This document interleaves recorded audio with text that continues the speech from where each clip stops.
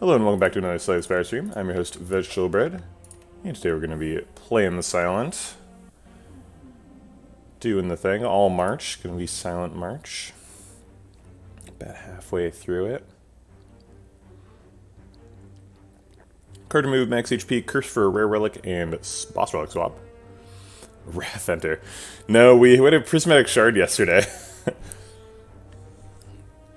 Yesterday we had a 12 times multiplier because we had Phantasmal Killer, Crescendo, Terror, and Pennib all coming together to do like 400 damage to Giant Head with one attack. I presume this is going to be Boss Relic Swap. If we're forced to go to a shop, maybe we do Curse for a Rare Relic. Rare Relic could be quite good. Hey, blah blah 67. Alright, how do we do 3 fights? Looks like there's a couple of 3 elite lines available. We actually are going to be forced into a shop here. So the only 3 elite lines are this one and this one. At least the only 3 elite lines that don't start with a Mega Elite on a floor 6, which is ill-advised. Hey, Spitty. So we have to start either here or here. If we want to get here, we have to go through a shop. If we want to get here, we either have to go through a shop or 5 fights.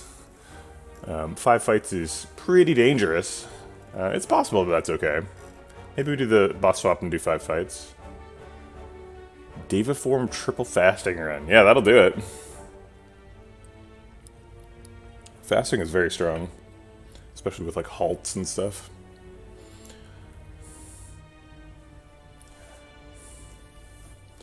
If we do a boss swap and don't get something good, we try to do 5... Oh, this is... yeah, 5 fights. 5 fights is rough. But then we rest here, have a bunch of card rewards from the fights. Get 3 elites with no rest. I don't think that's going to happen. Maybe we just do this line. Do 3 fights and question marks before fire. And do 2 elites. Alright, so let's do a boss swap and see what we get. Plan is to do this 3 elite line, but if we get a good boss swap, we can do 5 fights before 3 elites. Black Star, huh? Okay, well I guess we have to do the elites. Maybe with a Black Star we do go through this early shop, because it's like really important that we hit all the elites. We can't afford to like wimp out later.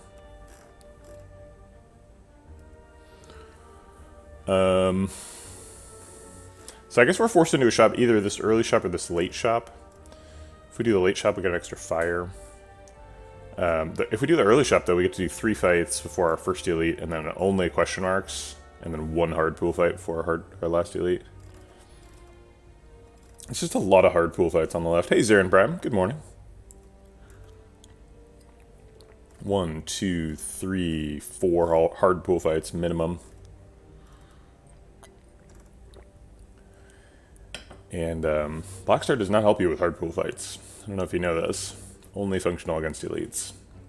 Even then, it only really gives you power after elites, not during them. So I think I'm going to go for the shop to just get a little bit of extra bump before the first elite.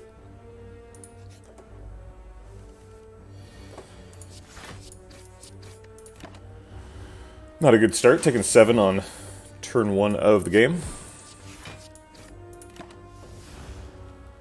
Hey there, Jerk James. What do you think about that line?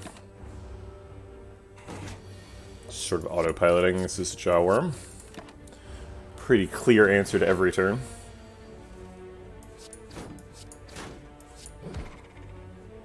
Good morning. Ooh, Fear Pot's super good. Get you baited by Act 1 Blackstar, die to Lagavulin. Yep, that'll happen. No attacks available here. I like the vulnerable pot a lot. It's probably skip here. Maybe we should pick Acrobatics. Acrobatics is quite good against sentries.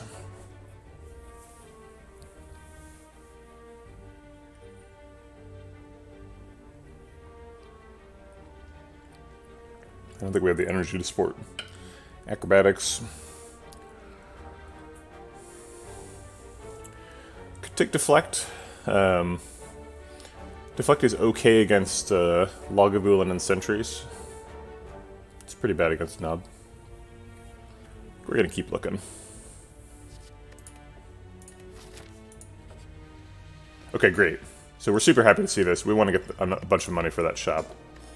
And we weren't going to remove anything good anyway. We probably would have removed a defend. So this is really good. It's only 75 net gold, but 75 net gold's great. Get to discard it too.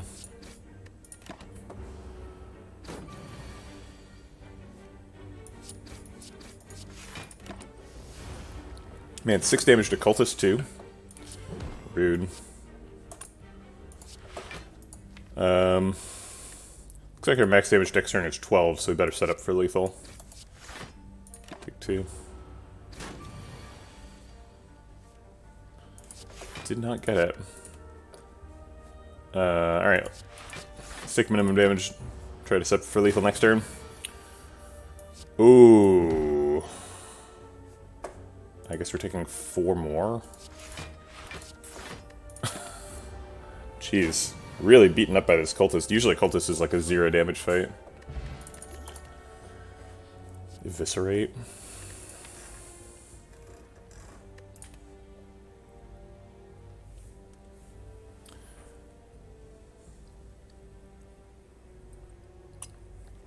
Okay. Darn. I guess there's a Blade Dance. Blade Dance, card remove, Fire Pot, maybe? Maybe Dagger Spray? Ooh, Sucker Punch is on sale, too. I could see buying all 3 of these, to be honest. We want to do 3 elites. Medkit is sweet, but it's not really, it doesn't put us ahead of the curve in Act 1. Wait, it doesn't do anything against sentries. We can play the dazes, but they're going to exhaust anyway. It doesn't actually do anything in Act 1 at all.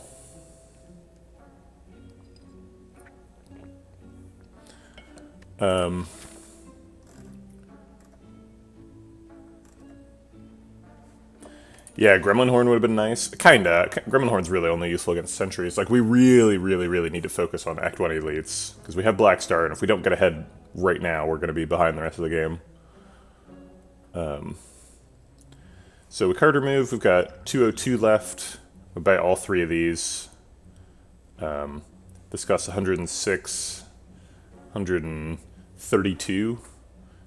So we've got 70 left. And we can afford a Fire Pot. That's true. If we had Hexa, Burns would be a medkit. Make medkit pickable. Is Sucker Punch good enough?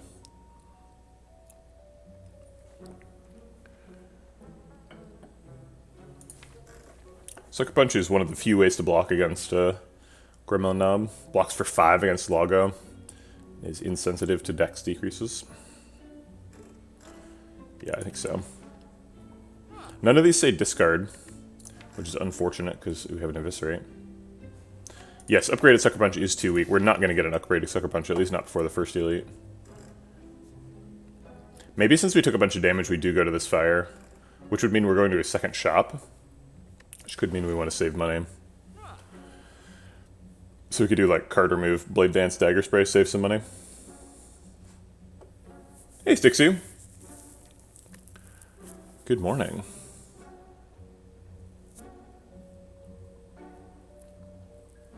As a video game, sometimes UI engineer, I'm always like, whenever I see text in a different language, I'm always thinking, is this more like character dense or less character dense than English? Because like German in particular is not very character dense. So like if you take English text and translate it into German text, generally it'll get longer, which causes a lot of UI problems. Yeah, skipping the Fire Pot is I'm unclear on whether that's a good idea. I think this is always a good idea. Well, it's not that German has a lot of extra characters. They really only, I mean, relative to English, they really only have the umlauts. It's just that their words are long.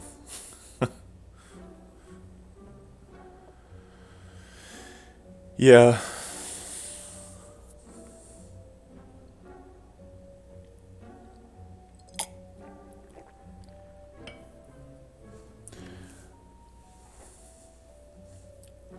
Well, so I do want to take more attacks, but I don't want to skip the Blade Dance, and I don't want to skip the Dagger Spray, because Act 20 leads. And I think I'm probably resting here and going to another store, so I'm trying to figure out how to save money for this other store. And I think it's probably just we're skipping Fire Pot. We've got 2 potions already, so... So I think we just do this. Leave with 70 gold.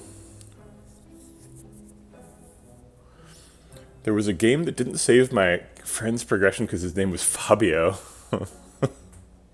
Yeah, I believe that.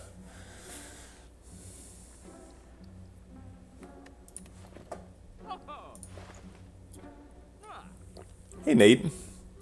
Germans have a very small vocabulary, so they make a lot of their words by combining other words. I think that's a really elegant language structure. You know, it's funny because I'm talking about like the character density of language, like how many characters it takes to express things. But I think Germans, on average, say characters faster. I think that the characters have less phonetic impact than some other languages. Because I know there was a study that tried to estimate the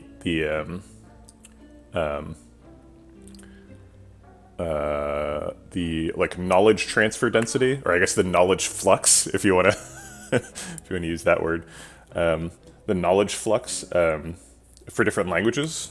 So like the density of the knowledge, the information transmitted over time, and it's very similar for all commonly used languages. So it's funny that like kanji languages, right, tend to be like super character dense, right? They've got like an entire like 8-letter word could be like one character in a kanji language, but it takes about the same amount of time to say the same amount of stuff in different languages. So like, since German uses longer words, they probably like have more meaning packed into those words on average. Or maybe they say them faster. Some combination of the two. Punch colleague face. Yeah, I'm going to skip the Fire Pot. I think Fire Pot could be good. But, like, Liquid Bronze is going to do 9 damage, so it's like it's an 11 damage upgrade over our previous potion. It's hard to justify.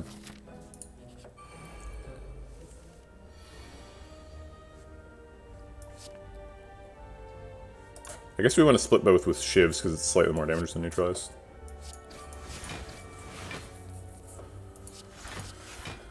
Can't get through the armor on either.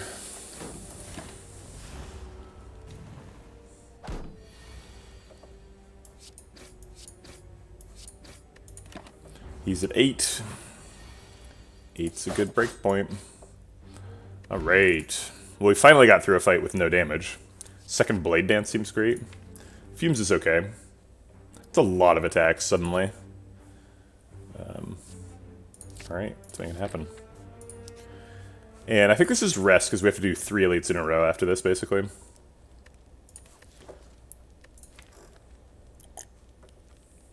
Best upgrade is probably Sucker Punch. Maybe Dagger Spray. But I think rest is okay. Okay. If it's Sentries, we use Liquid Bronze. If it's Gremlin Knob or Lagavulin, we use Fear Pot. Alright. So Liquid Bronze and Dagger Spray are always happening. At least one defend is happening. We have to choose for the last energy. I don't think... So the argument for Strike would be we get to this Sentry 1 turn earlier. It doesn't seem like we're getting to him particularly soon in any case. So I'm going to try and save health.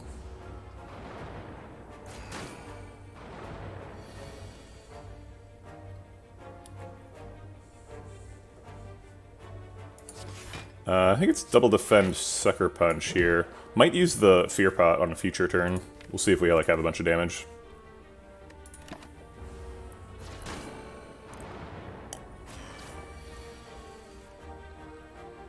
So we have double Blade Dance. I think we can kill him this turn if we Fear Pot.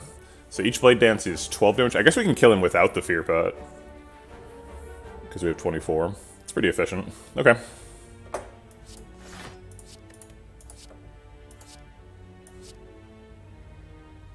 If we do Fear Pot, they hit for 6. We can still hit 24, and then we just get 8 damage on somebody else. 8 damage is too low for a Fear Pot.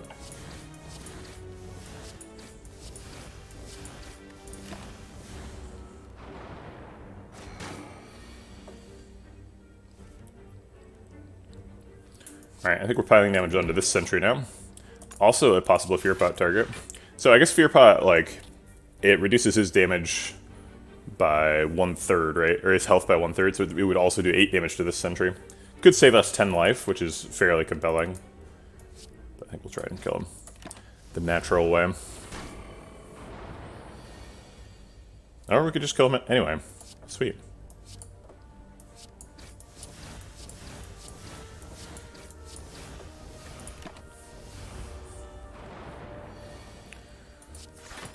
Alright. I wonder if we can prevent this guy from attacking again. No, but we only take 2.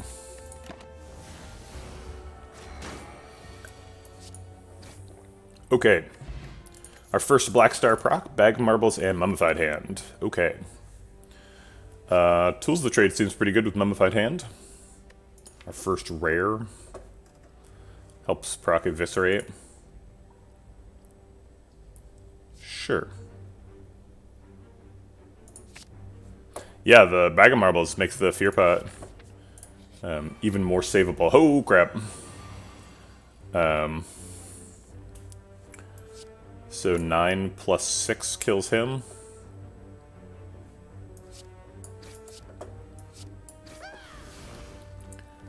And then probably defend...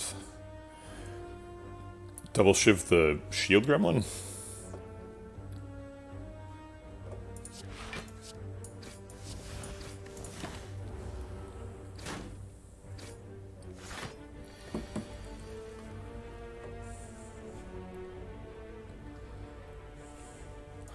Let's kill the Shield Gremlin and double defend.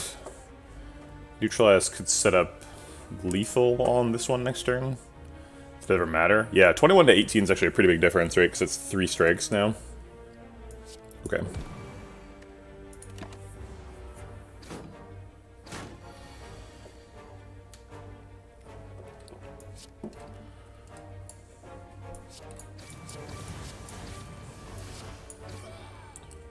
Okay.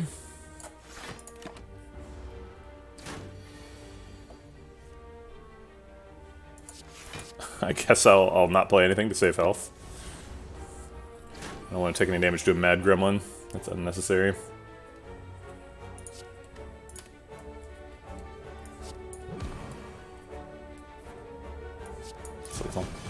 Okay.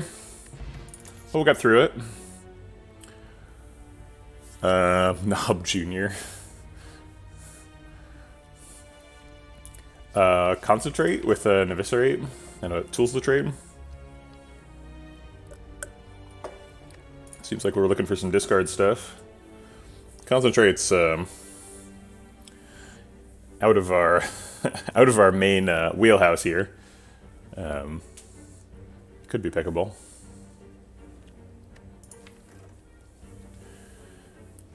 We're more likely than normal to see a unceasing top, which makes Concentrate better. Nah, this is silly.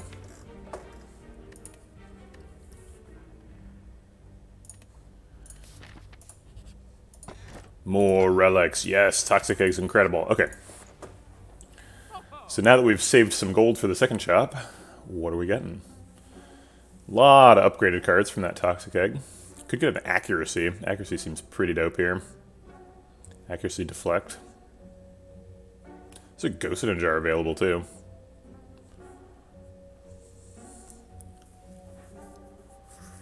Blind Plus is pretty nice.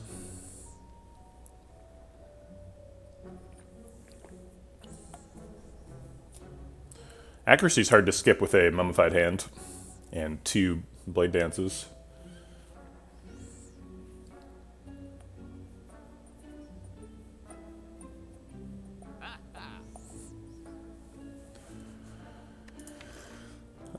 Okay then, let's pick it. Now, do we pick the deflect or leave? I like deflect. We're a 3 energy deck, and we have a mummified hand. Deflect is not a valid target for a mummified hand, so it helps us target it onto eviscerate.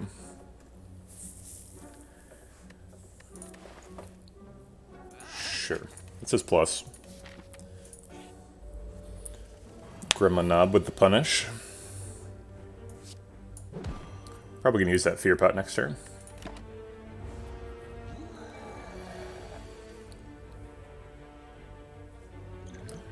It's not doing a lot this turn. It only does like 4 damage, but I think we'll still use it. It's gonna do more next turn.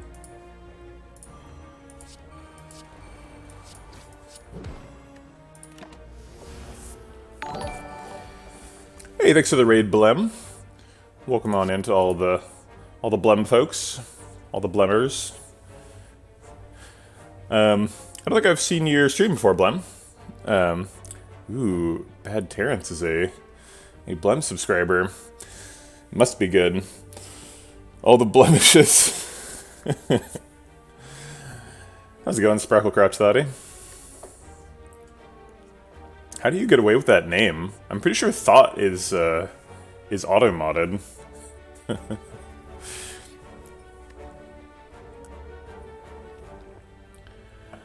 It's going good. We're just swapped into a Black Star. It's the first run of the day.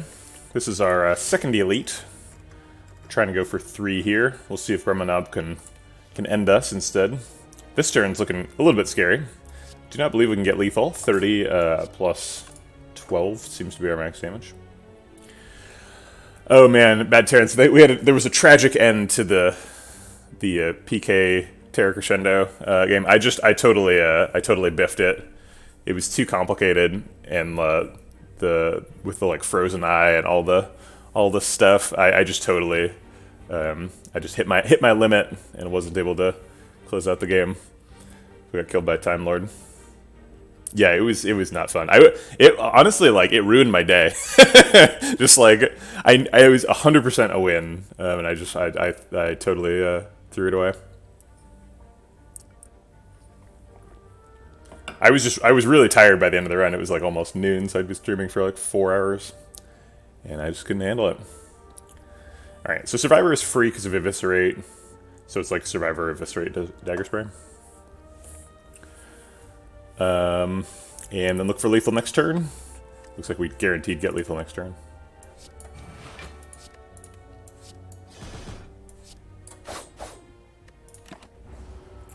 Take 20 though. That's a lot. Snecko Skill, Fossilized Helix. Okay. Snecko Skill probably not going to be too useful, he says before picking a Crippling Cloud.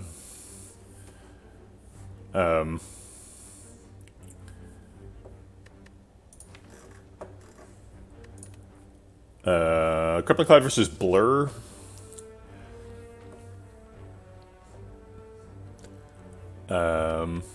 Crippling Cloud's kind of expensive, but expensive is kind of good because we got Mummified Hand and 2 proccers. So if we can get Crippling Cloud for free. I don't think we're going to switch to poison, but getting 8 poison is pretty good, and weak is a good way to block. I don't think we're skipping away from shivs with 2 blade dances and an accuracy in the deck.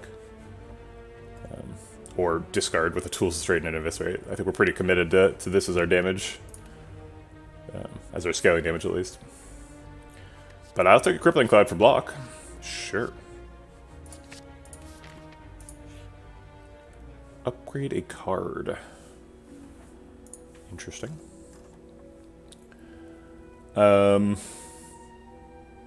Would you reconsider if you also found Specimen? Probably not.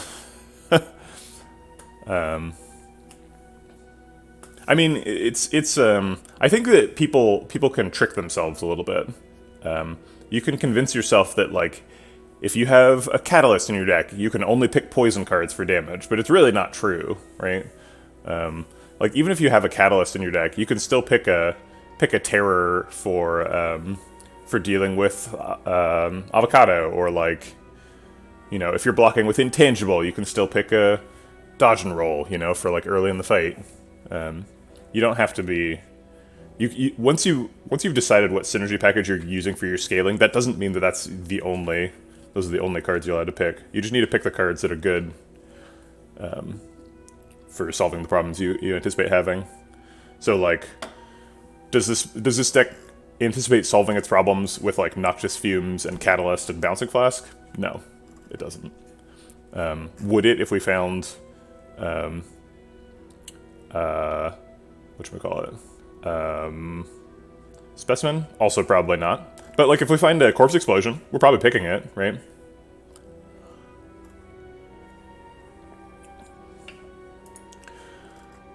So Accuracy gives us some extra damage. Accuracy pretty much has a 100% drawn played rate with Mummified Hand.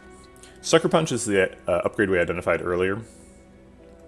Would I pick Bouncing Bottle? I might, actually. Toxic Egg makes Bouncing Flask pretty good. Accuracy would give us an extra 6 times 2 is 12 damage per shuffle. Blade Dance would give us an extra 8 damage per shuffle, assuming we've played Accuracy. Tools of the Trade would cost 1 less. Sucker Punch or Neutralize would increase our weak uptime. Dagger Spray is an extra 4 AoE damage per shuffle. I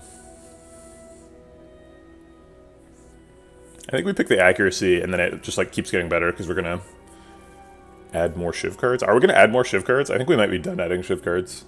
2 Blade Dances is quite a bit. Also, Weak is very effective against Hexaghost. But we have Neutralized, Sucker Punch, and Crippling Cloud. It's Hexaghost, so I don't know if we really need the Sucker Punch plus, and we do need the damage. So I think we're gonna go for Accuracy. Fossilized Helix is kind of an unfortunate defensive rare relic against Hexaghost. There's lots of good ones, but it's not really the best. We can't save the buffer here, so we just go in for damage.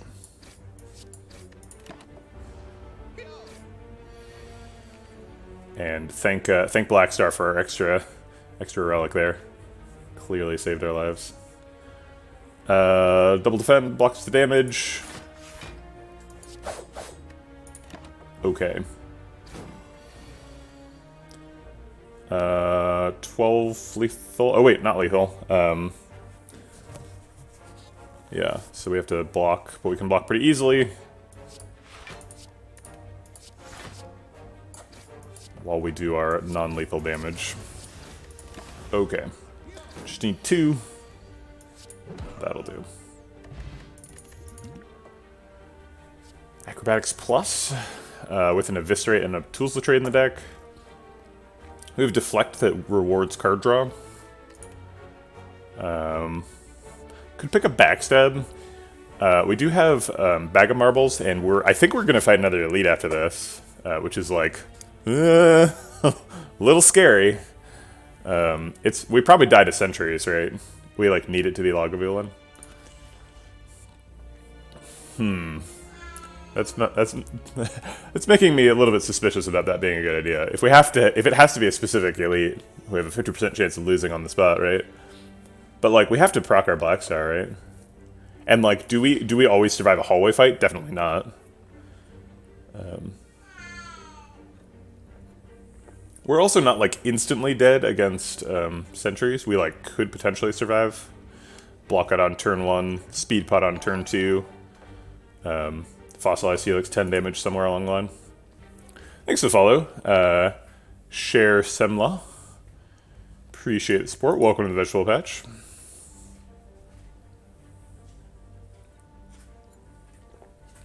I think we actually are ineligible for Gremlin Gang here, because we just fought them. I'm actually not sure how that works. I know that you can fight the same fight twice in an act, but I've never seen the same fight twice in a row. And even fighting the same fight twice in an act is pretty uncommon. Unless that fight is Darklings, in which case, happens all the time. Yeah, you're a kitty. No, I'm talking to you, not Twitch chat. Twitch chat is not a kitty.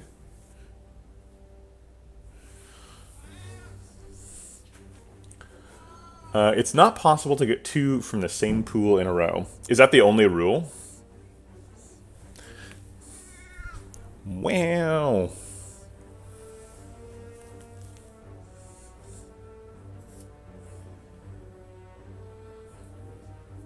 So you could just, like, alternate between, like, Gang of Gremlins and Gang of Slimes as soon as you hit hard pool?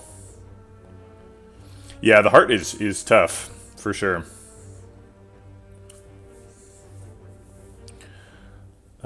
Thanks for your kind words. That sounds unfun. Let's take a backstep and try to fight an elite.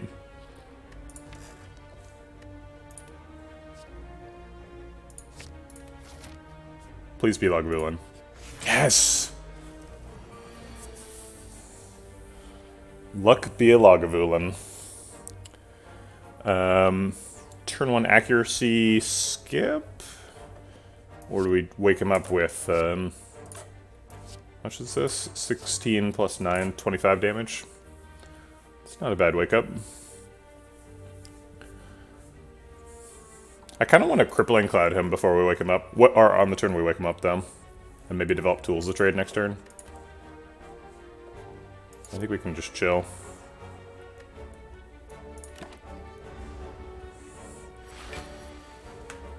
Okay, yeah, Crippling Cloud Blade Dance is a great wake-up.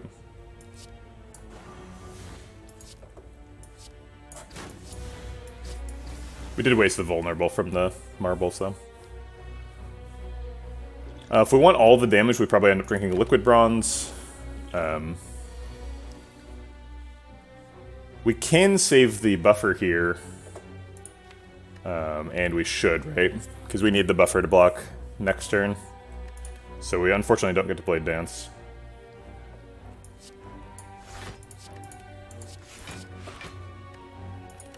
Just getting that poison damage. Alright, so now we can't save the buffer, so we just go for damage.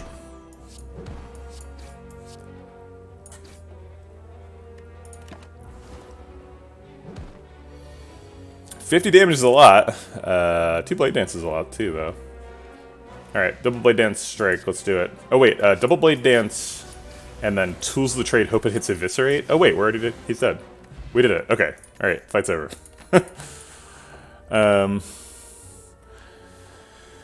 Alright, we survived our elite. We did get lucky. Getting Lagavulins, that's nice. Sneaky Strike in a deck where we skipped the acrobatics. For an unnecessary backstab that we didn't even use. Darn. I mean, we have Tools of the Trade. Tools of the Trade loves Sneaky Strike, right?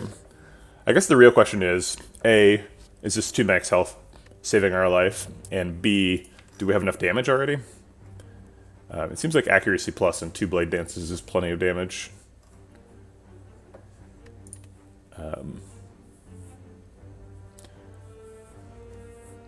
Sneaky Strike is nice for Act 2. We can use Sneaky Strike to get rid of the plated armor, or make the first hit on the plated armor against Avocado. Helps kill a Slaver on turn 1. Although I don't have very reliable turn 1 discard, right? Mostly relying on Tools of the Trade, which is slow.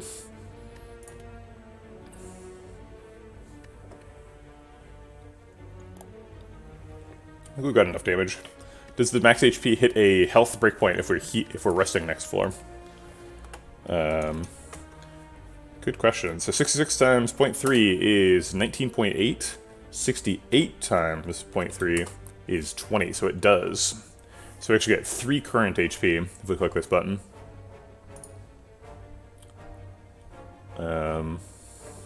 Expertise says plus on it. I never pick Expertise. pretty much never. Maybe I'm missing something? We do have some zero-cost stuff, so we get a little bit rewarded for card draw.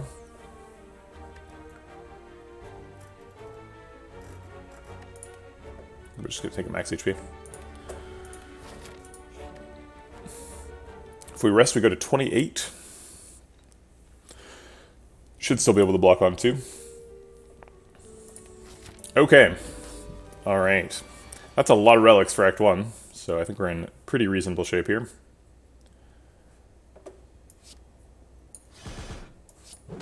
Let's get that ghost. This is almost certainly happening next turn. We actually get to play the whole hand here. Play Strike, Defend, Accuracy, Crippling Cloud. Sweet.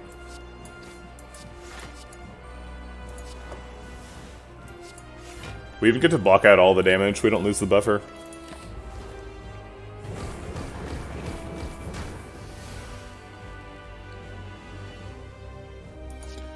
This is another turn where we get to play every card.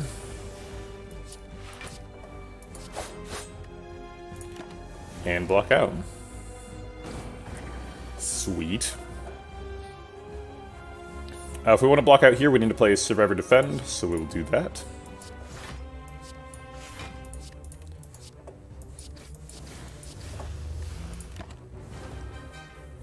Boy, those blade dances hit pretty hard.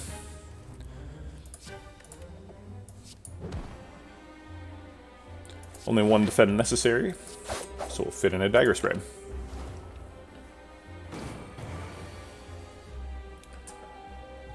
No defense necessary this turn.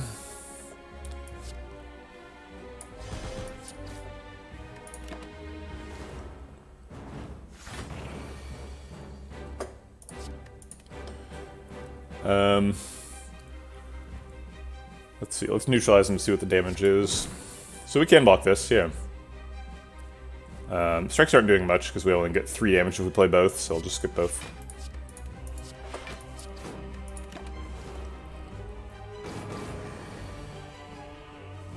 And Double Blade Dance is lethal. Perfect fight, saved the buffer the whole time. Sweet. Malaise Plus. It's not incredible because we don't have much energy, but we might get more energy. Wasted Rest, good point. We did. It's technically true. I knew we were going to be good at Hexaghost. I didn't know we were going to be that good. More like Hexatoast. Nice. Burned him.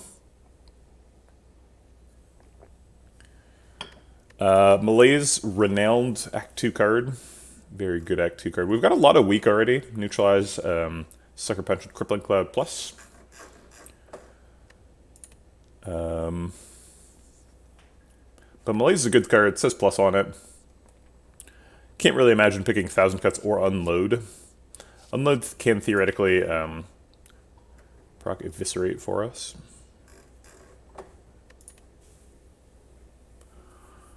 Malaise is certainly more valuable than max HP. And it's better than the other two, so I guess I'll just click it. It's not the best Malaise I've ever seen, but it's a pretty high bar. Are we a Snecko Eye deck? 3 energy and Deflect says no. Mummified Hand and 2 powers says yes. That's also a backstab.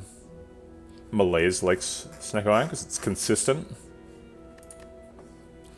Other options are Astrolabe and Ectoplasm. Ectoplasm usually not super pickable. I actually kind of think Ectoplasm... So in the presence of Blackstar, I think that the energy relics that decrease your metascaling, so Ectoplasm, Busted Crown, and Sozu, are a little bit more pickable, because you implicitly have really good metascaling with Blackstar. Because on Elite floors you get so much stronger that maybe you can afford to not get the strength that you're normally afforded from gold card rewards and potions. But if you can be even more metascaling, right? Like if we had a Hand of Greed in this deck and a, you know, Echo Form and a what's that card called? Genetic algorithm. Like, sure, I'll take all the meta scaling I can get, right? So turning it off is not really a good idea. But if we need the extra energy, ectoplasm is an option here. I'm gonna take a quick break. I'll be right back.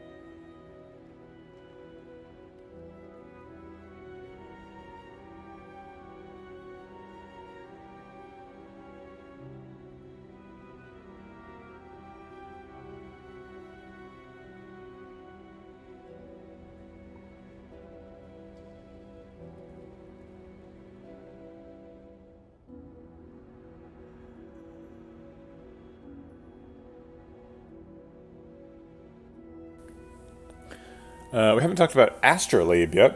Astrolabe is a nice sort of fallback. Get rid of some strikes. We don't need those anymore. They did their job. Get Texagos. Look for some more block cards, which we will need in Act 2. Maybe more powers. Powers would be really nice with the Mummified Hand. Anything with shivs in it, obviously, is super good with an accuracy plus. We have a Toxic Egg, so if we had a Pandora's Box, we would obviously be picking that. But Toxic Egg doesn't really interact with Astrolabe because they're already upgraded. If you have a Molten Egg and you Astrolabe into a Searing Blow, is it a Searing Blow +2? I believe that it would be.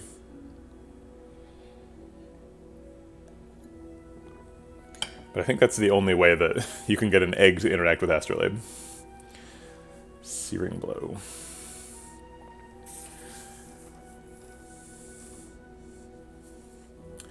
We have quite a few exhaust cards and powers, so I'm thinking about infinite loops because that's who I am at my core, in my heart of hearts. I just like playing infinites. So we've got 1, 2, 3, 4, 5, 6 exhausty cards, so we are a 18 card deck. If we Astrolabe 3 cards and they all either exhaust or are powers, we're down to a 15 card deck. It's not exactly within striking distance, but it's theoretically possible. If we get a Prismatic Shard and a True Grit, we're off to the races. That's what we did yesterday.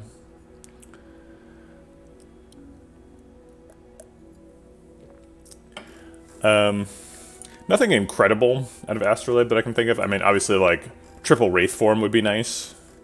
But I don't think there's anything we're, like, looking for specifically. Worth noting, no Wrist Blades. Missed Wrist Blades. Wrist Blades would be an obvious pick here.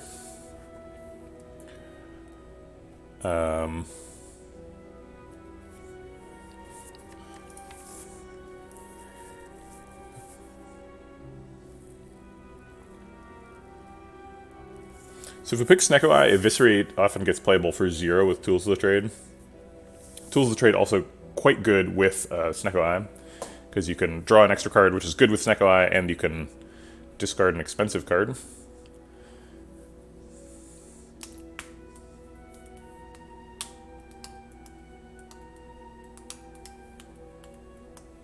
Yeah, I think we're probably just taking Snecko Eye.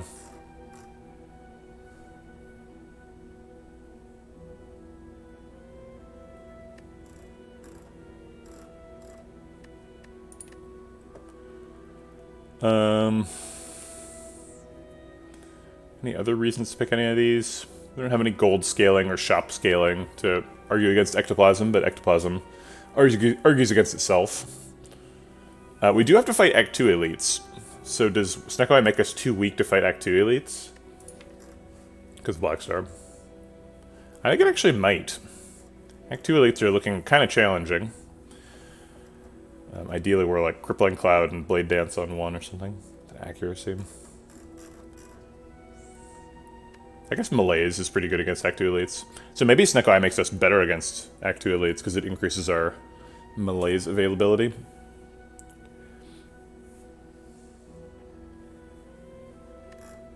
Alright. Also, good with Snecko Eye is since we have Black Star, we're likely to get more energy relics at some point. Alright, let's click this button. Champ. Alright. Champ was the most frequent murderer of my Ironclad runs from last month, February. So I'm always on the lookout for ways to improve my Champ win rate. A lot of 4 elite lines here. We can go this one to that one to these two, or we can go this one to that one to those two, or we can go this one to that one to those two, you know, this one to that one to those two. We always end on these two. One of these two is the third one, and then any of these 3 for the first one. So I think we want to do one of those 4 elite lines. This way has 2 fires. This way has 2 fires. These fires are kind of more spread out, but they kind of just flank this elite. So it's like, do we want our second elite flanked with fires or our first one, is basically the question. This way has more question marks. It's got 3 question marks, whereas this one has 4 fights before the first elite. So I think we probably go for the question mark route. Go like this. I guess we'd go like this since it has an extra choice here. Not sure why we would go left, but still. Choices are good. Show zone. Alright.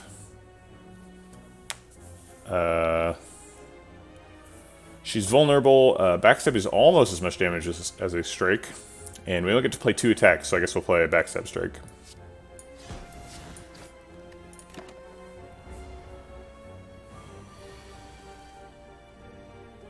Zero cost accuracy, okay. We want that accuracy to hit the Blade Dance. So I think we play the Eviscerate first. And the Crippling Cloud, and then take a 50-50.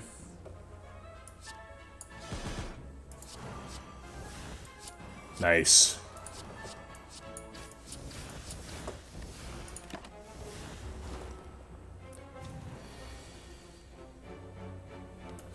Okay, good fight. Nothing to set up. We're done. Well-laid plans with Mummified Hand and Snecko Eye. Seems like a good idea. Hold on to some busted zero cost thing for multiple turns until it's good. By playing it, we get a Mummified Hand proc.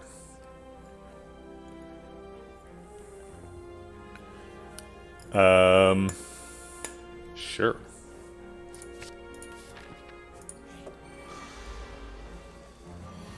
Backstab having its original zero cost. It's in mint condition. We might be drinking a speed pot here to block the first attack and lose the second attack to the buffer. If we don't do that, we can't block at all. I guess we'll play the Tools of Trade and see what the Mummified Hand does. If it hits Well-Laid Plans and Survivor, or Well-Laid Plans or Survivor, or it hits Survivor through Well-Laid Plans, then we'll probably want to drink the potion. It hits Strike. Well, now we can't play Survivor, so there's no point in the potion. I'm not sure if I really thought that out completely. Ever Strength Pop? For some reason, I thought I was always going to be able to play the Survivor, but that was a 1 in 3 to not get it. In fact, it was a 50-50, because I could hit Well-Laid Plans, but then Well-Laid Plans could also hit Strike. So it was always going to hit one of the 2 terminal nodes, and it's 50-50.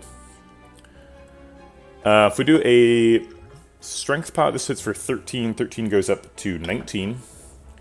These go up to 8. 8 goes up to 12. 24. 24 plus 19 is 43. 43 is not enough to kill either one. So Strength Pot doesn't get a kill this turn, so I don't think it's worth doing. Hey, Guitar. Buenos dias. So let's just go after our favorite target, Back Mugger. I guess just Mugger is enough to identify him. Okay, I don't think we're playing a 3-cost strike this turn. Crippling Cloud hits him for 8. We do not have accuracy up. We have 2 Blade Dances. 0-cost Eviscerate and a 0-cost Sucker Punch. I guess we're probably playing Dagger Spray as well. Since otherwise we'd have to play Defend and skip Crippling Cloud. Maybe this is just lethal. Yeah, looks like it. Okay.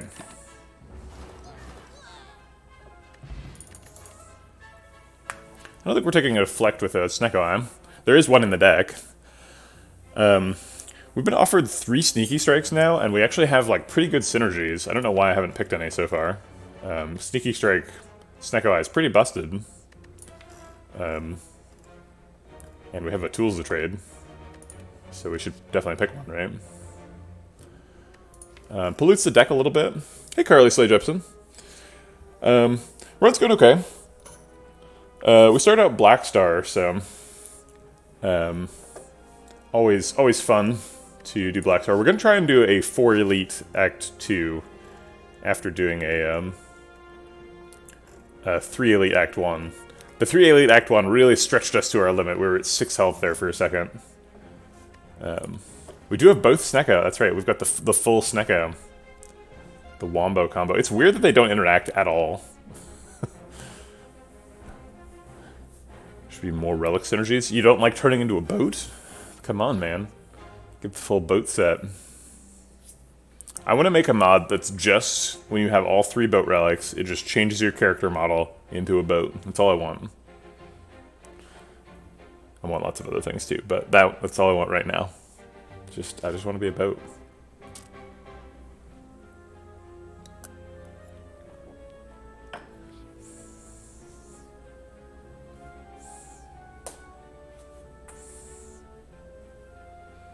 Yeah, I kind of feel like this Snecko skull was like an afterthought. Because it's like, the Snecko Eye, the boss relic, and the Snecko fight themselves are clearly designed around each other, right? But then Snecko Skull's like completely unrelated. You know what? I bet Snecko did poison you in previous versions. And then they took it out because it wasn't fun. Or it was too complicated or something. I'll take a Sneaky Strike. It's not amazing, but it's fine. There's got to be something good in the library, right? I don't think we really need the health, because we have a fire here for emergencies. So let's read some books. A lot of upgraded stuff because of the Toxic Egg. Piercing Whale's good. Concentrate with Snecko Eye. I guess Concentrate's going to have a randomized cost, which is a little bit bad. Cloak and Dagger's pretty nice. It says plus on it. 2 shivs is a lot. Yeah, that's true. He kind of does poison you. Spire growth is that guy. Hard to turn down the piercing whale. Piercing whale is pretty nice. This one says plus on it. We do have a malaise already, so we've kind of got overlapping piercing whale type effects.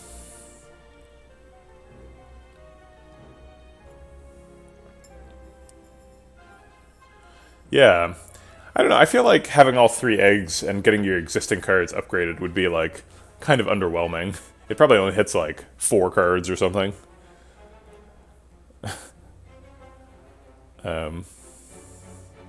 Be kind of a neat interaction. What would you get if you were a boat? Excuse me. You just get block every turn, even after the 3rd turn?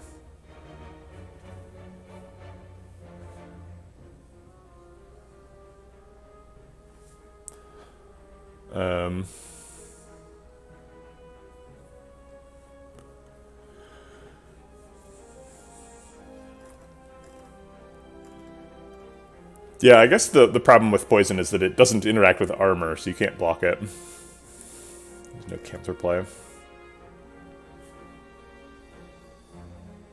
In the what is it, downfall mod? In the downfall mod, you can actually counterplay poison. The player characters function as bosses in that mod, and if you get a poison silent, then if you save energy at the end of your turn, you get to remove poison with it. It's kind of a strange interaction. I don't think it's really very good.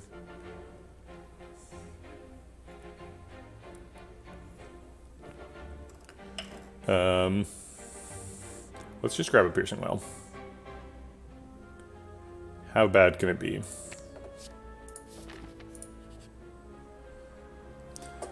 I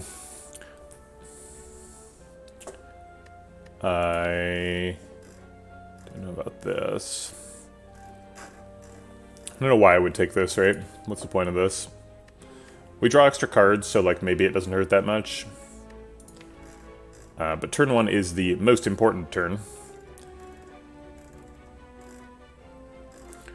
Writhe is also an ineligible target for Mummified Hand, so it will help us target that.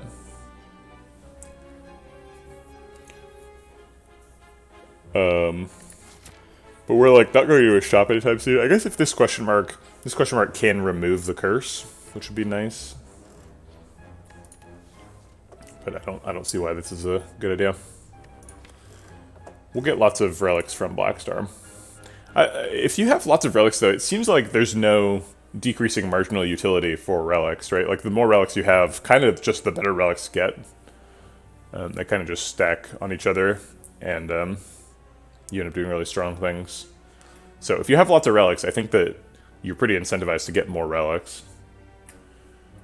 I guess there's some relics that have negative marginal utility, right? Like, if you already have a shovel, then like getting a peace pipe or a gear is less good. I don't think this is a take. If we had Omamori, obviously it would be a take. Even if we had like Duvu Doll, I think I would take it, but we don't have any of those. Dare I mention Darkstone Periapt? No. It's better left unsaid.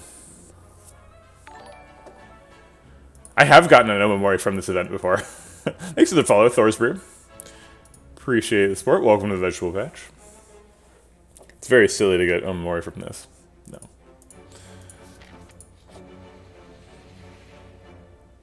No. We could give him Snecko Skull. Snecko Skull currently does nothing. I guess it gives us one more poison with Crippling Cloud. 1 poison per fight for triple the chance of rare cards. Seems pretty reasonable.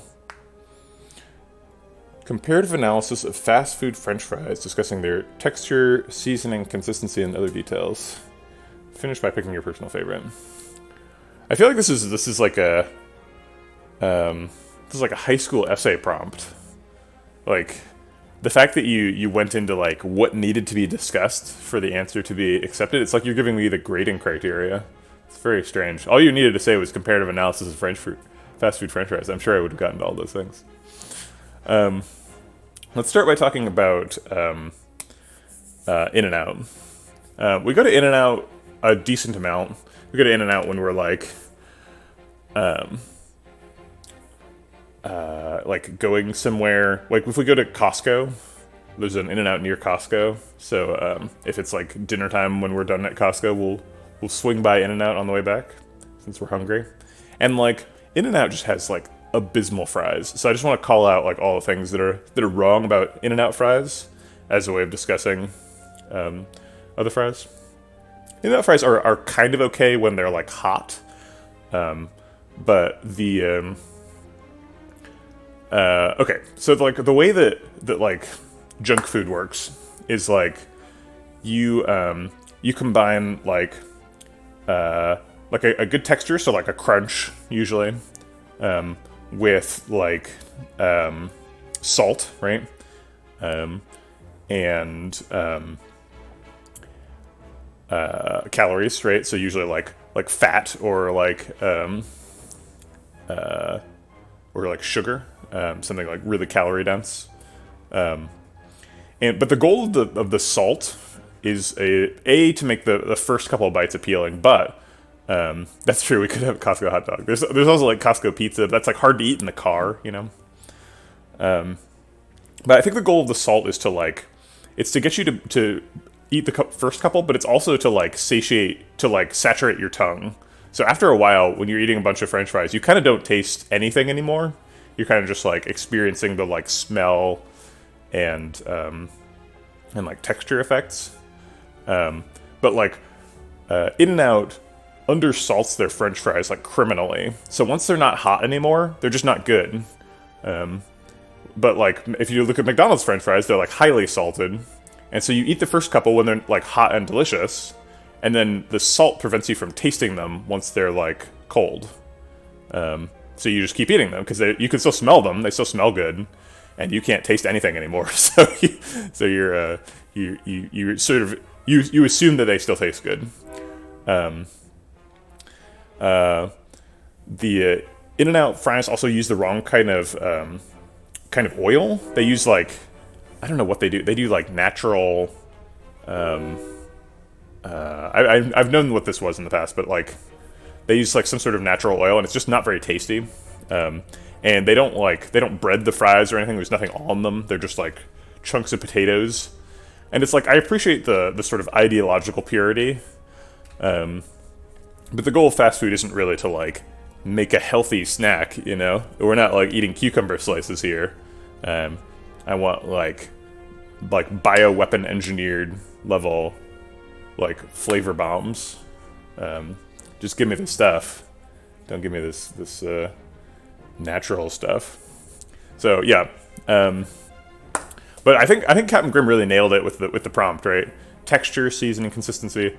Consistency is a tough one. So I actually worked at McDonald's when I was in high school, and so I know that the quality of fries varies based on like a time. Yeah, sunflower oil. Yeah, based on like time, right? So there's approximately like a 15-minute interval where like a batch of fries will be completed, dumped out, salted, and then start being scooped into things, right? And if you're right at that moment, if you're the first batch of fries to come out of the oil, it's a little bit too hot, right? Because they're like fresh out of the fryer.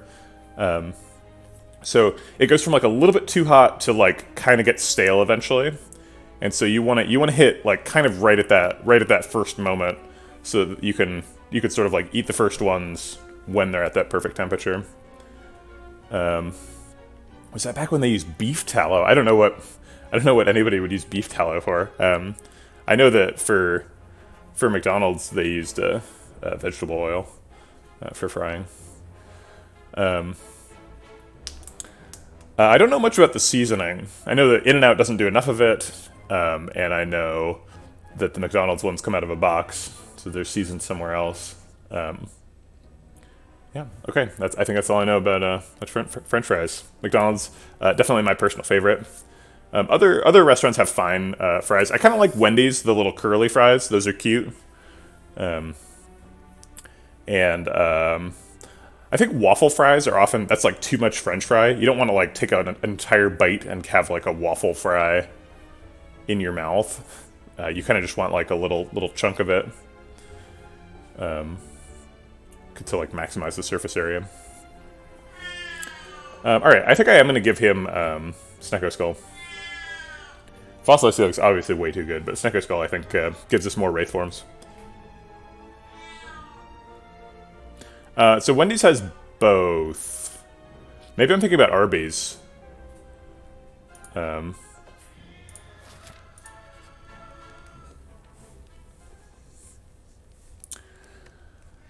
Yeah, Arby's, thank you. I think we can afford a Smith here. Eviscerate's got a pretty good upgrade. 6 extra damage.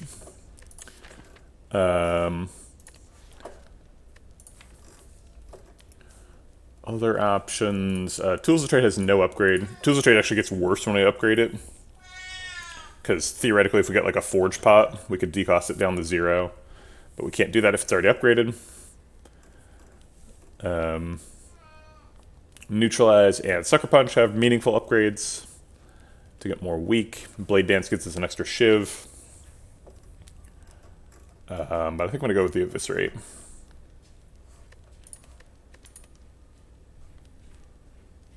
Huh. They've changed twice since then. Wow. I imagine that mostly what they're doing is cost optimizing.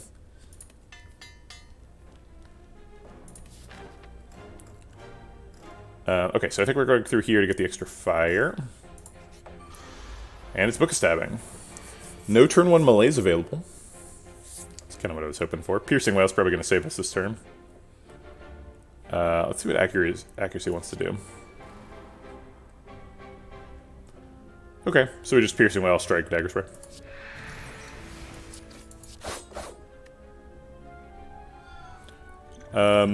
Probably going to end up using a potion. Maybe should have done it on 1. But I want to leave my options open for Speed Pot.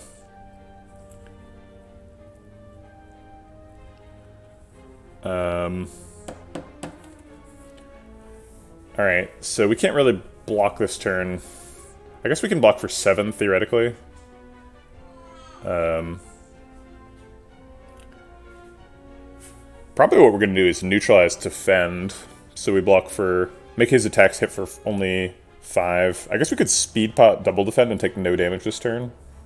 Or Speed Pot defend, so we'd block for 10, and then we'd hit the buffer on the last one.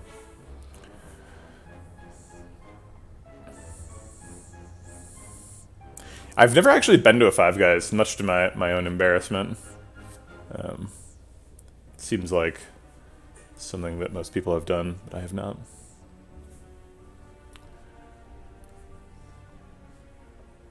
Do we just drink both potions this turn?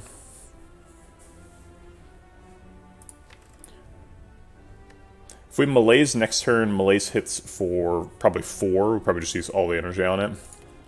So then his damage goes down to 3, but he's weak, so it goes down to 2. 2 times 4 is the most likely attack next turn.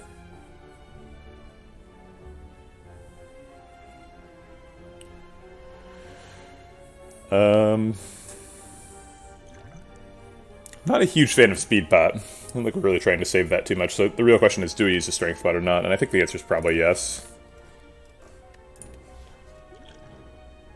So again, should have done this last turn, but whatever.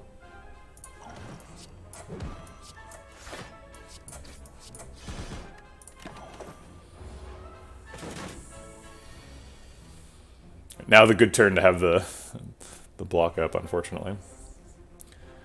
Actually, a pretty good turn anyway. Ideally, Tools of Trade hits Survivor or Blade Dance. Defense fine.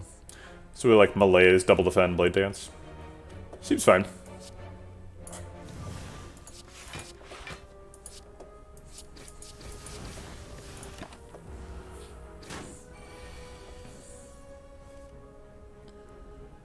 Wow. I guess we skip a strike. Dagger Spray does 12. I guess double strike is more damage than dagger spray.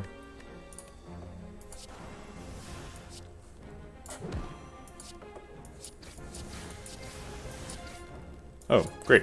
Lethal.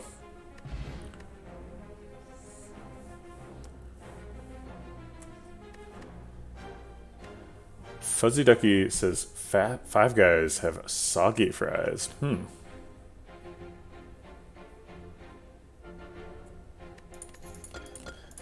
There's our energy.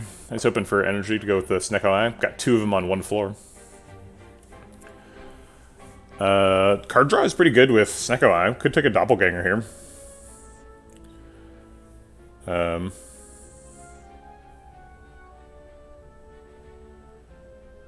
Huh.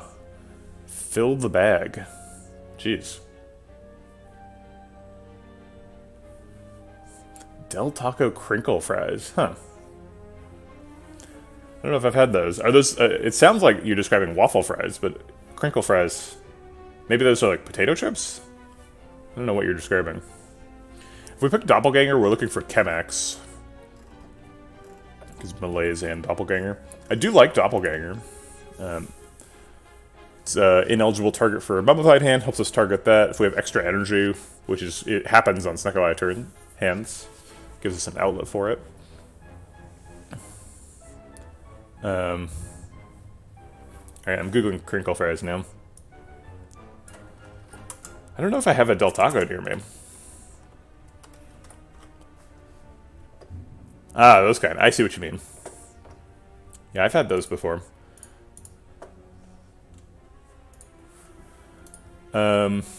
Honestly, don't eat that much fast food these days.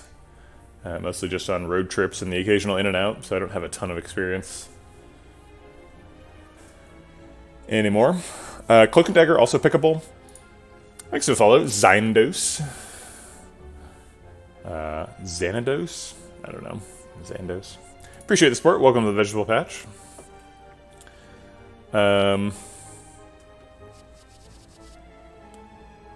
I think both of these are better than Skip. I think Doppelganger is going to be my pick personally.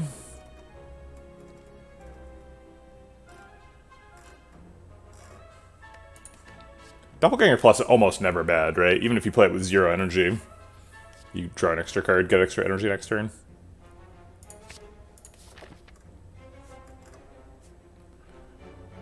Alright, take an extra question mark and upgrade something again.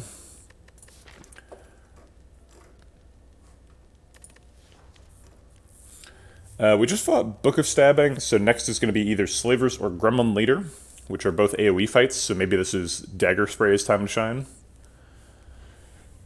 Get that an upgrade. Try to draw it on turn 1, hit some vulnerable targets.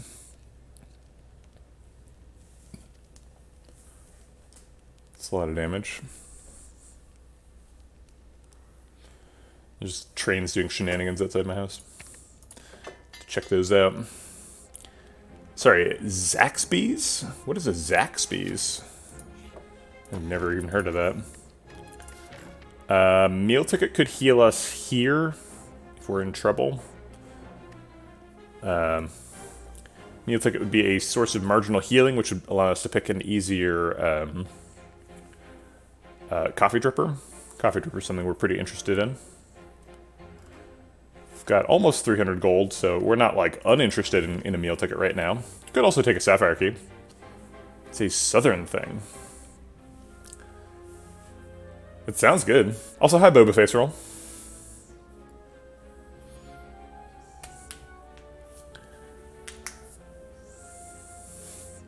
Chicken fast food. Nice.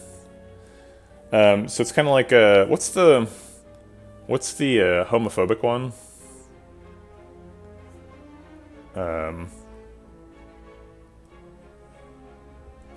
It's like Popeyes. Okay. That's not the homophobic one. Chick-fil-A, thank you. Chat fills up with Chick-fil-A's. Okay. I like how every single person spelled it differently, too. Oh, that's not true. Real Pew Pew and Bendy Pad 1 did the same spelling. Oh, so did Jizzo. Oh, no, Jizzo didn't capitalize the C. Yeah, I felt kind of bad eating at Chick-fil-A after They're I don't remember what stance they took. Everything seems so trivial after COVID, so I assume they took some stance on COVID. But this was a long time ago. So I'm gonna take a meal ticket. I think meal ticket's better than insert replacement relic. All right, not what I was looking for. Could potentially get a free sneaky strike. We could play the whole hand and still melees for 4. Play backstab, defend, well-laid plans, decost sneaky strike, then melees for 4. It's a pretty decent turn. Who are we meleesing?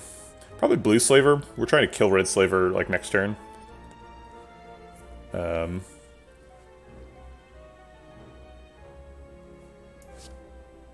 Okay.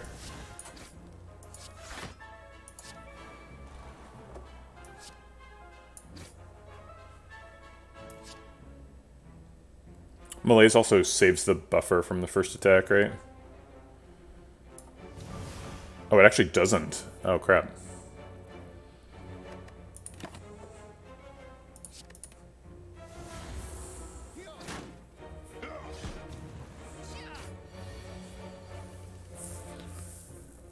Okay, Dagger Spray costs 0 and kills somebody.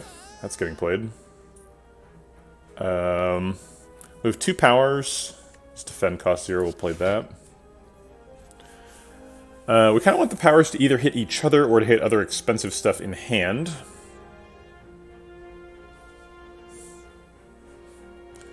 Very nice. Have a good time, Boba Face Roll. I think we tools the trade and see what it hits. Ideally not strike, basically. Alright, accuracy's a good outcome. So now, do we play strike? To ensure that it hits one of the 2 good targets. Actually, I'm going to play Crippling Cloud. Because he either hits Eviscerate or misses, right?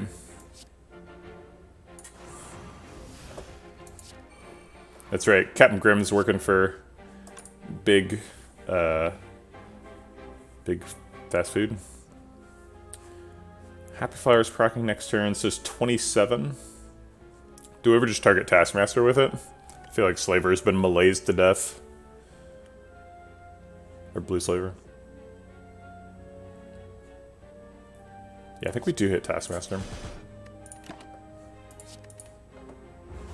Maybe keeping Strike is wrong there, actually.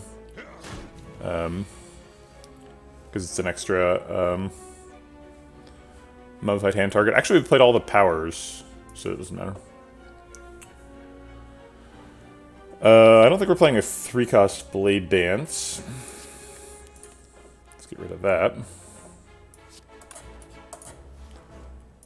Strike kills Taskmaster.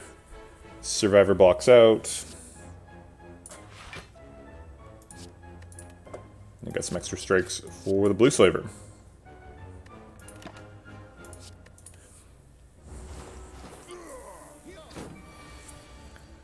Alright, 0 cost. Blade Dance should presumably get lethal. Yeah. Alright, well, not a great fight, but not terrible either. Blood Vial. That's nice. Ooh, a Nightmare plus. Nightmare with Snecko Eyes, usually a take, right? The plus doesn't matter. The plus actually makes it worse, but... because then now we can't upgrade it to decrease the cost from 3 to 2. I wish they would change that interaction. I don't think that's right. I don't think upgrades should ever be worse. It seems like the game is carefully designed so that every upgrade is a strict upgrade that never makes the card worse. So I think if you forge pot a card and it gets a cost reduction as part of its upgrade, and the card currently costs more than that, it should decrease to its upgrade cost, as it does when it's unupgraded. I think they should change that.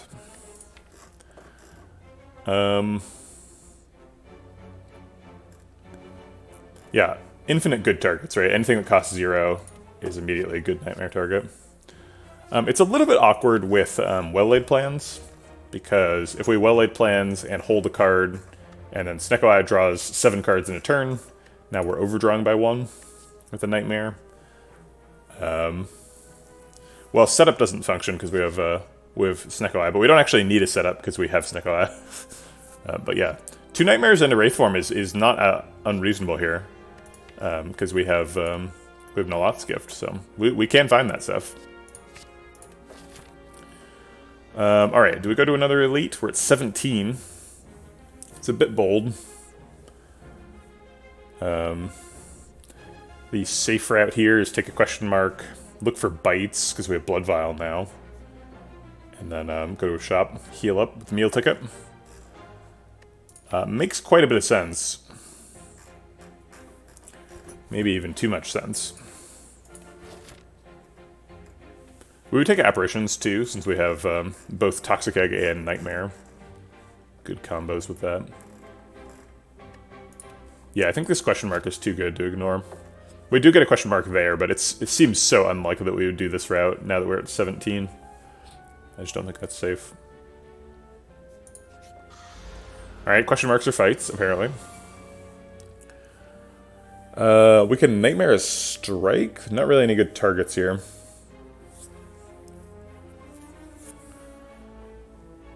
Could Nightmare a Well-Laid Plans, I guess, if we want to get lots of Mummified Hand procs next turn. It's kind of fun. Hey, Glade Pixie. I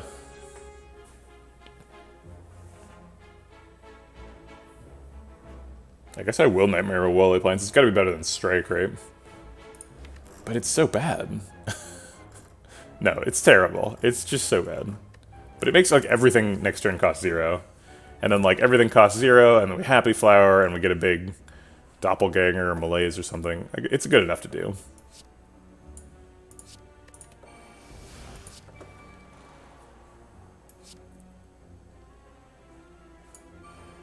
Alright, we hit backstab. Great. Do we just play the Piercing Wail?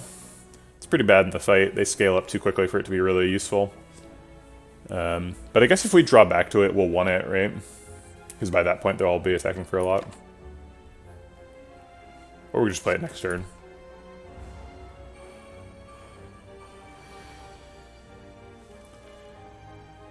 Okay, indeed, we do have a Malaise. 3 Well-Laid Plans and 1, 2, 3, 4 cards that cost non-zero. So basically just pick which card we don't want to play, which is the Defend, and we play the rest of the hand, including a big old Malaise.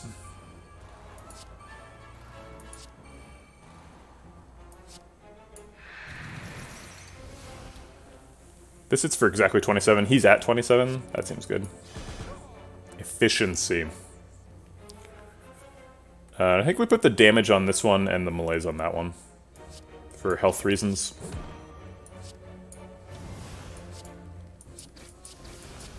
Okay.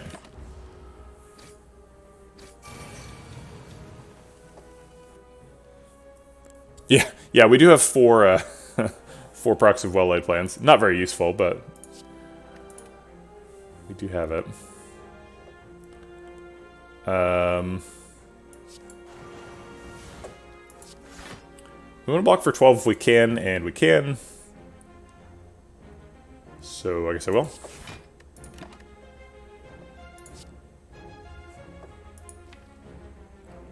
I'll hold the accuracy and nothing else.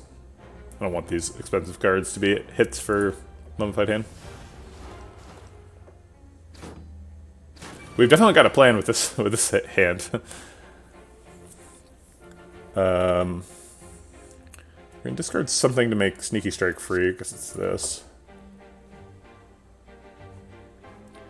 12 damage is going out. He's at 14, so he's not dead, but he's dead to a single Shiv. But we're not going to play Blade Dance. So I guess we Sneaky Strike him to make him dead.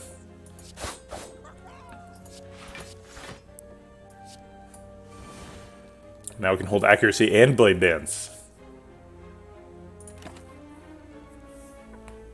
Or neither. Yeah, I think I'm going to hold neither and try to re-randomize the cost.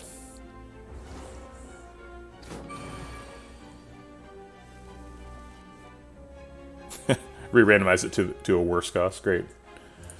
We're not blocking this turn. We're going to let him punch the buffer. If he is alive, and it doesn't look like he is. Okay. I guess we should be setting up Happy Flower. We could have waited a turn there. Terror.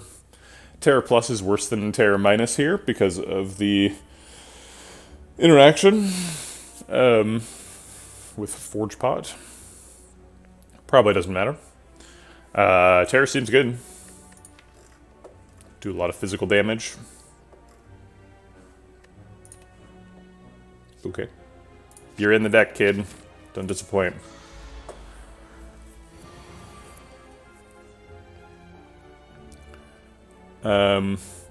No attacks, or no discards. I guess I'm going to go ahead and backstab Sneaky Strike just so that she heals next turn. And then Malaise for 2.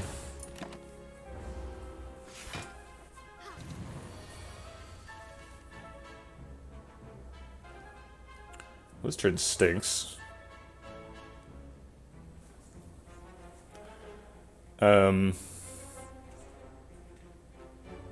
Gross. I guess I'll just well-laid plans and hold on to the Nightmare.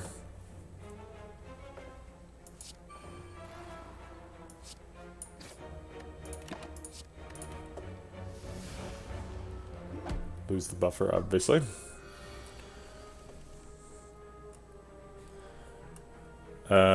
Still no good Nightmare targets. I guess I'll Nightmare Crippling Cloud.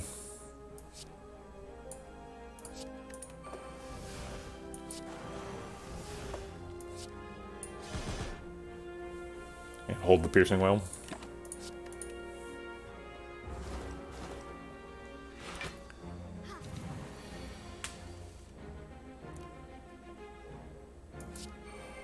Alright, accuracy hits Blade Dance, that's the plan. I think he's probably dead.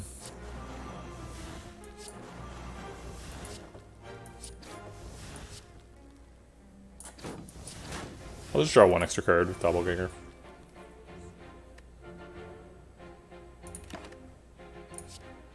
We actually want damage next turn. We want to kill next turn for Happy Flower. So we can do 10 damage. That'll do it.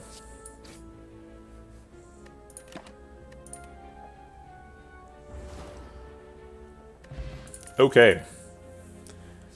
Tactician Plus. Blade Dance Plus. Energy is very appreciated. We have a well-laid plan, so we can line it up. Not many things discard, just Tools of the Trade and Survivor. Thanks for the follow. Brenning. Appreciate the support. Welcome to the Vegetable Patch. Is that enough? Tools of Trade and Survivor. We kind of want more, right? Because we have an Eviscerate and a Sneaky Strike. Tactician Plus is a hell of a card. So is Blade Dance Plus, though. Blade Dance currently does 40 damage.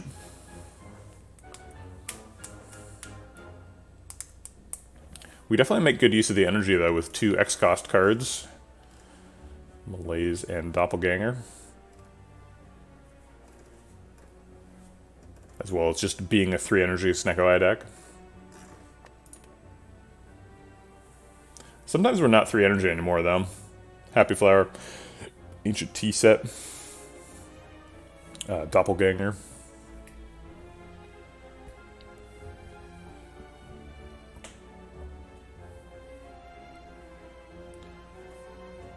How do we beat Champ? I think we just shiv him to death, right?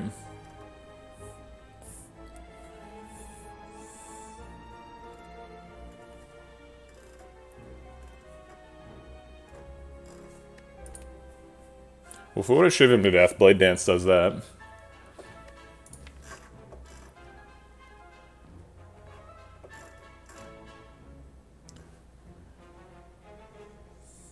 Logged almost 100 hours of the game, but I've only gotten to the heart about 5 times. Still haven't learned how to keep the deck lean, always adding cards. Always adding cards is actually pretty fine. People wonder a lot about like when do you skip and how do you know when to take cards. Baylor did a ladder where he did the no skip ladder, so he never skipped a card reward, and he was able to win that ladder. So it's definitely possible. I think sometimes people are a little bit too add too few cards to the deck, because you definitely like with this deck we still have all of our original strikes and defense. So every card that we add is diluting the density of the garbage cards in the deck. Adding cards is kind of like removing cards in that way, and so we need to keep doing it.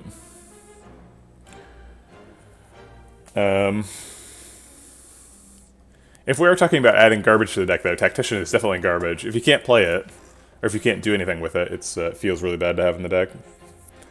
So it's very slow, whereas Blade Dance is very fast.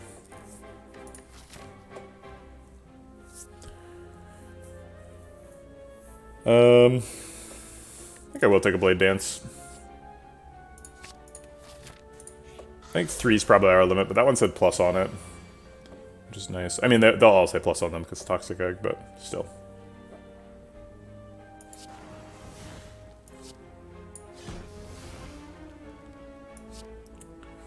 Hoping to hit the strike.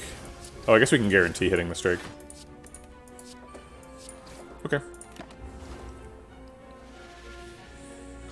Ha! I'm already confused.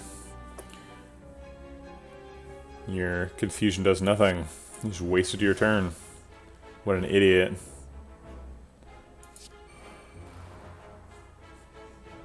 Man, 0-cost Sneaky Strike and an Eviscerate in hand. Where's my discard?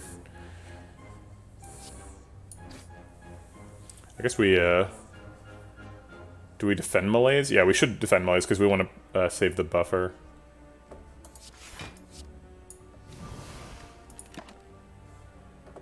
I'll hold the Eviscerate. It's a little bit optimistic.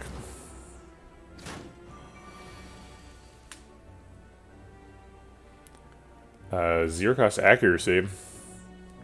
Seems good. So play the Defend so that Mummified Hand has no targets other than Eviscerate. For the Accuracy, get the Eviscerate for 0. Win on the spot. Happy Flowers happy? I'm happy. Dash is a crazy good Snecko Eye card. Doesn't do anything particularly impressive with the deck, but it's just a good Snecko Eye card. I think that's good enough. Strength Pot versus these two. Our next fight is Champ. So pressure's on here.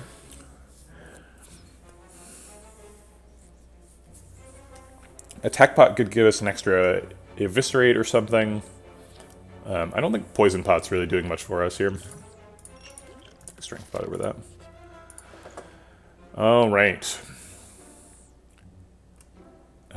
Footwork seems really good. Mummified Hand. And a Toxic Egg. I always like Toolbox. It's a good card. Good relic. Probably wanted a card remove because it's extra cheap. Be Smiling Mask.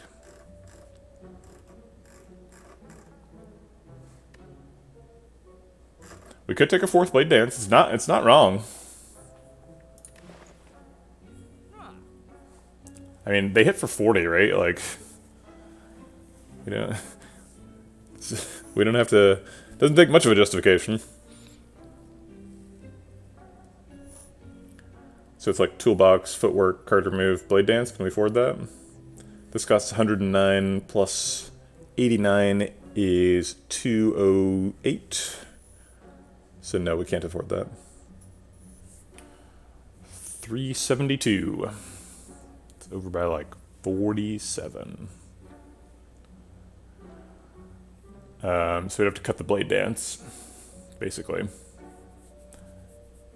Or the Footwork.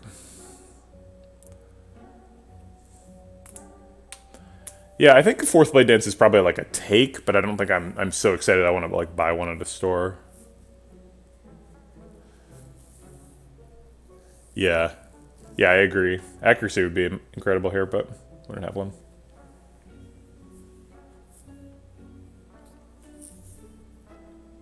I'm pretty happy with just like footwork, card remove, toolbox. That's some good stuff.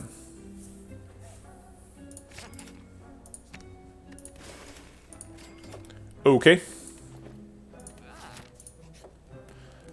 Is this an upgrade? Upgrade footwork. Maybe how we beat champ is we just nightmare a footwork. We just block for 1,000,000. I think I'd prefer nightmare accuracy, but... Or nightmare blade dance. Yeah, I think what the nightmare target is determines whether or not we win the fight, right? Could upgrade dash.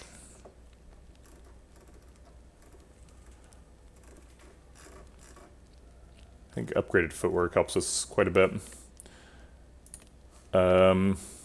Does footwork save us 20 health? I think it probably does. If we block meaningfully 20 times, it does.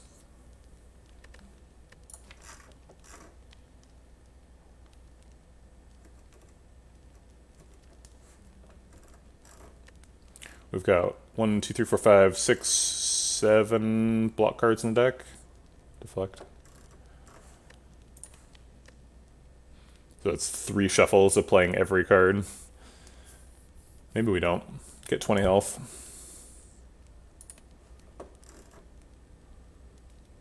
I'm gonna do it anyway. Okay, the champ. Always drinking strength pot. Mayhem never misses, right? Mayhem's just only good. No, Mayhem can hit Nightmare.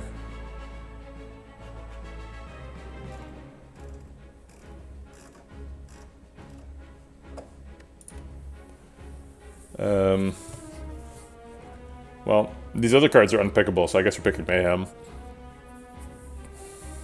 Man, this is terrible with Snecko Eye, so is Swift Strike.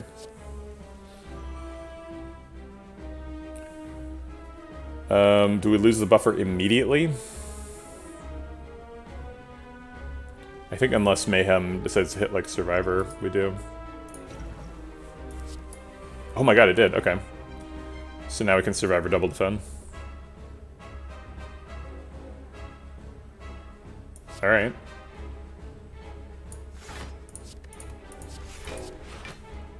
Buffers our lifeline here, so let's keep that around.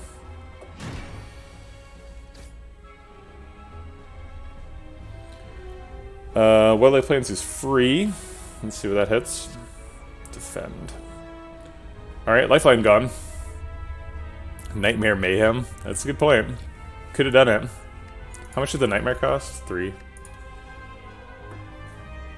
Because then there's no question of Mayhem hitting something other than Nightmare. It's just gonna hit. It's gonna hit Mayhem. That's the end of it. We're losing our buffer, which is sad. Unless we can get dash. Pull a dash out of an attack pot.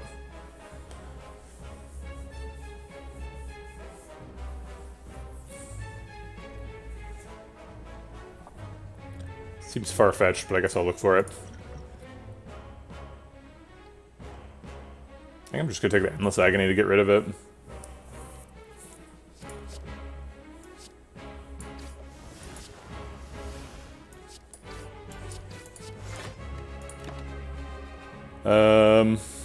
Hold and Eviscerate, hope for a hit from a power. Or Blade Dance, same thing. Hold it for accuracy. Yeah, Blade Dance seems a little bit more playable than Eviscerate.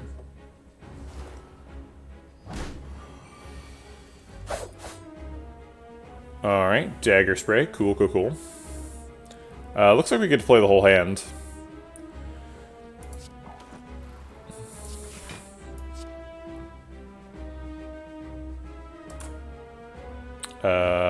Nope.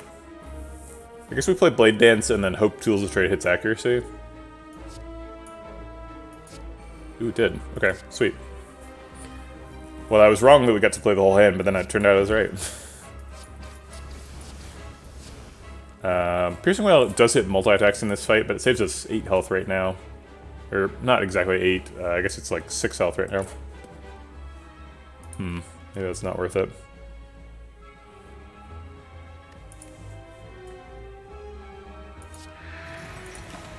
Turned out to be 9 health? How did that work? Just railing shenanigans. 4 energy malaise seems okay.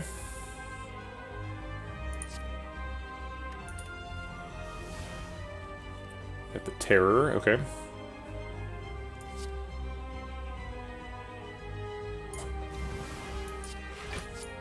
Play the attacks that are free. Do we play Doppelganger? Or no? I don't really want to redraw Doppelganger. I'm pretty happy to just play it.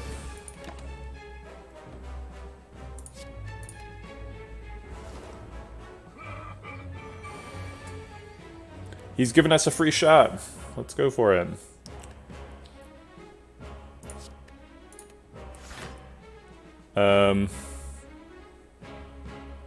Sorry, what's happening? We're discarding for Survivor, I think.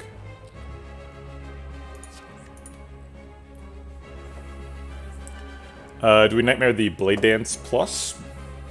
Could also Nightmare the Blade Dance Minus.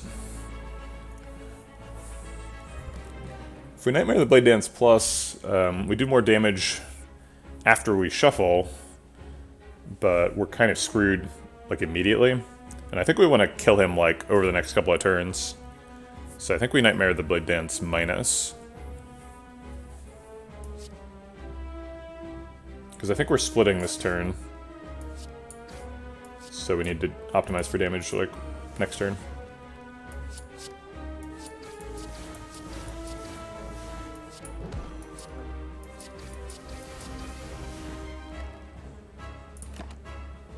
We don't want to hold any of these, those cost us draws. He's also not attacking next turn.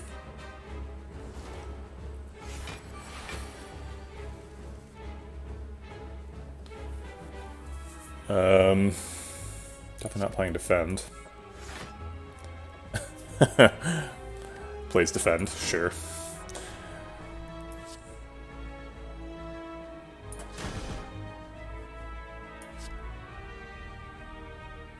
Dash is less damage than Dagger Spray. Let's play Dagger Spray instead. Looks like we got there. Yeah. Easy champ fight.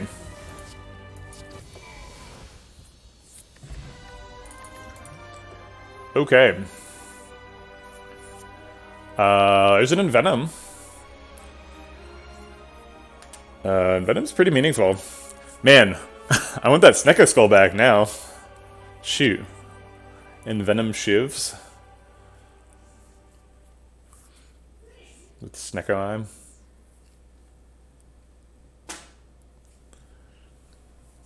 Envenom seems pretty pickable.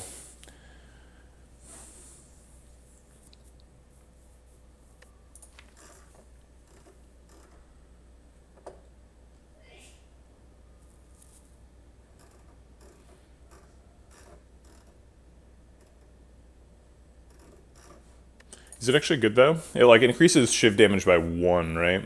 It's like 1/6 of an accuracy. Unless we wait. And if we wait, it increases it by like 2 or maybe 3. It's pretty unlikely to get up to 6 though.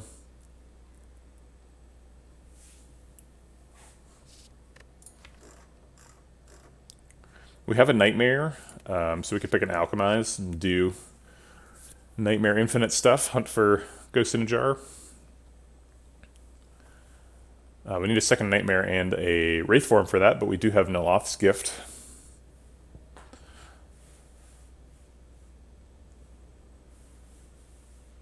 Yeah, I think Envenom is just worse accuracy, right? I mean, accuracy is kind of insane, but... yeah,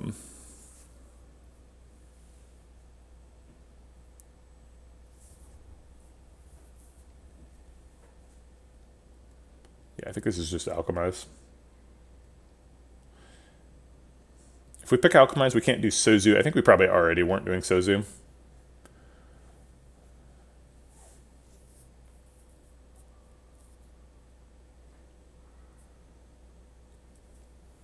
Okay. Velvet Choker is a definite no. Runic Dome seems problematic. We have a Piercing Whale. We do have like a dash and a footwork, so to some extent we block no matter what, but it's almost always going to cost us resources to block with Snecko Eye. So I think Dome's probably worse than Slaver's Collar. Okay, kind of an easy choice here. I think Slaver's Collar by a mile. Time Lord, okay. We do have to go get green key, so we're obligated to go this way. So 3 elites is our max. Alright, let's go get them. We have to start either here or here. This way's got more question marks. Question marks are good. Hey, Sherwins. Metamorphosis doesn't work with Snecko Eye. Looks like they're coming in with a lot of damage, so I'll take Flash of Steel to try and find answers.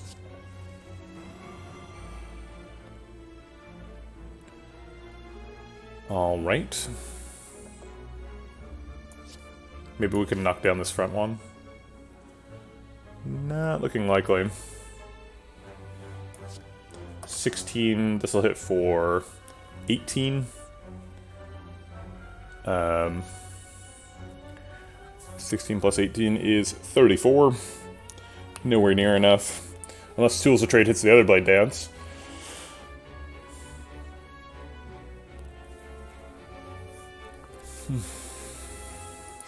These are always getting played. Oops. I'm going to restart the fight and think about Deck Spot before that. Deck Spot's probably pretty reasonable here.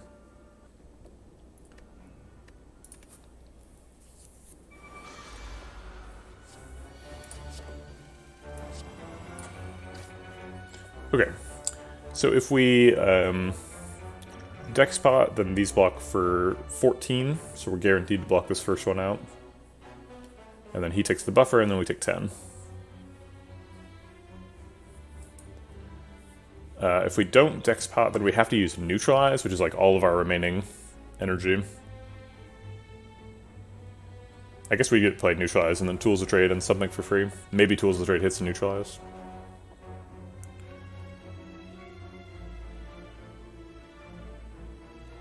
But I'd rather play, like, Blade Dance than Neutralize, so I'm gonna use the Deck Spot.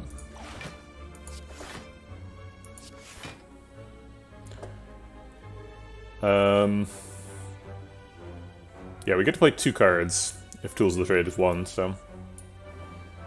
Alright, it did hit Neutralize. Fair enough. So now we want to neutralize this last one, because he's the one that's actually hitting our health. I don't believe we can save the buffer.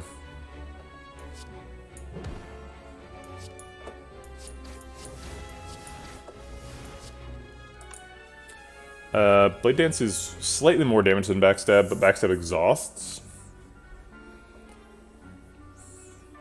So we don't have to draw it again. I don't think I care about that.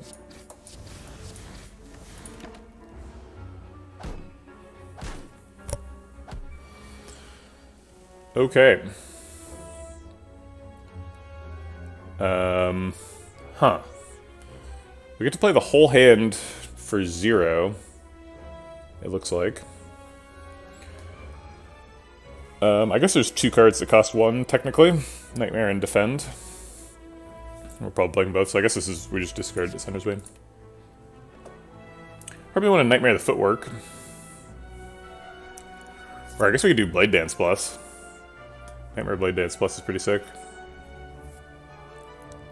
Could Nightmare Alchemize. Get some meta scaling.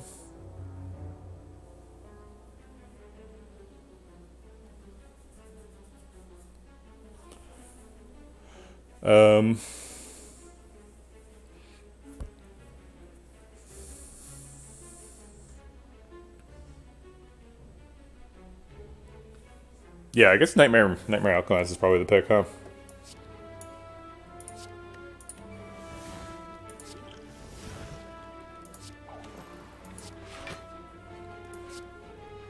Blade Dance kills this front one. So now we want to weaken this back one. So he's multi-attacking. Okay. I guess we could have hunted for whatchamacallit? Dash.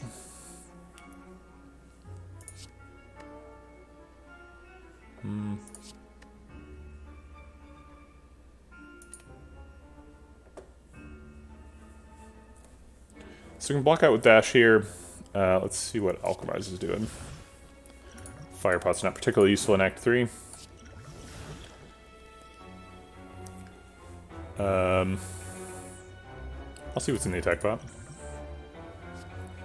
Glass knife's good here. Alright.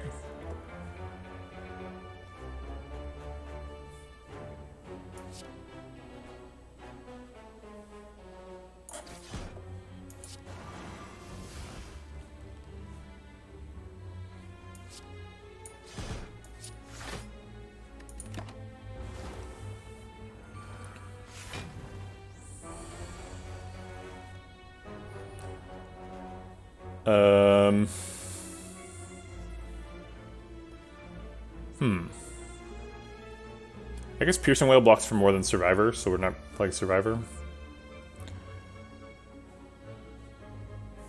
Actually... maybe that's not true. I don't think we're playing 2-cost Strike. Let's get rid of that. Terror should get played. Can we kill this one?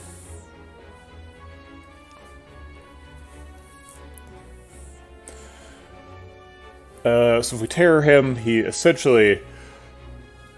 Excuse me. He essentially loses like 9 health, right? Goes to 18.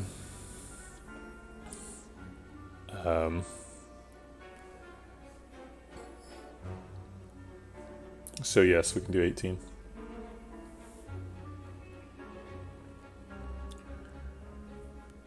Can't block with that though. We could malaise the middle one. I guess that's fine.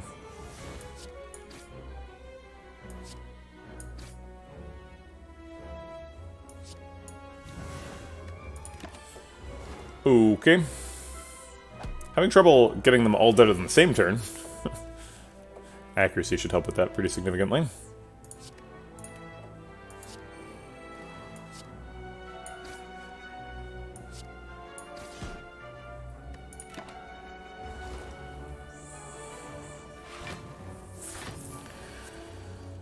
Okay.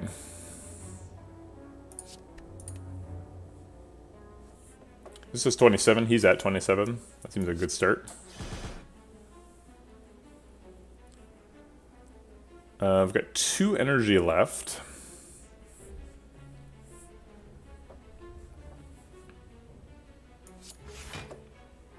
I guess we can just kill him. This hits for 30, so we can kill him with that.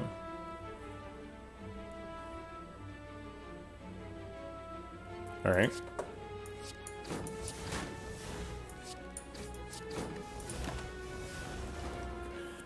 Now we just need to kill this middle one next turn.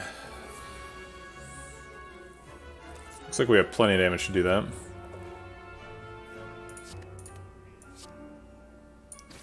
Happy Flower is on a bad number. I don't think I care. I just want to get out of the fight. Okay.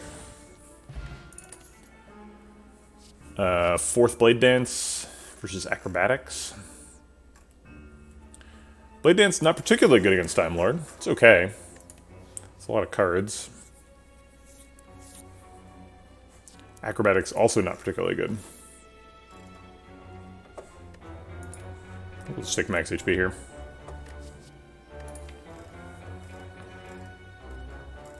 Three Blade Dances is plenty.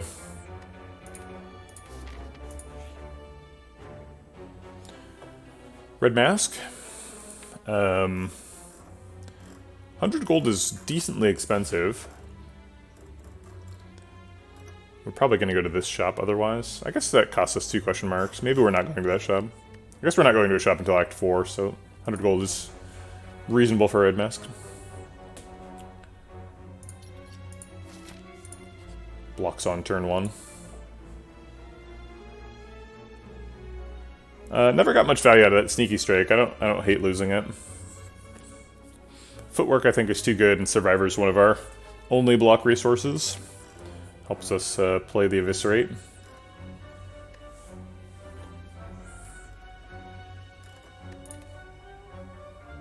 Okay. A Tesseract.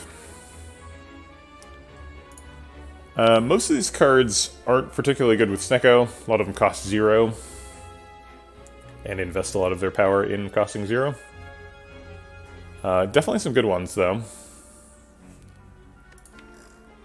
Apotheosis would be pretty good. Hand of Greed. It's a little bit late for that, but still good. A little bit worried about dying to this Mega Elite.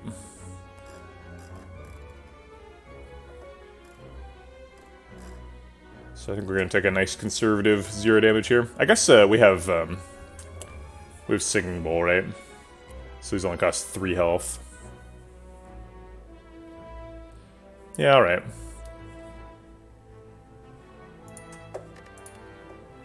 There's Apotheosis, okay. Well, that's what we wanted.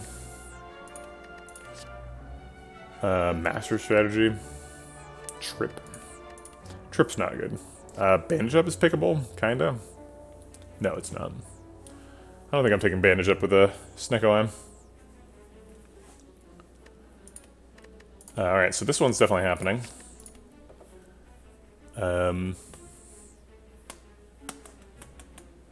Do we just take a Mayhem? Mayhem was a reasonable pick from Toolbox.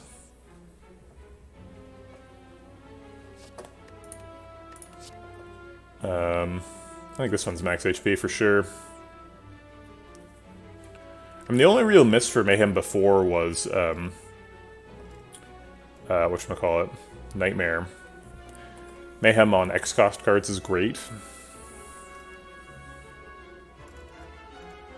I guess Piercing Wail's kind of a miss. Sometimes Blade Dance overdraws. I think usually it's pretty helpful at Mayhem. What are your thoughts on Bandage? So here, I don't think Bandage is an option because we have Snecko Eye. Yeah, Bandage is sometimes pretty decent, especially if you're playing Defect. Defect can Echo Form the Bandage, heal for 12.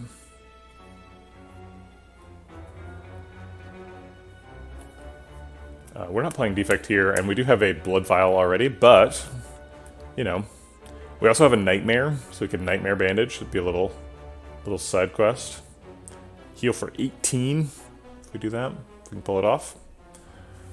We're kind of struggling here, though, and adding an extra do-nothing card to the hand is fairly bad. Yeah, Snecko Eye is the big problem with it here. If we didn't have Snecko Eye and we did still have Nightmare, I think we would probably pick Bandage Up.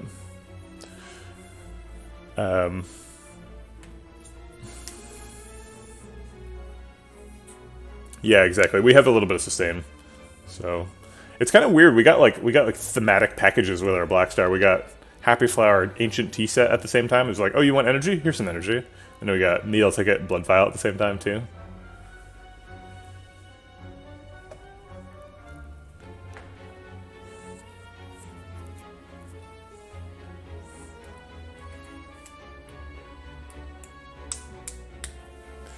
Bandage Up, definitely more pickable if you have Strange Spoon. Strange Spoon makes you heal for 12 on average if you're able to play a hypothetically infinite number of copies.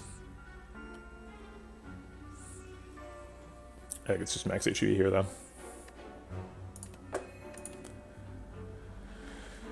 Mayhem or Skip? Mayhem on Dash is, like, pretty sick. Mayhem on Alchemize. I guess Mayhem on Alchemize usually whiffs, right?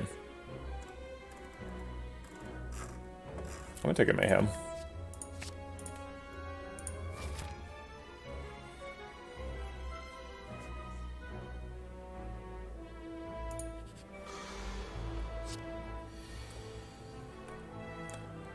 Bandage could be exhumed. Good point. What does Secret Technique hit here?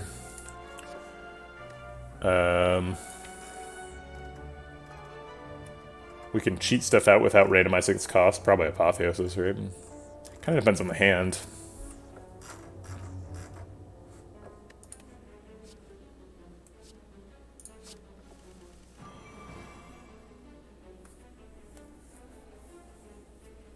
Gross. This hand sucks. What the hell? We got 1 2-cost card. Everything else costs 3. Alright, so he's taking our buffer this turn. So we just Secret Technique into Apotheosis and then Doppel for 2.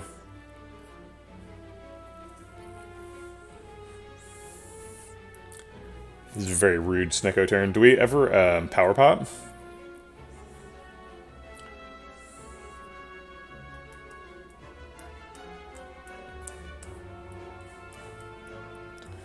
Power Pot's awkward because even if it hits Wraith form, unless the decost from Wraith form hits specifically Deflect or Defend, we Wraith form and still lose a buffer, which is awkward. Yeah, we picked we had the Deflect before the Snecko Eye, unfortunately. Deflect seemed really good at the time with Toxic Egg, but oof, we're experiencing some regret now.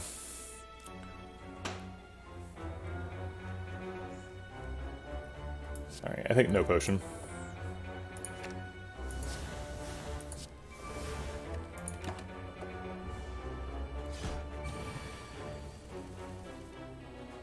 Okay. Blade Dance is like, oh, you want cheap stuff. I get it. Thanks, Snecko Eye. It's been a pretty fair Snecko Eye so far. Still technically more 3-cost than anything else, but it's a bit of a feast and a famine, Snecko Eye. Let's get that terror down and block out. I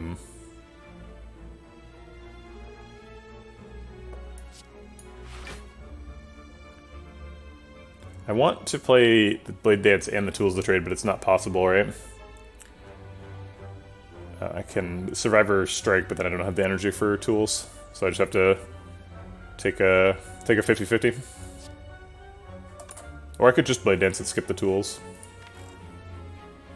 Tools is so good, though. Nice. Winning 50-50s.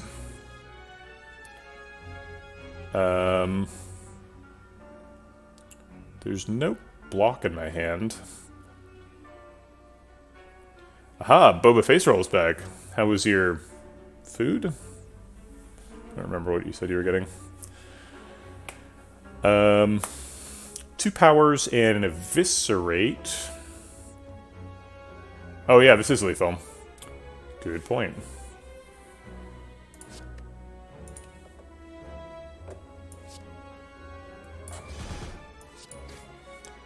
Okay, burger and fries. Sounds great.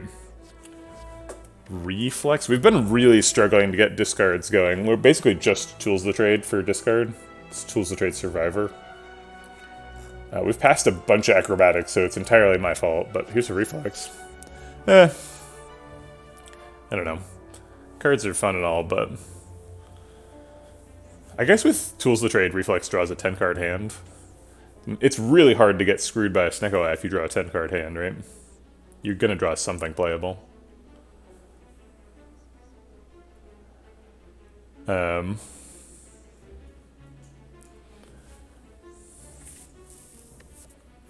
Hard to fault 2 max HP though. Deck is kind of full. It's a terrible Mayhem target.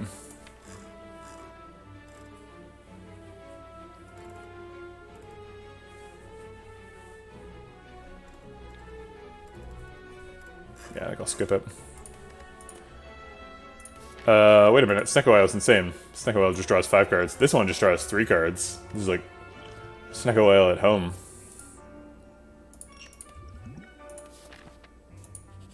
I almost skipped a Snecko Eye. That would have been super bad. Magnetism versus Mayhem. I think we've pretty clearly aligned ourselves with Mayhem in this deck, but I guess it's worth considering. Okay, I've considered, and it's Mayhem.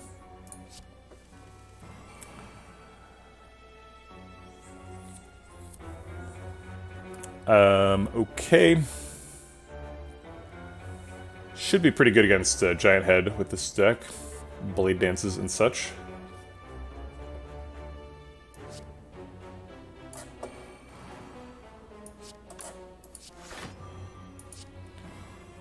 Let's get those slow procs and then play the attacks in ascending order of damage.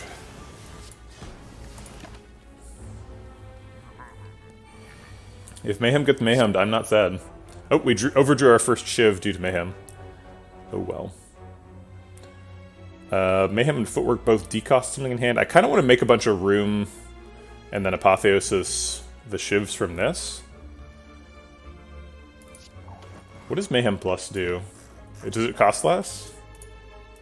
It does, so that's irrelevant.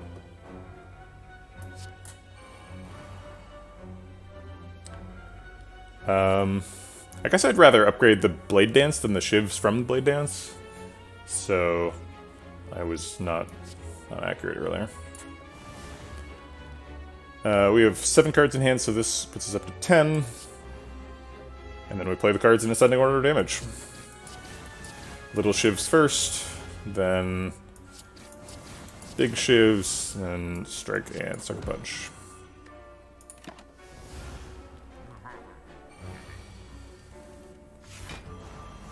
Neat. Terror seems good. Sort of an unfortunate nightmare cost. Also no good 0 cost cards to play.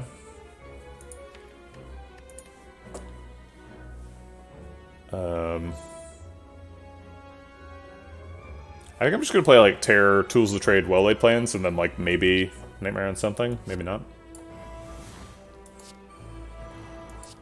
Yeah, it looks like not. Okay, Malaise is not good in the fight, so I'll just use it for nothing. Guess I'll hold the Nightmare.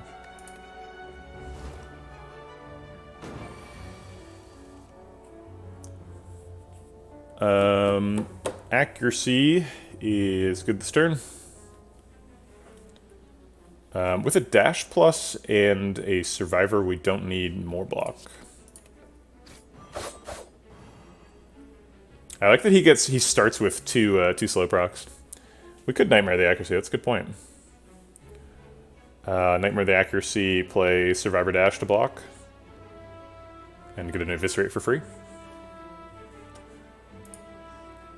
So accurate.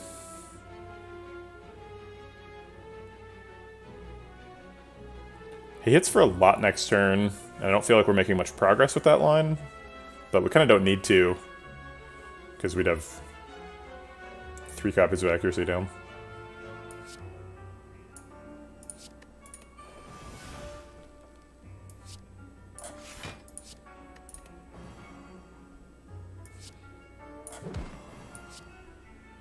I always get confused about, because you're supposed to play in ascending order of damage, right? But does that mean, like, are we counting the 9 or the 27 when we're counting Eviscerate's damage? Here, let's deep dive into this, just because I'm confused. So this does 50% extra damage on 13. This would do... So we're choosing between which one gets 50% and which one gets 60% extra damage. Eviscerate does more total damage, generally. So you would prefer to choose the Eviscerate, but Dash is more likely to round well, right? Because Dash is a larger number, so the sort of fractional portion of that larger number is more likely to represent an entire integer. So I guess there's just no answer, right? You just have to math it and see, because it could be different in different situations. That's unfortunate. But like, if it's a big difference, you want to go with the higher damage multi-attack, higher total damage multi-attack. But if it's like one more card, it can be better to do the larger single target attack. But I don't want to think about it, so I'm not going to. That's the thinking I was intending to do. In general, which one's better? Maybe by keeping that accuracy, I've prevented myself from drawing a Blade Dance here. That would be unfortunate. We're going to play the whole hand because we have 5 energy and 4 powers. So I don't need 2 defense. Right? Because we've got... Oh gosh, okay. We overdrew 3 shivs. We've got 4 cards that cost energy and 4 powers, which does not actually mean that that we get to play the whole hand, because the powers can hit themselves. So I'm going to play this defend first, and then the first accuracy. Okay, so that hit Sucker Punch. So we'll play another accuracy. That one hit dash, so now we're definitely going to play the whole hand. Okay.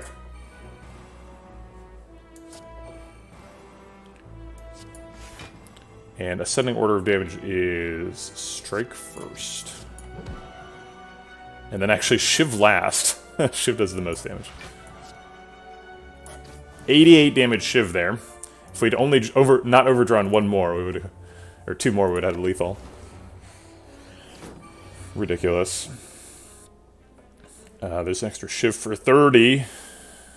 I don't think we care about blocking this turn. Because it's time to kill him. Okay, that's plenty of damage. Unfortunately, Happy Flower is not happy. We could wait. We have guaranteed lethal next turn with Blade Dance. So I guess we'll just wait a turn, use up the buffer. I could alchemize, but I'm pretty happy with these current potions. So I think we just chill. Obviously, we want to put him to, like, whatever, some low number. Maybe we actually can block here. No, not quite.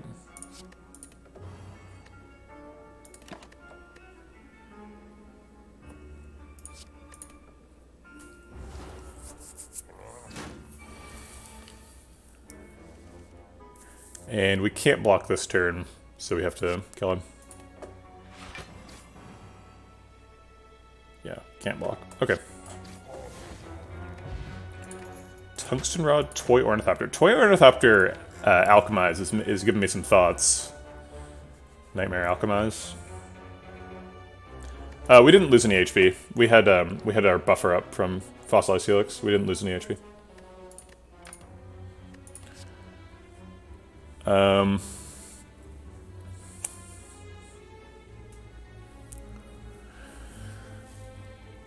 Corpse Explosion? It's good against Donu Deca, it's good against the Spire Elites. We already have both Red Mask and... where's the other one? I forget what the other one is. Oh, Marbles. We have Red Mask and Marbles, so we should be able to peel off artifact charges from Donu Deca. Corpse Explosion is good in Donu Deca and Awakened One. So, 100% of our fights after Time Lord, but not useful for Time Lord himself. So it's always useful for floors 51 and 54. I don't know. I guess it's good for, like, shapes and stuff before that. Hey, Spitty.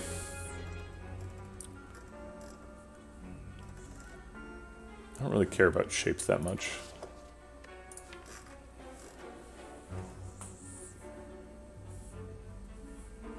Is Apotheosis really worth it? Yes. Upgrading all the defends by itself is really good.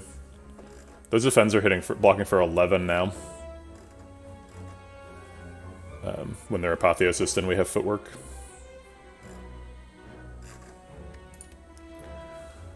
$11 is a big number. Could just pick a Backflip. Backflip also blocks for 11. Drawing extra cards is good with Snecko.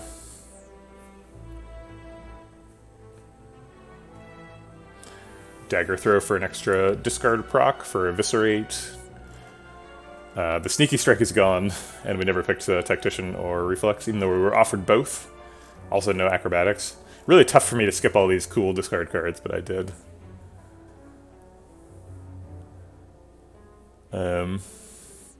Yeah, Apotheosis is really fun. There's also some sneaky Apotheosis synergy here, where we can, like, play a Blade Dance and then play Apotheosis to upgrade the Shivs. Usually not relevant, but sometimes.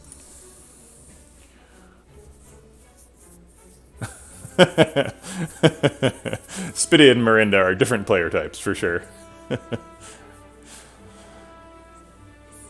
I think Clash is the most Timmy of Slay the Spire cards.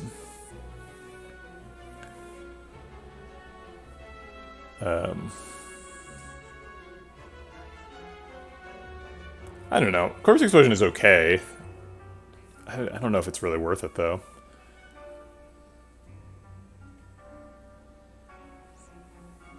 I mean, a playable Clash is a good card. 0 cost, hit for what, 14? Yeah.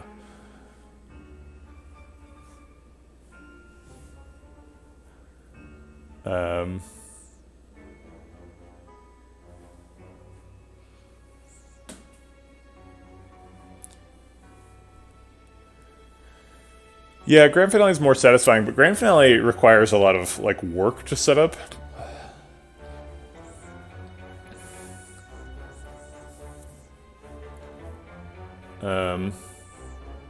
Having trouble getting Ascension 2 on Ironclad. Ironclad is very hard.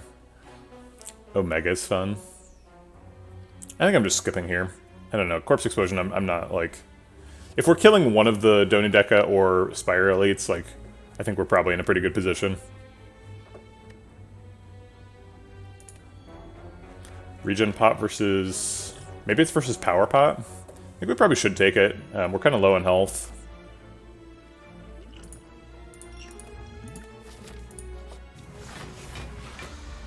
Okay. And then drink it immediately. Thinking Head's pretty good with Sekko Eye. I mean, since its cost isn't going to be randomized. Let's see, are they attacking? Yes. 29. So we could take in Good Instincts for a little bit of block. If we block for at least 6, we take 0.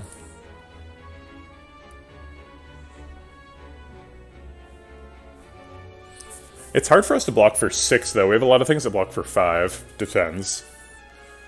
One thing that blocks for 7. And one thing that blocks for 10. I'm just gonna take the Thinking Ahead. What does Thinking Ahead plus do? It loses the exhaust, right? I kind of want the exhaust. Ooh, Mayhem Thinking Ahead. I didn't realize we could do that. That's fun. Probably want a Piercing Wail defend this turn. If we do that, he hits for 4, he hits for 1, so defend blocks out. And then we can, like, put Backstab on the top for next turn with Mayhem. I guess we'd rather Backstab this turn, since they're vulnerable this turn. Alright, so let's drink this Regen Pot. See what this has. Oh! There's a Nightmare here. Mayhem hitting... Oh wait, we can't control what Mayhem hits. We draw our whole hand and then we Mayhem, right? So this is just to re-randomize the cost. No Appo because I wanted it to exhaust. If you upgrade it, it doesn't exhaust, I believe.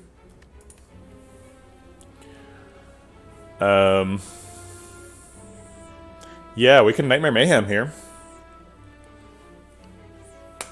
I mean, let's go for it, right? Let's just go nuts.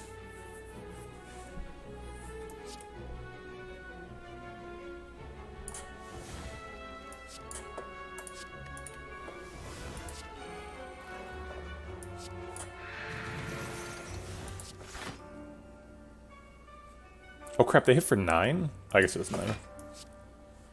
I like this one because he's buffing. He's the scariest one.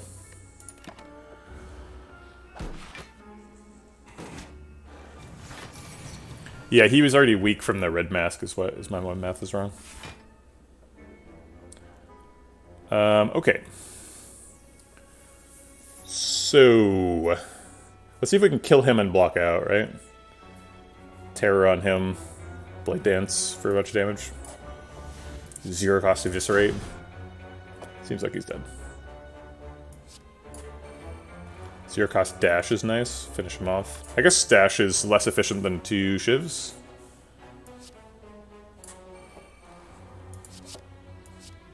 Or I guess one strike is the most efficient way, right? Oh no, 2 shivs is more efficient. 12 damage versus 13. Sorry, I keep doing that. Okay, this guy's the next target. He's buffing. We get to play the whole hand, so I guess let's just get on with it.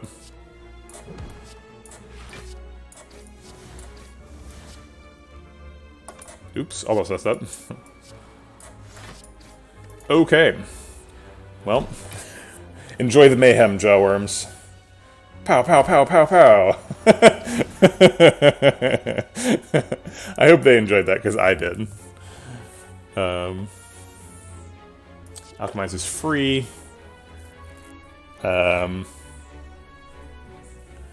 Shouldn't Happy Flower have 3.3 and not 0.326? Depends on where you are in the cycle. So it's 0.3 is the maximum that Happy Flower gets. In 2 turns, it'll say 0.33. But on other turns, it says smaller numbers. Yeah, I think we actually want to drag this fight out a little bit. Because we have a regen pot ticking. And we want to set up Happy Flower.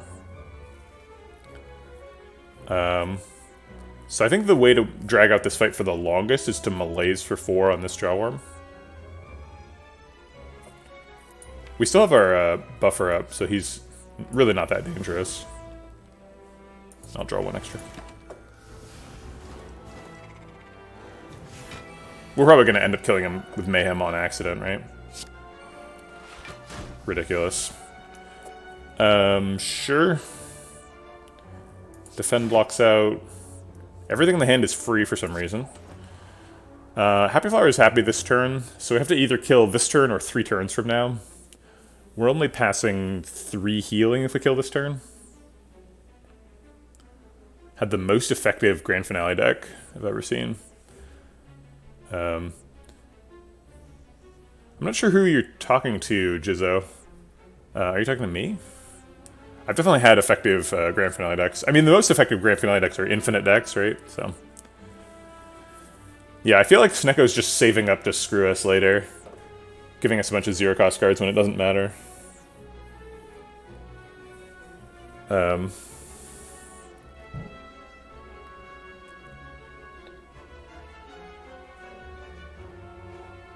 I care about health or Happy Flower? I don't know.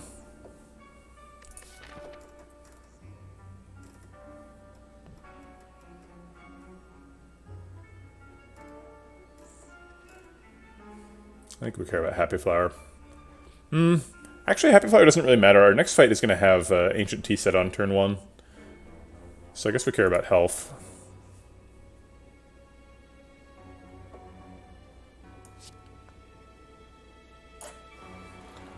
Okay. So Grand Finale is just going to kill him by itself soon. I want him to be dead to like 2 attacks, so I want to put him to like 18. He's currently at 26, so we want to do like 9 damage. That's fine. I guess I'll retain the Shiv so we don't shuffle him. Oh wait, I should have retained a Blade Dance so we had guaranteed lethal. This choice doesn't matter. Yeah, okay. Bullet Time. Calculated Gamble. These cards are good.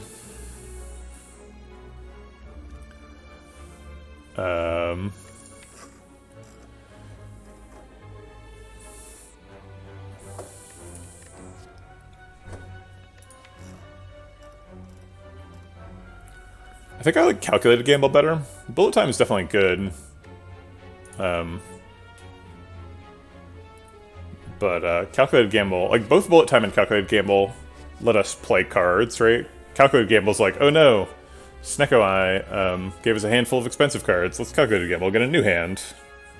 But Bullet Time is just like, let's just play our current hand.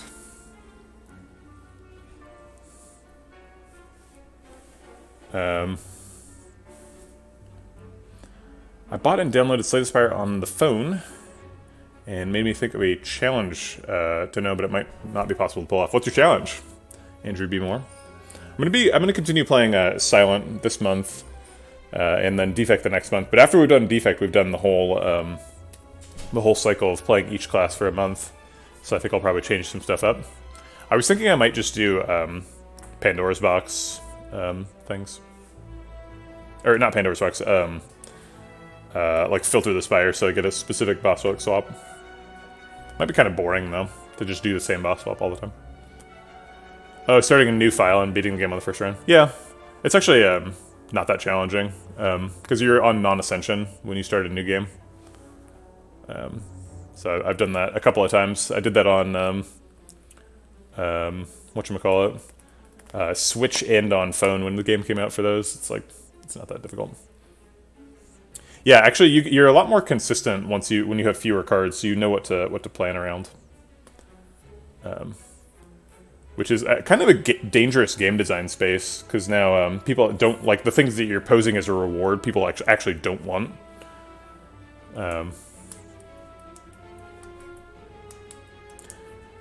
Yeah, Herzog, we actually Baylor did a no skip ladder where he went from Ascension 1 to Ascension 20, never skipping a card reward. He did have a house rule for Singing Bowl, where he could skip one card, but.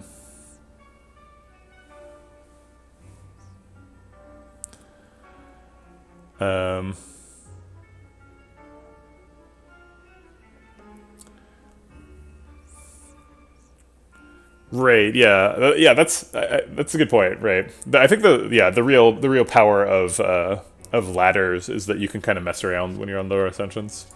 I'll take the bullet time. Pretty close to full health, so I think we're going to go ahead and upgrade something. There's no value to upgrading Mayhem. It actually gets worse when we upgrade it.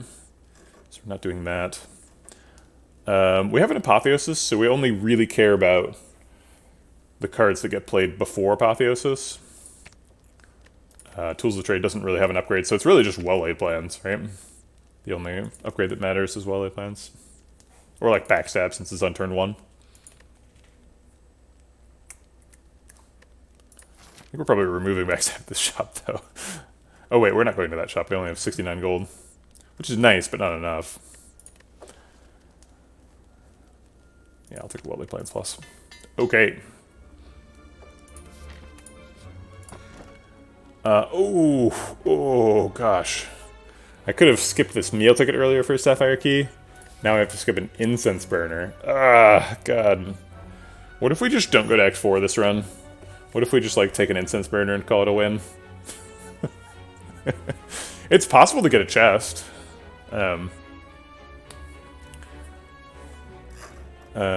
We've hit 3 question marks, and I believe no chests so far this run. So if we hit 3 more, what's our chance of hitting a chest? So it's 2% per floor, right?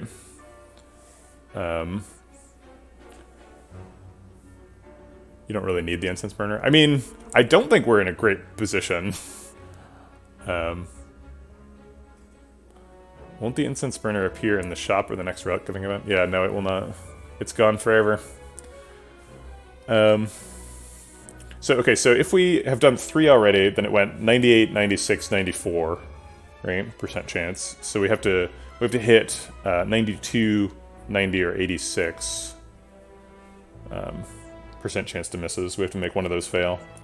So let's pull up our friend calculator here. 0.92 times 0.90 times 0.88 is 73% chance to miss. So if we take the Incense Burner, we lose the run guaranteed 73% of the time. Yes, it's true that relics are persistent through the seed. And in fact, you could find that out in a much easier way. If you just exit this floor and come back, you will find that it's Incense Burner again.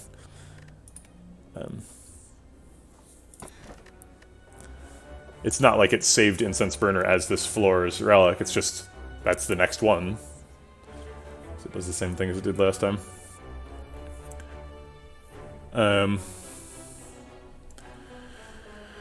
Yeah, time load's gonna be tricky. I'm gonna be honest. It's not gonna be an easy fight. I mean, I think we probably can if we like nightmare a accuracy or something.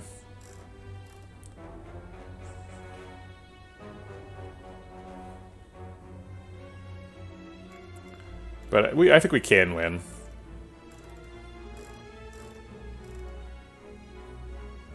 Apotheosis is really strong. Alright, I'll take key.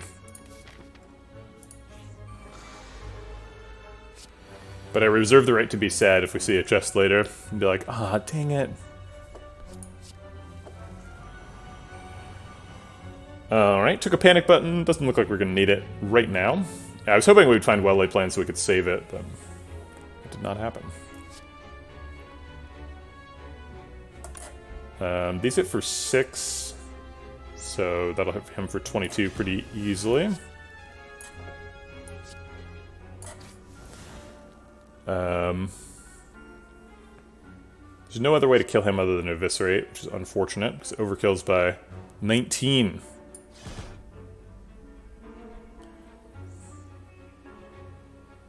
If you don't choose an event option that would give you a relic, the same relic will be available in the next event. Yeah.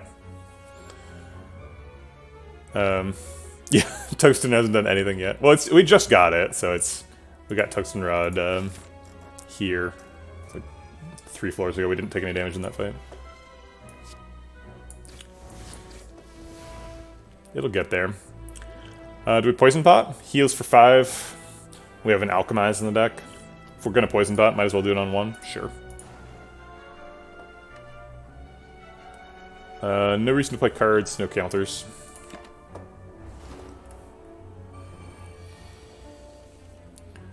Yikes. Is this our Snecko oil? I believe it is. Do we want to play a card first to clear up room? We've got 7 cards in hand, so it would only draw 3. Dagger Spray is probably getting played. It only costs 1. Okay.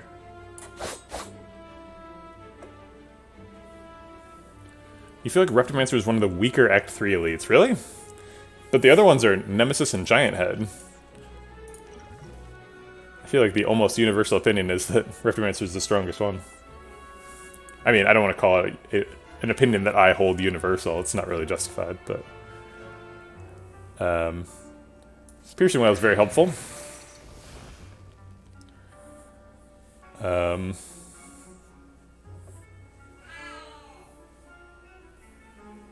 Good point, Coconut.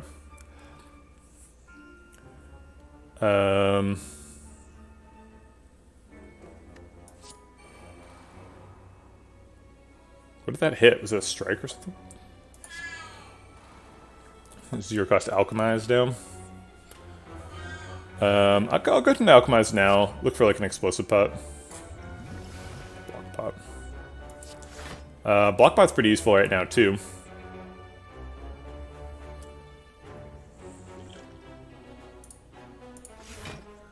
I believe we get to save the buffer with Sucker Punch on Repto.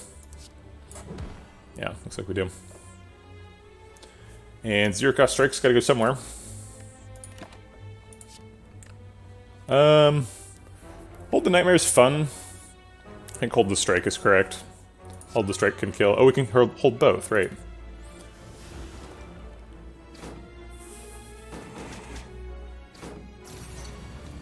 Yeah, definitely the hardest minion, or the hardest elite depends on your run so far, right? Dash Blade Dance kills the back dagger. So we've got some extra energy. I'll go ahead and use that energy to develop footwork. Ah, maybe even more extra energy.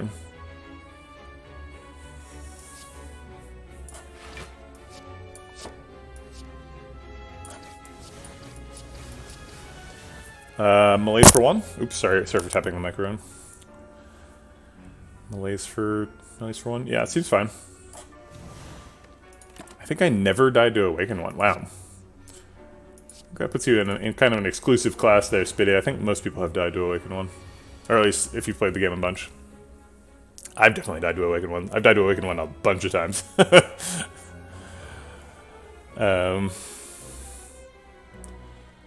Deflect blocks the first one. Because it costs 0, so it's always getting played.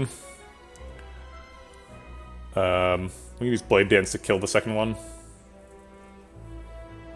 It's kind of an expensive Blade Dance, though. Oh yeah, played a bunch of power cards.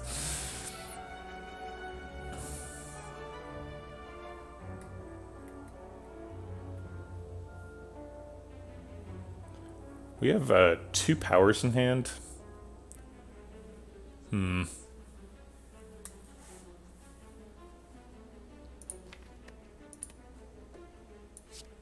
play with powers.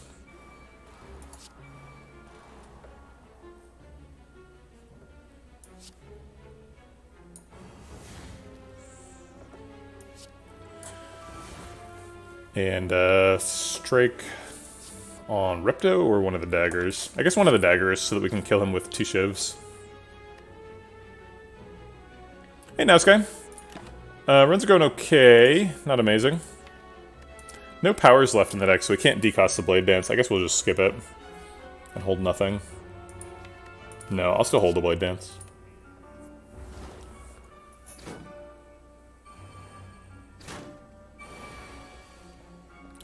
Alright, this turn's the big scary. Oh, we got bullet time, great. I need a wound.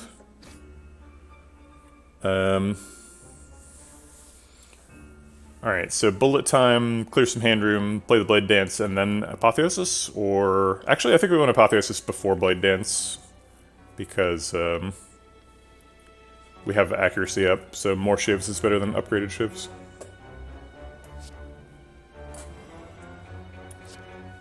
We need to do 18 damage to him.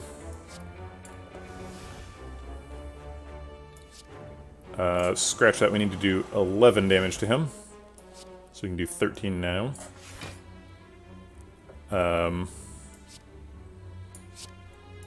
We need to do 17 damage to him. How about 19?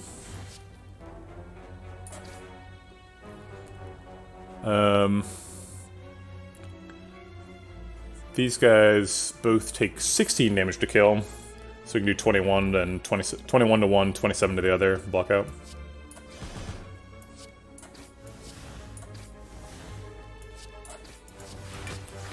Okay. You know what, we probably had lethal there.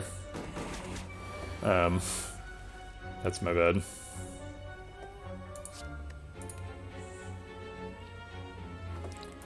Let's go to Nightmare that Blade Dance so that we definitely have lethal next turn.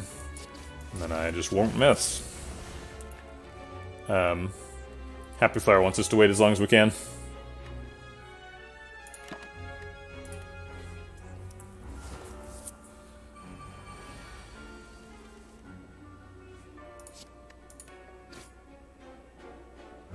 We have Panic Button, we could probably wait another turn.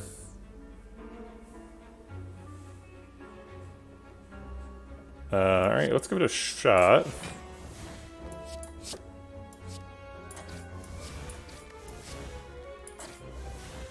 Yeah, we definitely can wait another turn.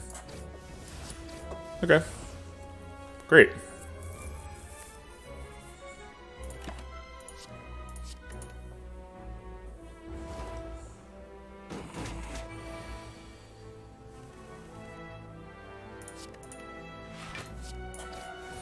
Also worth calling out, this Ginger has done a lot of work. That's been a really solid Ginger. Dead Branch Shivs again? I mean, sure, right? Why wouldn't I do Dead Branch Shivs? If it's being offered. It's free money.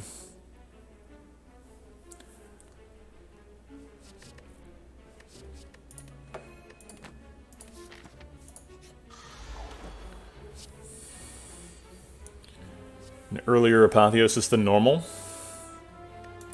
No Panacea here. You're always hoping for Panacea in this fight. Oh well. Let's see if we can get that Apotheosis for 0. Nope. If Alchemize weren't upgraded, we'd be able to decost it to 0 here. But it is upgraded.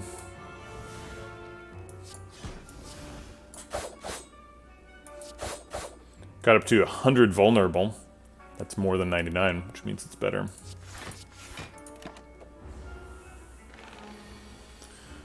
Alright, 37 damage coming in. All told.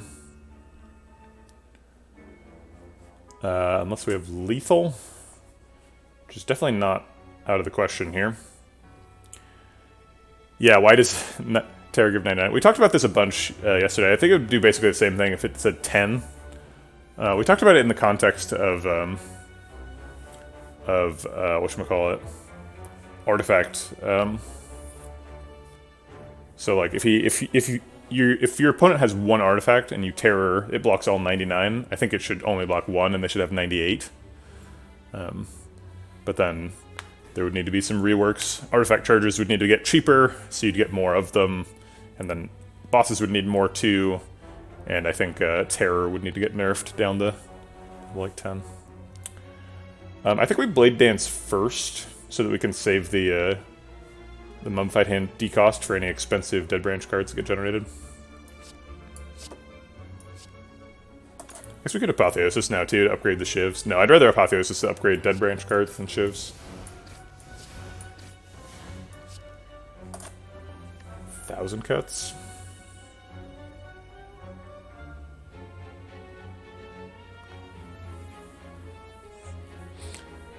Thousand cuts hits for 3 right now. Nah, let's keep digging. Okay.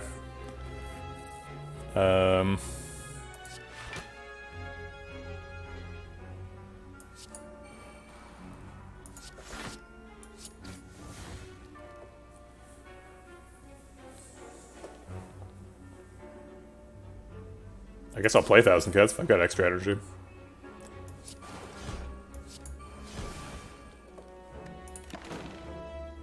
We lose the buffer. Oh boy, bullet time. Or Bullet Tim, as he appears to be in the hand. You see Bullet Tim?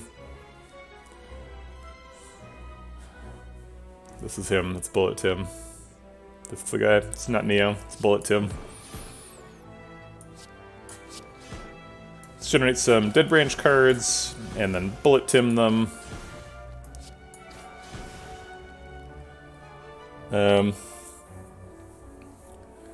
And Happy Flower's already done, so we can just kill him.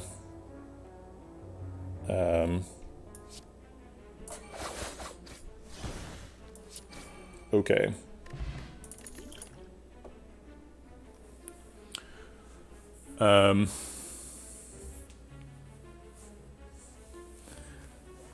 Yeah, we did Shiv Dead Branch the other day, but the Shiv Dead Branch is super good, so happy to see it. You're more likely to see things like Dead Branch and Tungsten Rod when you start with Black Star. That's why Black Star is so good. I'm pretty sure this is just max HP. These don't block, they don't exhaust. Max HP.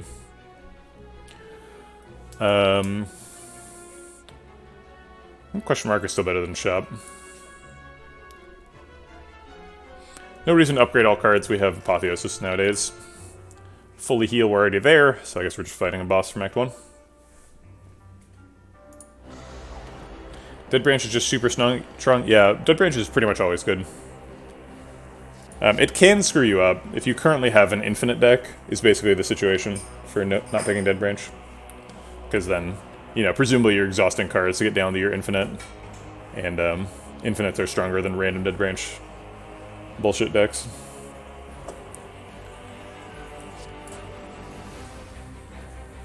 Generated bullet time. Okay.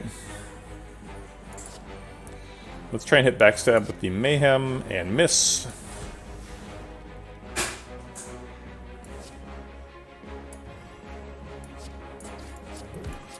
Okay.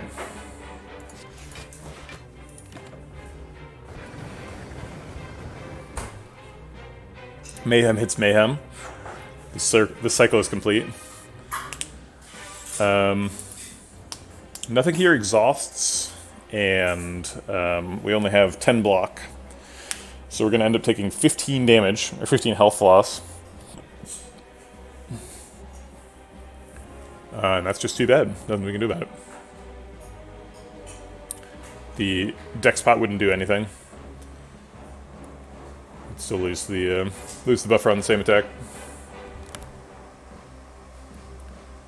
Yeah, deck spot. I mean, deck spot might get played this fight, but there's no point. And we might as well save it for after we've lost the health so that we get Ornithopter. I guess we lose only 12 health instead of 15 because of the tungsten rod.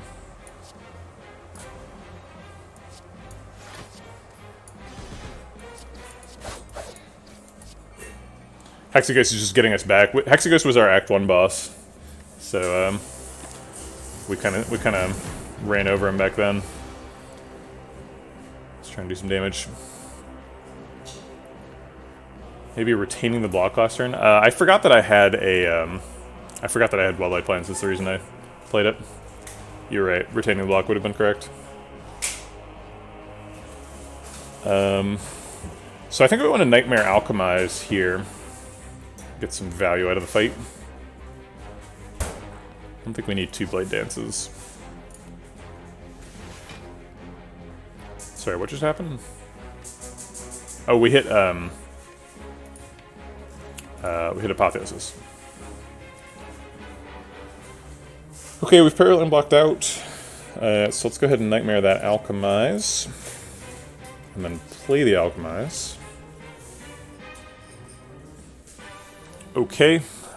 Forge Pot's not very good, so we'll just drink that for health.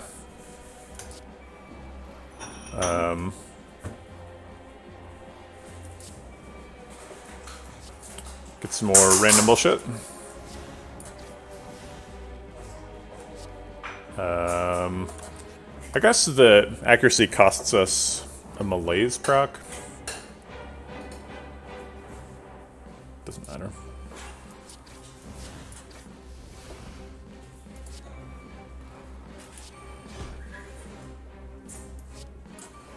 And I'll go ahead and take, no, 1 extra card next turn is actually not very good. I guess 1 extra energy next turn is somewhat meaningful.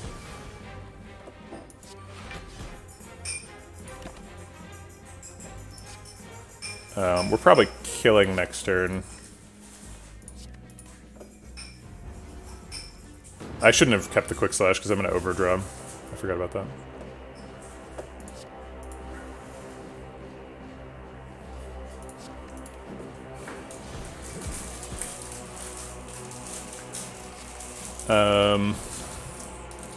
Alchemize, drink that for health. Alchemize again. Let's drink that for health. And roll 1 last time. Okay. So now we're back to full.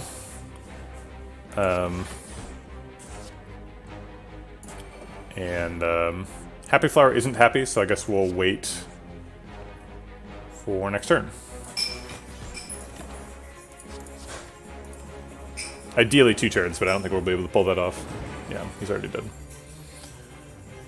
Okay. None of this matters. Sure. Tingsha, okay.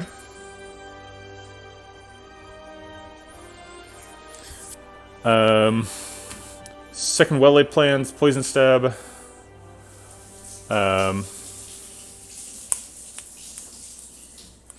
Oh man, yeah, I've had like at least 100 turn combat. I did a Nightmare Wraith Form Infinite against Awakened One a while ago. Yeah, I used to have the cam down here, but it usually doesn't matter. I think I'm just gonna keep it up here because it goes more. I mean, just like we're gonna go off the first page anyway in a second, so just consider those relics to be on the second page. I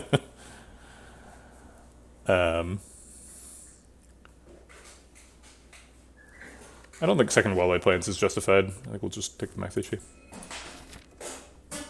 Question mark or fight. We just did Mind Bloom. What are we looking for?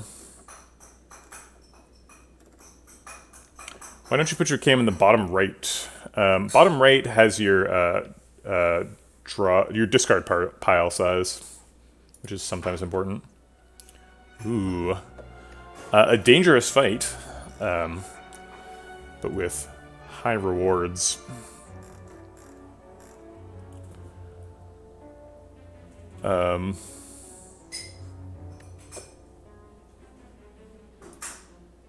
Top left is justifiable too, but that blocks defect orbs. Should this be easy? I don't know. I mean, it kind of depends on if Dead Branch and Snecko Eye are nice to us, right? If Dead Branch and Snecko Eye say so, then this is an easy fight. If Dead Branch gives us nothing,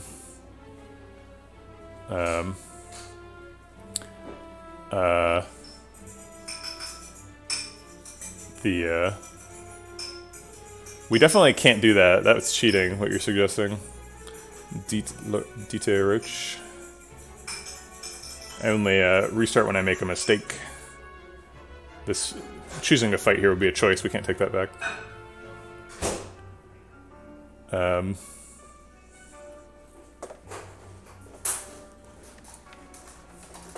It's okay. I mean, you should play the game however is the most fun for you. I think that's fine. I don't have fun when I try to like path the seed through a fight.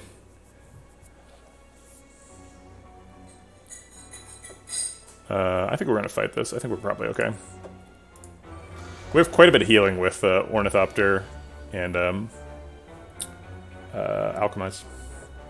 Hand of Greed. Master Strategy is probably what we're looking for on turn 1. Thank you.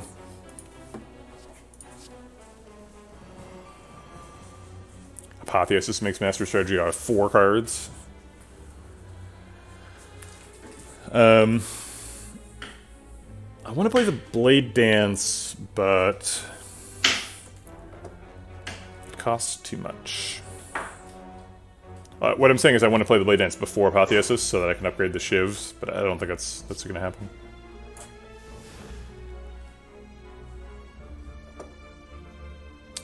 I forgot that Dead Branch was going to generate a card there. I did upgrade Master Strategy, but now I don't have room for the extra card. Oh well. So we get a cheaper Blade Dance, but still too expensive. Probably just Terror Defend. Block the first attack, take 12 from the second one. I'm going to mute myself to eat this delicious burrito.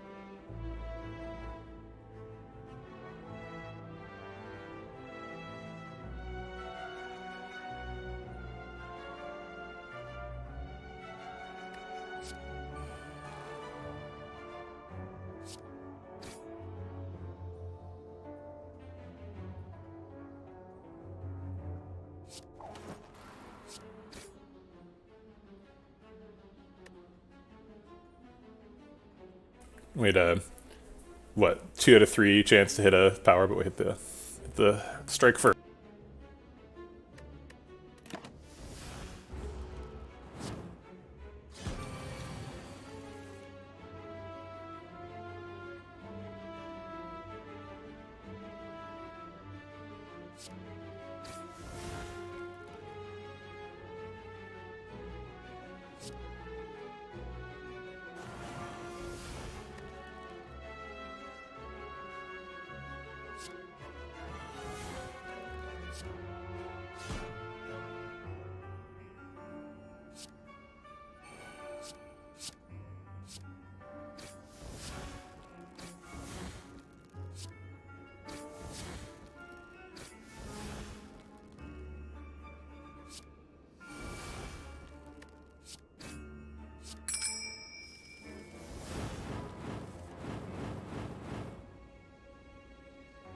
Get him, Tincture.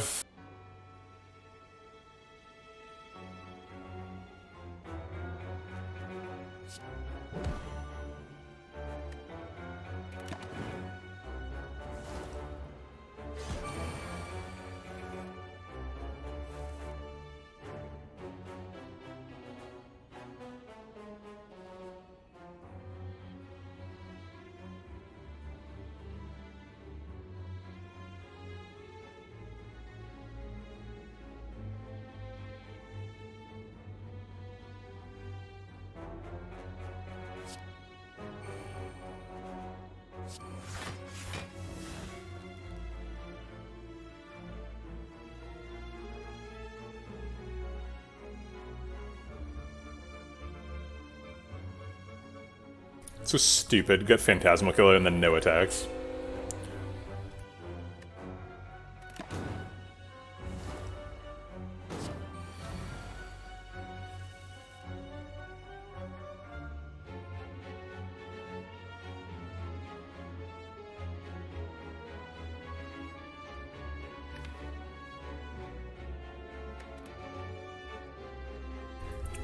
Do we try and delay for Happy Flower and Alchemize? Let's see, how much damage is he doing? Oh, he's already weak. No, I don't think we want to take 10.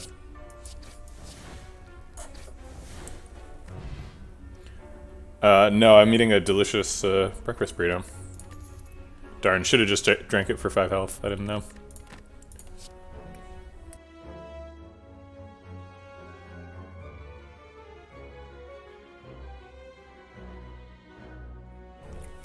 Also, my grandma isn't here. I clearly can't be eating Lucky Charms. If I've learned one thing, it's that only Grandma brings the Lucky Charms. We don't buy them. Grandma brings them. This looks like easy max HP. Forge Pot's bad. Just had a rice salad. Show bread, huh? Okay.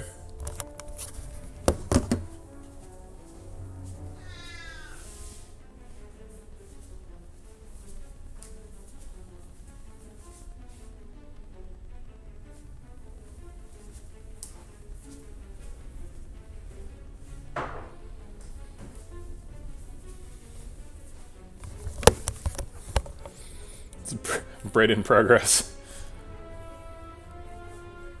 It's pre-bread. That's true. It's not bread yet. That's a good point. I guess we're just like thinking ahead again. Same reason as last time. Alright. Let's see what Dead Branch wants to generate. Nothing. Okay. Fair enough.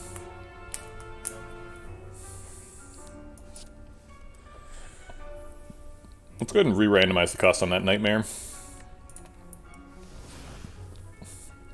I think on average I make like 1 loaf a week.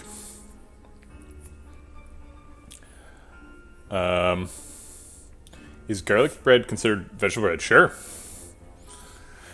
Well, I don't know if that's ever been asked before. Certainly not frequently. Thanks, fellow.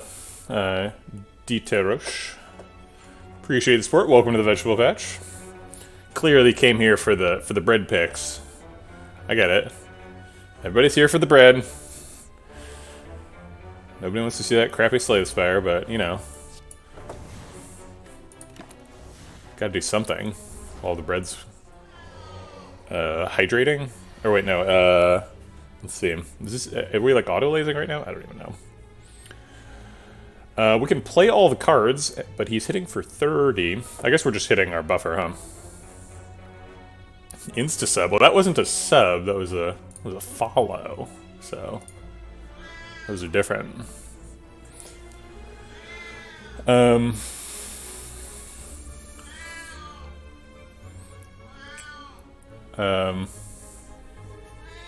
Coconut, what's going on?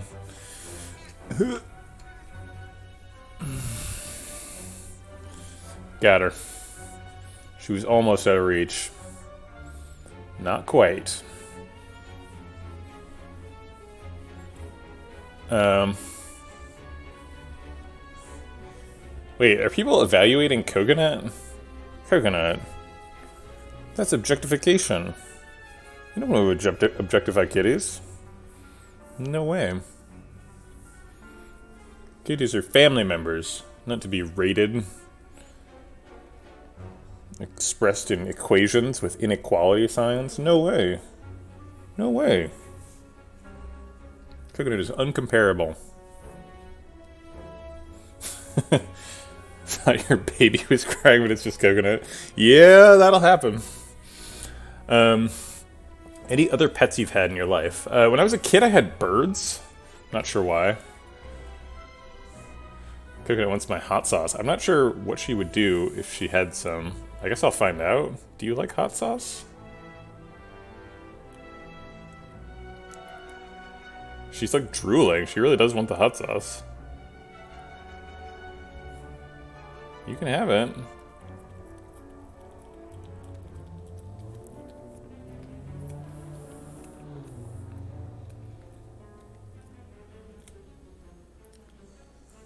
I think that's a regret.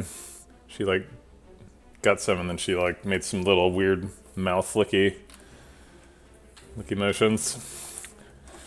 Turns out cats do not like hot sauce. Not particularly surprising, but you know. Okay, so we need Dead Branch cards. So let's have Blade Dance generate us some cards. Let's go ahead and play the Deflect. I guess so. I'll prepare it first in case we get Footwork. Oh, there's Footwork. Okay, so now if we play Footwork, we can't play Bullet Time, so we have to play Bullet Time first.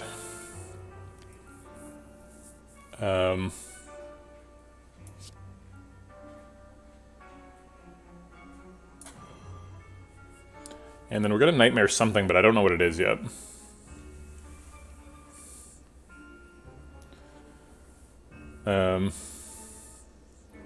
Is it Fumes? What about Footwork? Footwork is pretty good. Okay, I'll just Nightmare the Footwork. Infinite decks. This exhausts, so it gives me an extra Dead Branch card for Fumes to decost.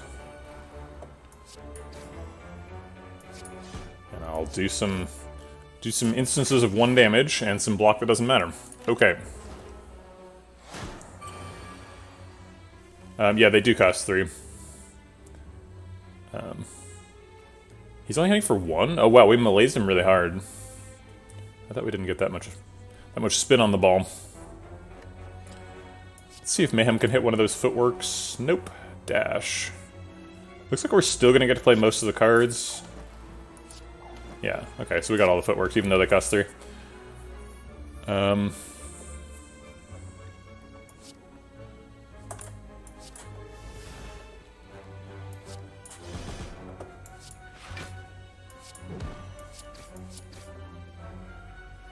And we don't have any well-laid plans, so there's no point in holding.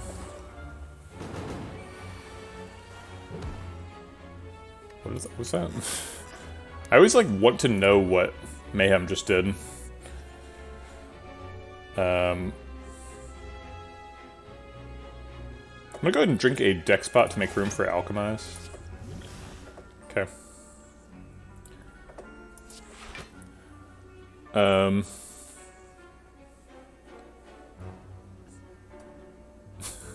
Everybody's trying to tell Nox to modify hand. I love it when chat lines up like that. It's so funny. The exact same message.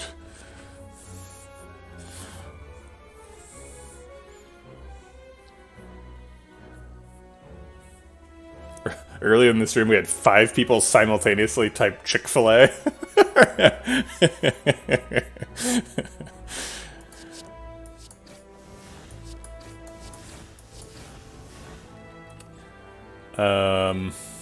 We can burst a Bouncing Flask if we get lucky with accuracy hitting one of those 2. Nope. Oh, Tools did. Alright.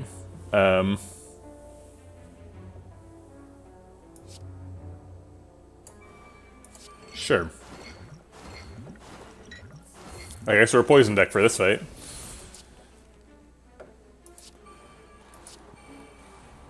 I assumed that we couldn't draw cards anymore because I assumed that we'd already played Bullet Time, but apparently we did not.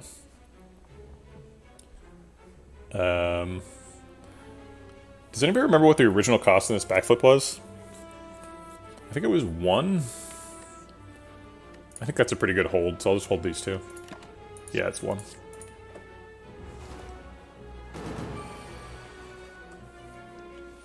Alright, Happy Flower wants to kill this turn. So does Mayhem.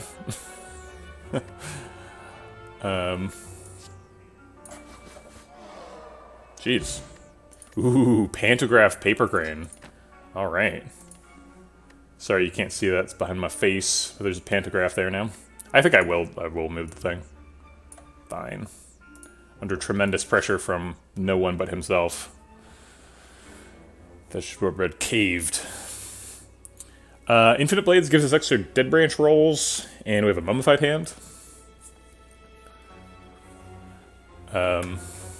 We are never going to proc Pocket Watch in this run. It's not going to happen. Are there any more elites, or is that it? Looks like that's it. Man, I would expect to have had fought more elites this run. I guess we got 3 and then 4 and then 3, but usually I feel like when you start with Black Star, you get the little relic rollover button by the end of Act 3. I guess Infinite Blades is not good against Time Lord. And Time Lord's probably the biggest challenge for this run left. That Nightmare Footwork thing was really good. That would be appreciated against Time Eater. I think it's just max HP. So we heal for 25, so we go up to 60 at the end of the fight. Or wait, 70. So we only got 16 health out of a fire. I think we still take it. Colorless Pot versus Speed Pot. I think Colorless Pot's better. Oh no, we have to recall. Just kidding. Almost forgot to go to Act 4.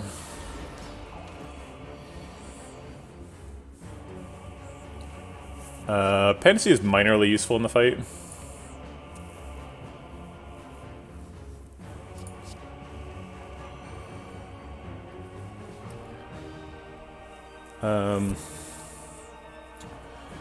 Is Mayhem good in the fight? I feel like it's not, right? Just takes our precious time and plays random cards with it. So I think we're gonna skip Mayhem.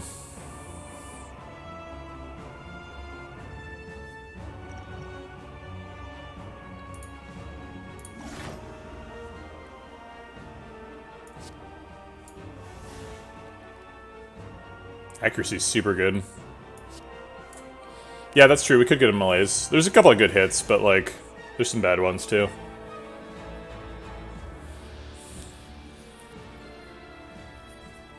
I was assuming he was taking our buffer this turn, but if we can find another block card, he doesn't. Or if Colorless Pot blocks. So I'll take a look. Alright, Colorless Pot. Let's see, it would have to be a block for 0. And Finesse isn't enough, right? Because I would only block for 6. So we block for 17. Still lose the buffer.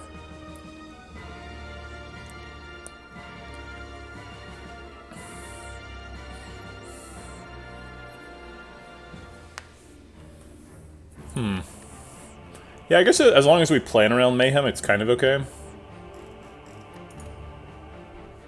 Let's see what Dead Branch has. Nightmare. I kind of wish I'd nightmared the accuracy. Kind of did this turn in the wrong order.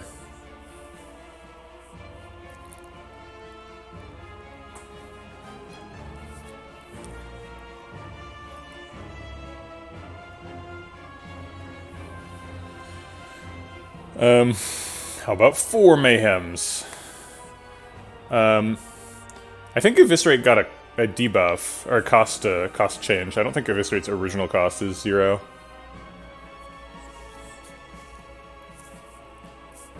Yeah, I think I will do Eviscerate, though. It's so card efficient.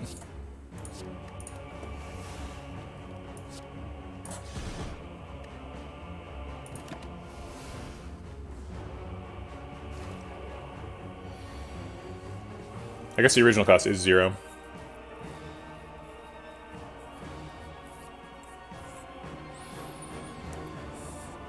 We can just Nightmare Eviscerate again.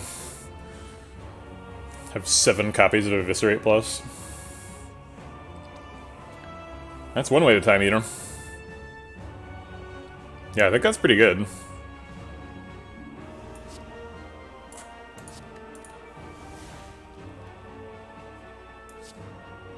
Alright, so we get to play 4 more cards. So it's like Dash, Crippling Cloud, and 2 Eviscerates.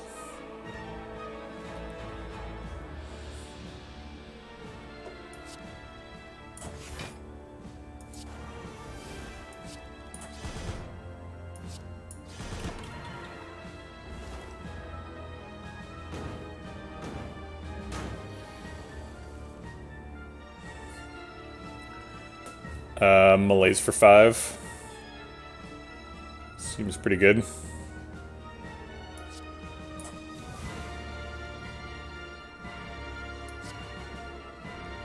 Deflect blocks out. More Eviscerates.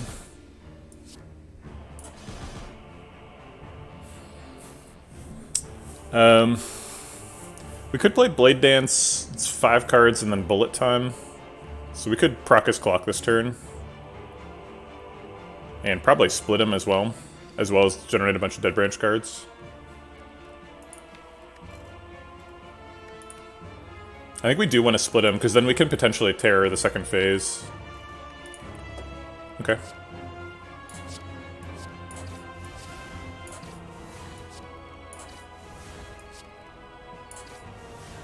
Oh, these Dead Branch cards are not good.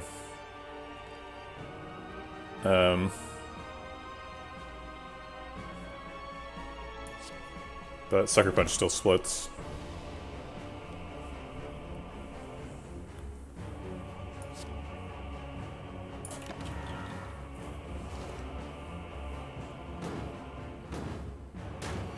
Alright, so no Terror this turn, please. Ah, damn it. This is 50-50. Alright, I don't think we want to play these. Maybe Tools. Yeah, I guess with 7 copies of Eviscerate, I probably shouldn't be skipping Tools of the trade.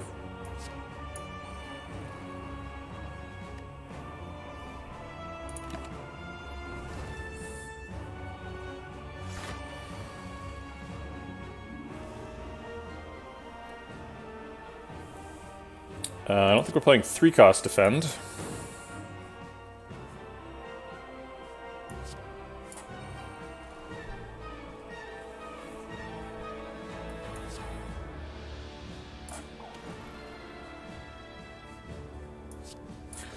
And block for a ton. That Eviscerate was a waste of time. That just hit armor. Piercing Wail blocks for a little bit. Yeah, I mean, saving 8 health with the Piercing Wail I think is worth it.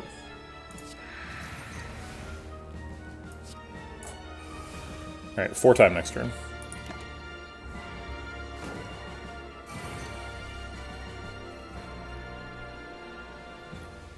Predator's nice.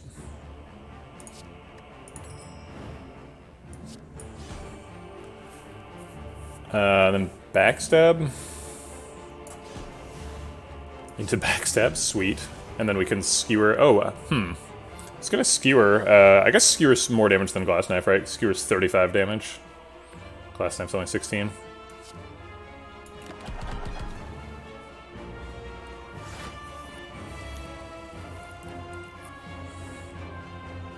I think we need to play Slime this turn. Dash Defend seems pretty responsible. Blocks for 24. Maybe need some help from the colorless spot this turn.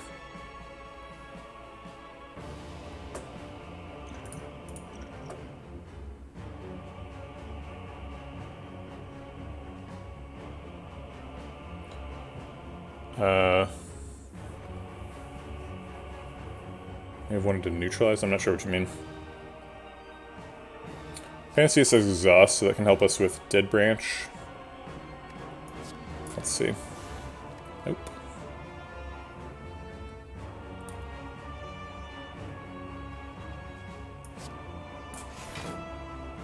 Do we drink the other potion too? We've got 5 health to heal. Last turn instead of Backstab times 2. Why? I guess Neutralize is upgraded. I see what you mean. He'd be weak right now. Alright, let's go dig again. It's a pretty bad situation. I don't really want to take 30. I guess Purity. Purity gets a bunch of dead branch rolls. Secret Weapon can draw... not much. Just an Eviscerate, basically. Alright, I'll take Purity.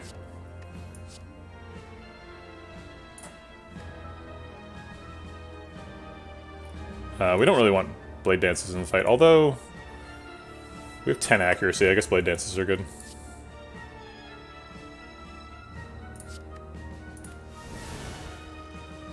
Okay, extra dash. I guess that overlaps with the defend, though. We can't play both.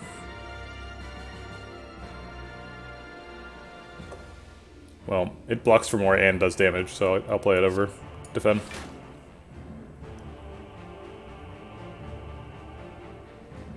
And then play all the zero-cost attacks and the Glass Knife. 1, 2, 3, 4 cards. We'd leave them on 8. 4 cards for next turn. Hopefully, like, Terror and Lethal. Seems reasonable.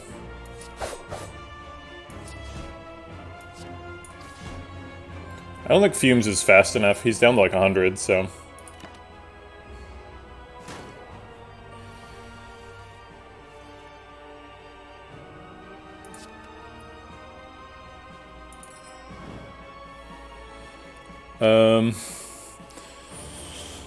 Bullet time costs 0, nothing in hand exhausts. Oh, I guess Die does. Let's see if we can draw, Terror.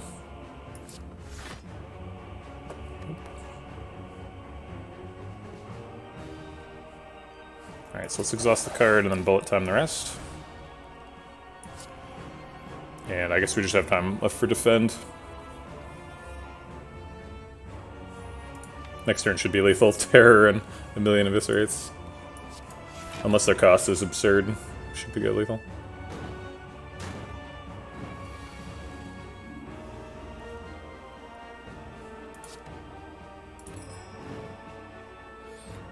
So Terror, and we can afford 4 Eviscerates, each one hitting for 13 times 3 is 39, yeah.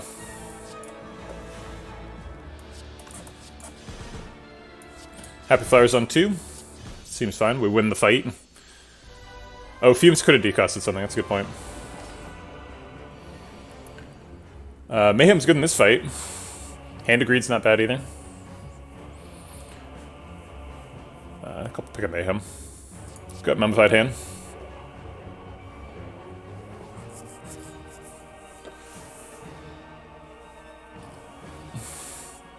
Double Mayhem across the sky.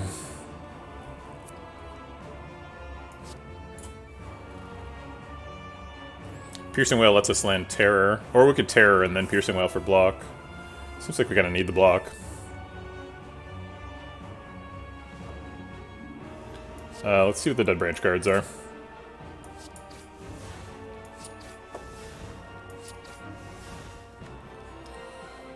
Not useful. Yeah, I think I'll use it for the block.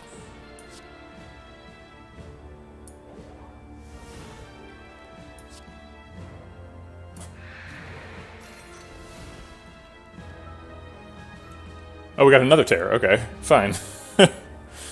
Is it always Doni first? It almost always is. The only situation where you would do Deca first is if, like... when would you do Deca first? So, like, Donu scales their damage, and Deca scales their block. If you're, like, a really slow, hardcore defensive scaling deck, like, if you basically have infinite defensive scaling, you go for Deca first, because... and that's also presupposed that that you can get totally locked out by the Metallicize. Because if they scale Metallicize, you can fall behind and lose, right? So that's basically the only situation, is when you're in danger of that. Footwork hits Mayhem, sweet. Hits Terror, also sweet. The dazes generally don't matter, but because you can't really fall behind on them. But it can theoretically matter, I guess. Deflect blocks out. I think it's just Doppelganger here.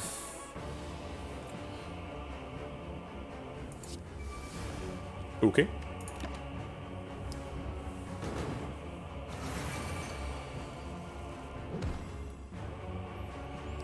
Sweet. It's pretty useful. Neutralize.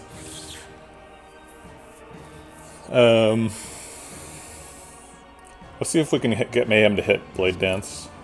No.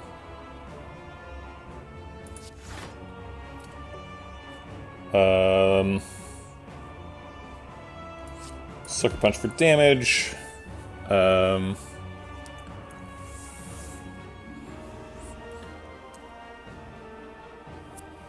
Do we try and get block from Dead Branch and Shivs, or do we just malaise? If we malaise, he still takes the buffer, right?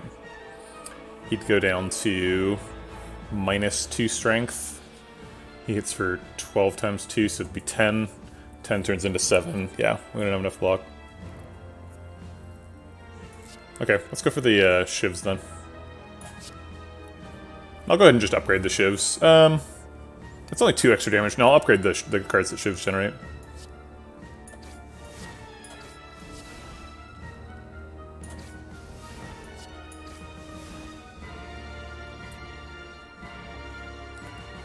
Storm Seal Plus cost is 0, is that right? Oh no, it's upgraded Shivs. No, you're fine. Actually, yeah, so normally you don't do top left because it blocks Defect orbs, but I guess I'm not playing Defect at all this month, so maybe I will do it top left. And I'll just move the chat over to the right. It's kind of awkward place for chat, though. Because now you guys are over cards and stuff. I could just do chat, like, below my camera. But chat's currently too tall for that, but I... Oh no. There we go. Oh, no, I don't want that. I will just put you over the bosses and you can deal. I don't want it overturned too, though. Okay. Leg sweep malaise. Yeah, leg sweep does block out here, huh? Yeah, below cam worked, but if people chat really fast, it would go off the screen.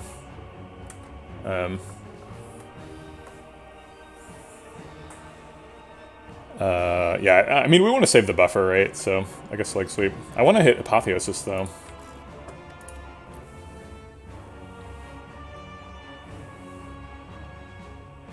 What if we Apotheosis and then Storm of Steel and just hope that zero-cost cards block? It's pretty unlikely, right? There are cards, but not a lot of them.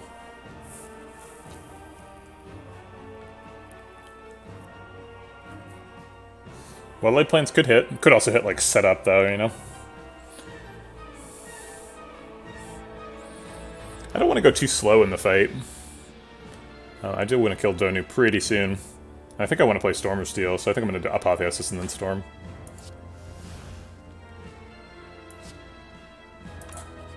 Yeah.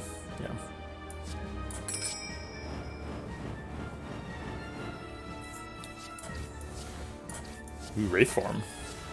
2 Wraith Forms. We actually did get the block, too.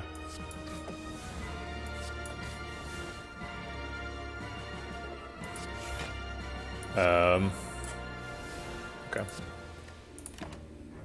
Kind of sad to lose the buffer to 1 damage, but we're so close to killing Donu. We have to take it. Okay. Dash blocks out. Seems good. Die-to-die dash.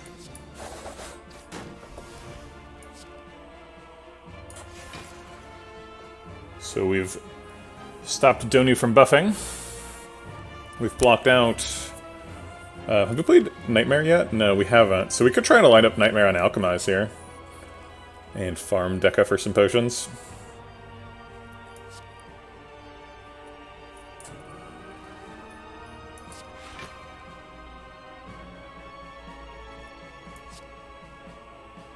I think I like that plan.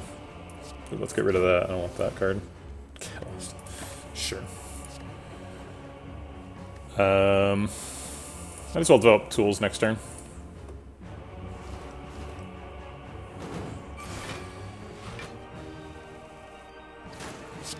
Ah! That's a lot of shivs. Let's Nightmare the Alchemize. And play it. Okay, so what else do we care about doing in for this a turn? I guess we just bullet time, play all the powers, hold 2 defense.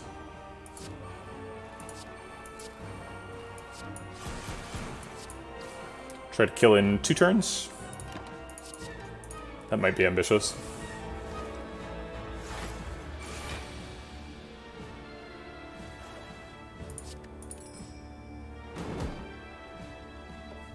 Need to block for 30. Looks like we can do that pretty easily. It actually takes all the energy, huh?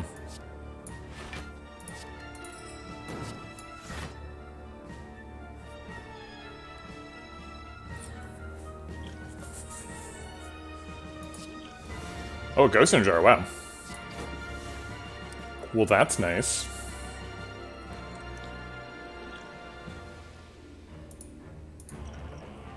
Adrenaline, sweet.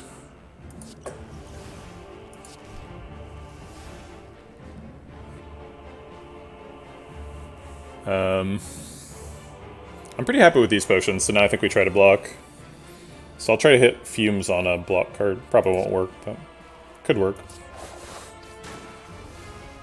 Oh! Oh.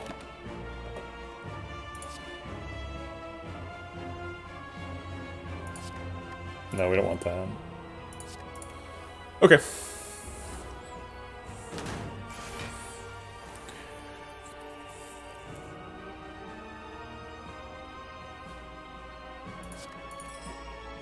Yeah, I apparently kept the wrong defense. Oops. Why did that 1,000 cuts show up? Did I, like, draw a card? What? Oh, we generated a card while our hand was full. It was a Dead Branch card.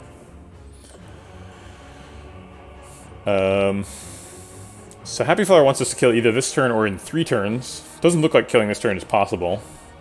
Although, I guess if Catalyst generates a Catalyst, we can do it. Or if Blade Dance generates a Catalyst, maybe it is possible.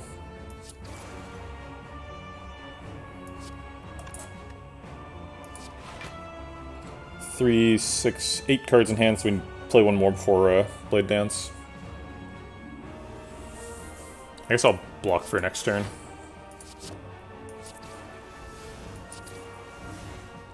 We did generate another Catalyst. But we don't have the energy now.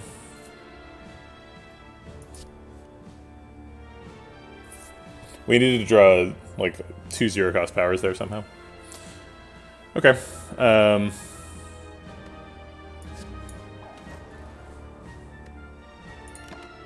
I'll hold a Catalyst for guaranteed lethal in a couple of turns and defend. Because he's back to attacking next turn. I guess we already have guaranteed lethal in a couple of turns. Wraith Form can hold on to us while we get there.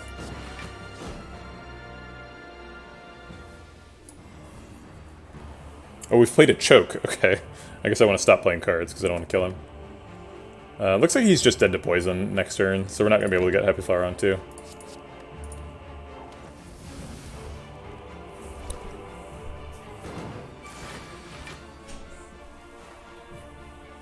Okay.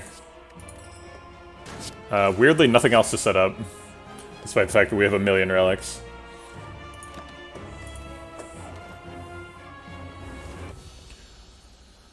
Well, Donideka was pretty easy. Time Lord was a bit of a challenge, but we got better potions than we started out with, so pretty happy with that.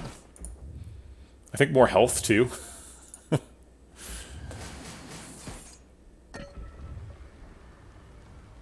It's mostly because of Pantograph, but, you know.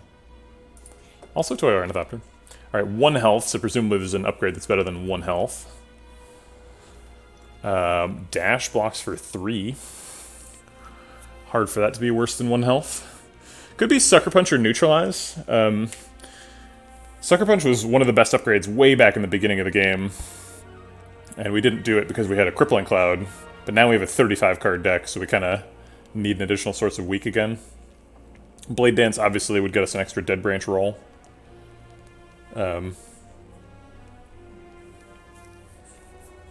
I think Sucker Punch is the upgrade. I mean, yeah, so Blade Dance, because of Dead Branch, is a better, like, it's a better actual upgrade. But we have Apotheosis, so we don't care about upgrades that happen after Apotheosis. We only care about things that we have to play before Apotheosis. So if we get, like, a Sucker Punch on turn 1, and we need to get weak against the Heart, then...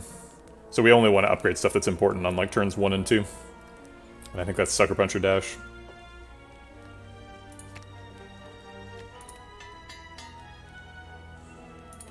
Yeah, it's true. Mirror. Burst plus? Whoa.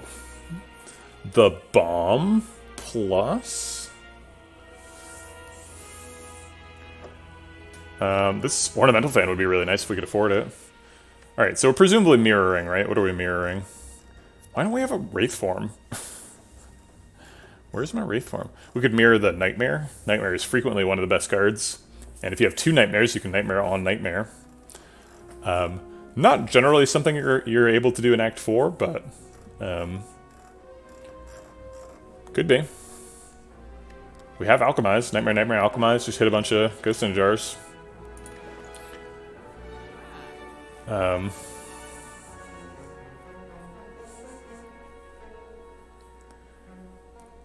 We actually can't afford Mirror card remove, but we can afford Burst card remove, which is awkward.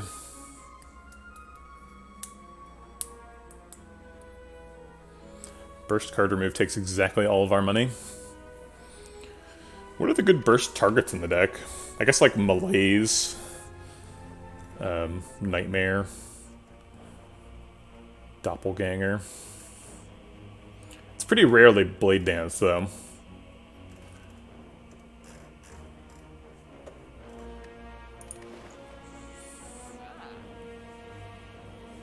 I think it's probably Burst card remove.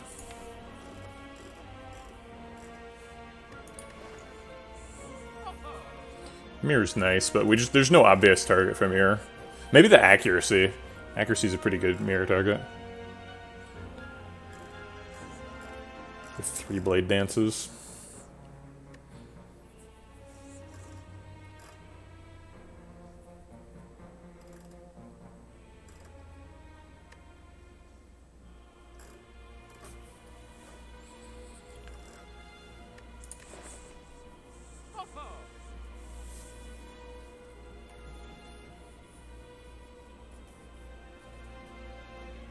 Yeah, I'm gonna do Burst card remove. I just think getting the card remove is really important. The 2 gold doesn't seem like it would ever matter, but it matters right now.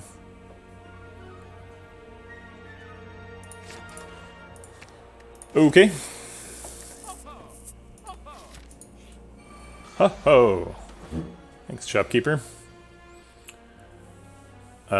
Secret Technique lets us get a turn 1 Apotheosis. Seems fine.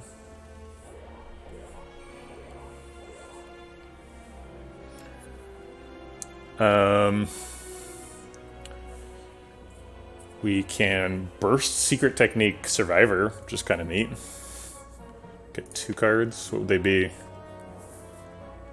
Terror and Malaise, maybe?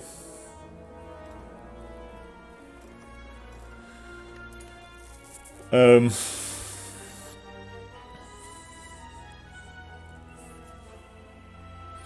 the Burst Survivor blocks for 18. We need a block for at least 21. Oh, thank you, Miranda. I mean, I don't know why I'm thanking you. It's a weird reaction. Do you think Oppo? Yeah, Oppo Terror makes sense.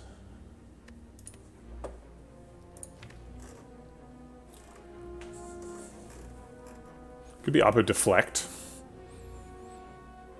And then double Deflect. Or still double Survivor probably, but...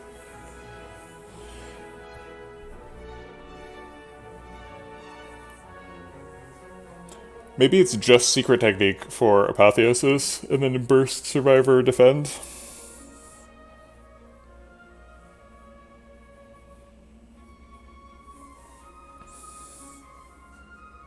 Hold on for just a second, I'll be right back.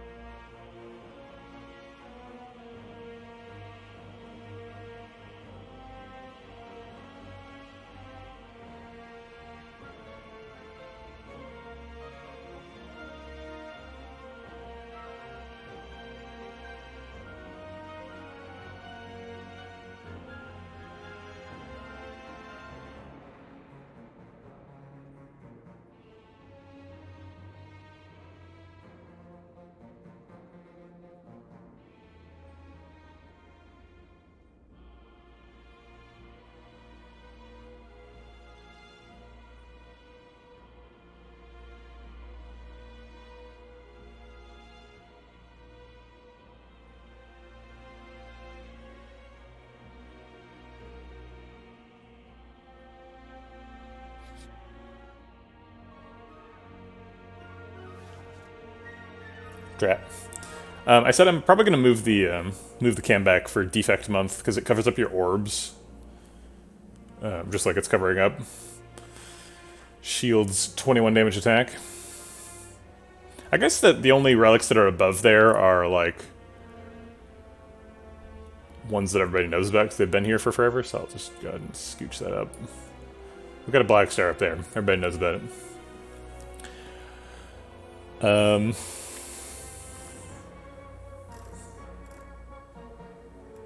Yeah, I think I'm just gonna go get Apotheosis with this, and then I'll burst 2 block cards in hand because I need to block for 33. So.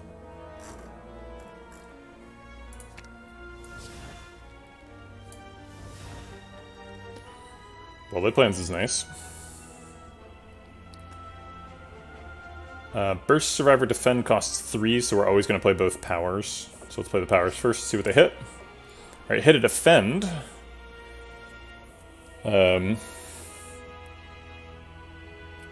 So maybe we end up skewering for 3. Yeah, we hit 2 Defends, so we can block for 36 with Burst double Defend. We don't have to play Survivor anymore.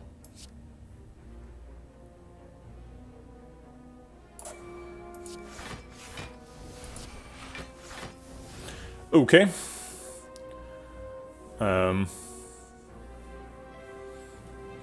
And which target for the skewer? Probably doesn't matter too much.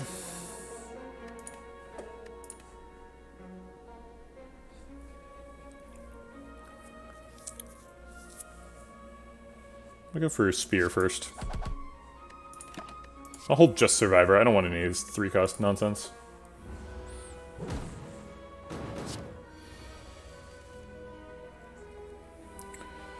Okay. We can Survivor away a burn. That's nice. Unfortunately, our defense cost 2 and 3, respectively. Let's go and play this Dagger Spray. I'm pretty sure Survivor on a burn is always happening. So let's do that first, and then Blade Dance. And see if we can find some better stuff. I don't think we're interested in Venom.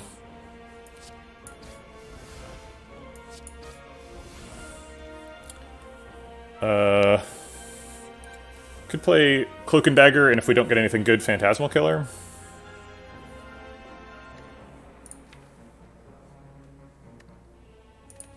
Could also use our Liquid Memories here. To, what, Survivor again? Survivor the other burn. Survivor blocked for 12? Why would it block for 12? Oh, it's upgraded. Yeah. So Survivor block for 12, so we get blocked for 24 with that. Plus no burn. Plus a 7, so we'd block for 31. So then we would block the first 3 and buffer the last one. That seems fine. Uses a liquid memories, but we're going to get more potion, at least one more potion in the fight, because it alchemizes.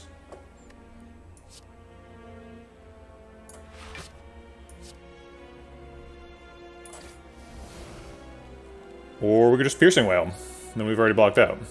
So then hits for 4 times 4, which is 16, which we've already blocked. Great. Save the potion. What do we want to hold on to? Phantasmal Killer well-laid plans? Seems reasonable. I don't really know why we would need a third well-laid plans. But it can decost something.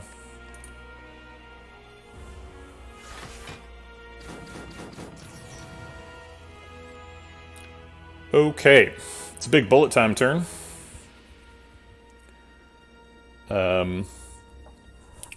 Unfortunately... Oh, I guess we could just play Footwork after bullet time, duh. Alright, so let's play well-laid plans first. Ideally, we would be able to... We would have decosted one of the Blade Dances, and then we could draw a bunch of cards. But we decosted the Footwork, which still counts because it's the power. So this is actually guaranteed to hit either Phantasmal Killer or one of the Blade Dances, which is kind of neat. Or the Bullet Time. I don't know why I didn't consider that. Obviously, that can get hit. Okay, so we want to turn around before the end of the turn. Do we want to turn around now? No, I think we want to turn around with our final attack. Actually, do we want to turn around? If we turn around, he's hitting for 38. We only care about turning around if we can actually block for 38. Otherwise, we actually want to face forward. And then we just take 12.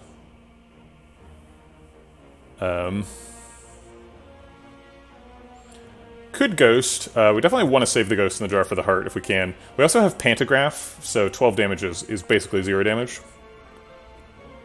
As long as we're still winning the fight. Soon. Alright, so I think we just stay facing forward. Unless something extreme happens.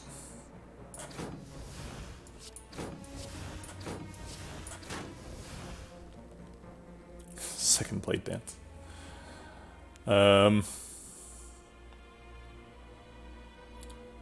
Okay, I think it's time to bullet time.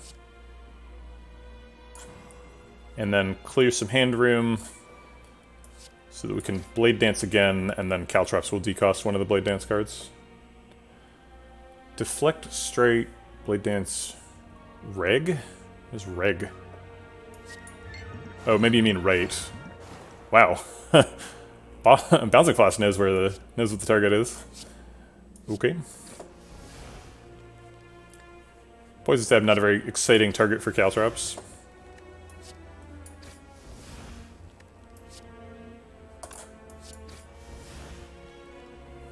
Piercing Wail again.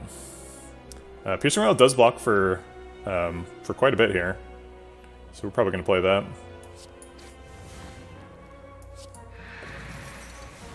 So now we take 0. Yeah, this Pocket Watch is just watching us just completely annihilate it. Stop playing cards, don't you understand? The shield or spear first question is very complicated. Okay, so he's dead.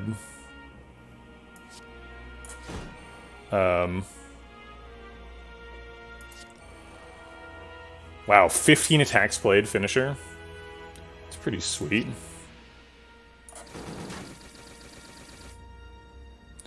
Okay. So sometimes you're playing a really fast deck, and if you're playing a really fast deck, sometimes you can assassinate Spire Shield before he has a chance to block.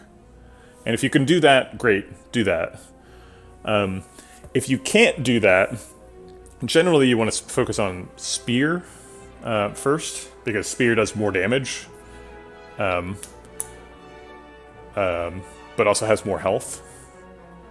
And then potentially, if it's gonna be an extremely long fight, if you're like trying to do like a Nightmare Wraithform Infinite or something in the fight, something really silly, then you want to go for shield first, because shield debuffs you over time.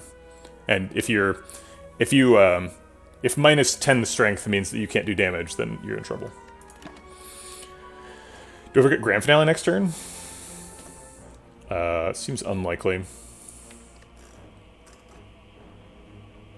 Doesn't even seem like there's a lot of attacks next turn. I think I'll just keep nothing.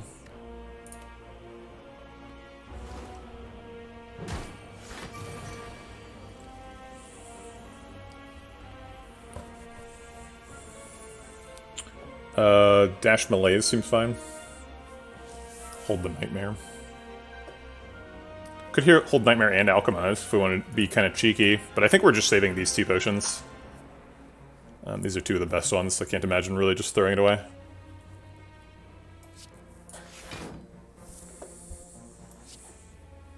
Could get Terror down here.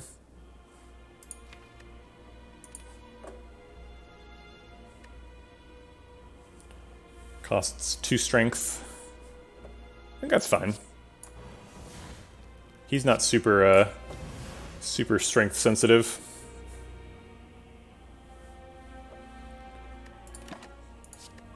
And keep a Nightmare Catalyst. Crippling Cloud, Nightmare Catalyst, sure.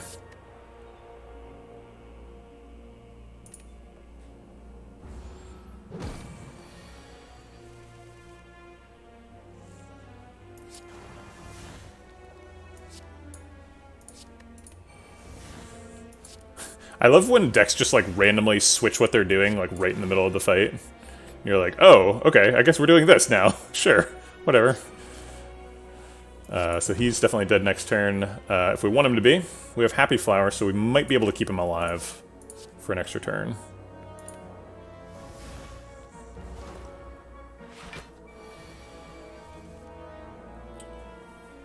We would need to block for quite a bit.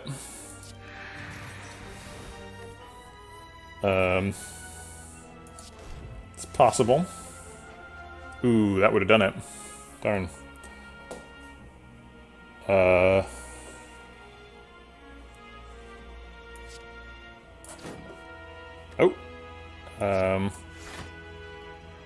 I mean, the damage is free, right? Because we have Pantograph. Yeah. So I can take some damage here, sure. Keep that double catalyst just in case. Yeah, take 2 damage. Fine. Okay, you have fun with that poison. Okay. Ha! We finally procced Pocket Watch. Very nice. Floor 55 Strike Dummy and Bottled Flame. Wonderful. A truly amazing endgame set of relics there. Could pick a dodge and roll. I think we're planning on having footwork. Dodge and roll says plus on it. I think I will. We already have an Alchemize. Although having 2 like could give us a second Ghost in a Jar in the fight. Helps us line up Nightmare Alchemize if that's what we're trying to do.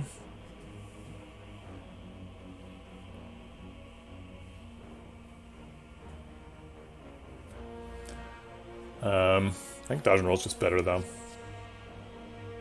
Alchemize says exhaust though. It says exhaust and heals for 5. It's tough to beat. Alright, Strike Dummy is always happening, which gives us the little button of glory. Bottled Flame? Get a guaranteed dash on turn 1? I don't really even want dash on 1. Yeah, I think we just skip Bottled Flame. We have other cards we're looking for.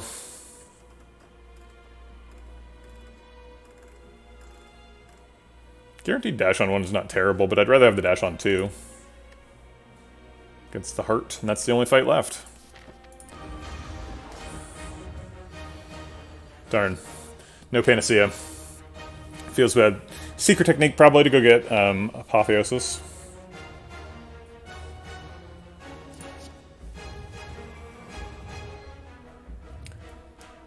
I hate Fossilized Helix against the Heart. Fossilized Helix is so awkward. Like, do I defend here? Defend is just terrible.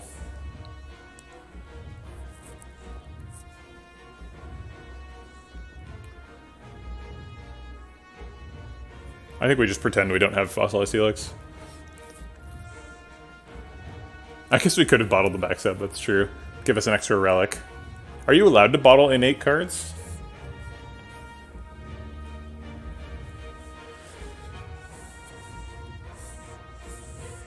I know that you can have a bottled innate card if you bottle a non-innate card and then upgrade it. I've done that. I don't think I've ever tried to bottle an innate card. We want to play Neutralize this turn and Terror, which means we don't have enough energy for Defend. So we just Secret Technique for Apotheosis, Neutralize Terror, and just, oh well, buffer. What can you do? Are strikes even good with Strike Dummy? No. I mean, not in Act 4. I mean, I'll probably play this one. Does 13 damage. He's got 800 health. Like, 13 is just nothing. I guess it'll do a little bit more once it gets upgraded. Alright. Sorry, Fossilized Helix. You did your work, but your time is over. Ooh, Storm of Steel. Now we're talking. Oh, we got a cheaper Terror. So we actually can play the Storm of Steel. Sweet.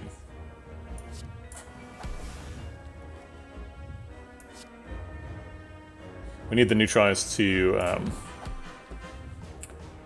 weaken next turn. And, or I guess, weaken the whole first cycle. Do we play Storm of Steel? It's kind of scary. We lose 1 health per card to the beat, basically. But we do a bunch of damage, too. But we also just, like, draw a bunch of cards with 0 energy, right? We just spin Dead Branch a bunch and then do nothing. We don't have any accuracy, so it's not... I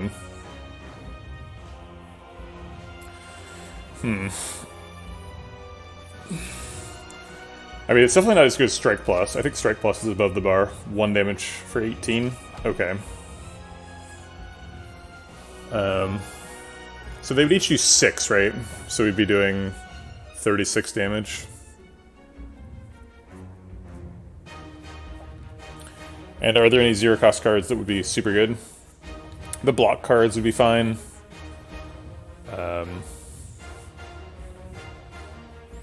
There's probably something super busted. There's like Adrenaline.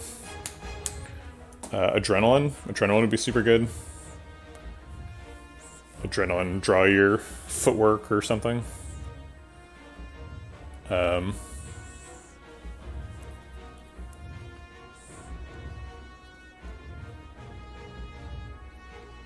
guess there's Shiv pluses too, huh? So they actually hit for 9. So we do 54 damage for 7 health. Yeah, we do still lose HP. The beat hits for 2 because of Ascension. I don't know. Is it 19? I think it's 19. So Tungsten Rod reduces that to 1, but we still lose 1.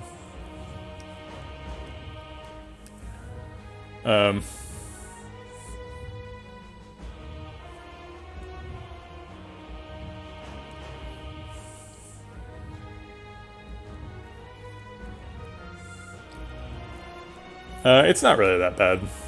It's okay. Yeah, I guess there's some good zero-cost cards, so I'll roll it. Oh, I forgot the Tincture damage. 18 extra damage there.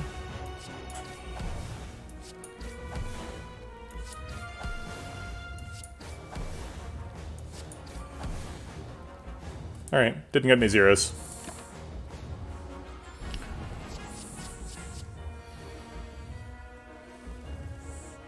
Alright, that weak is paying off. There's our accuracy.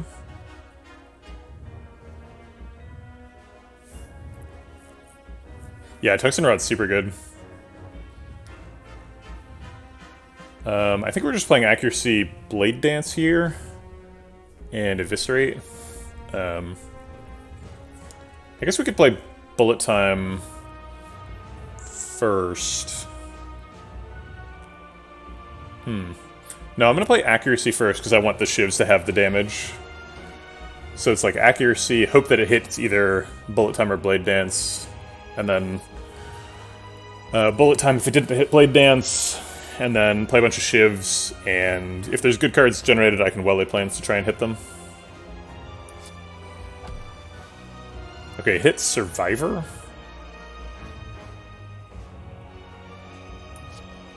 So now I can Survivor the Strike.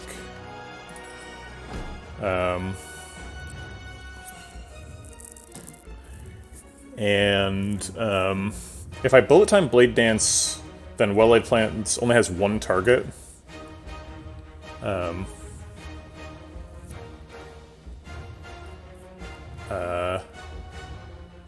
This Tungsten Rod is sweet too. We take 0 damage from the heart this turn. I think I Bullet Time first, just in case the first Shiv card is really good. It is. Okay. Yeah, I'm willing to decost that.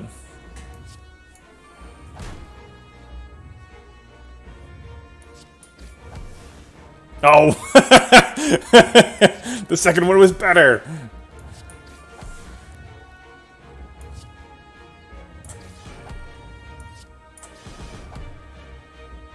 Okay.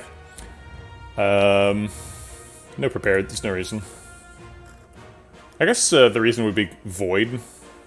Any of the statuses are good to get rid of.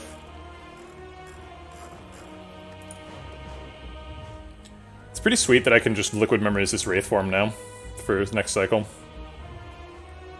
That's true, Prepared does do 3 damage.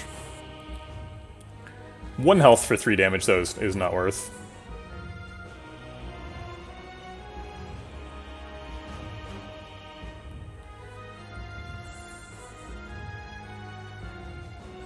Your favorite combo is the Relic that gives you the free artifact and the relic from the Jax event. Yeah, actually the interaction there depends on in which order you acquired the relics.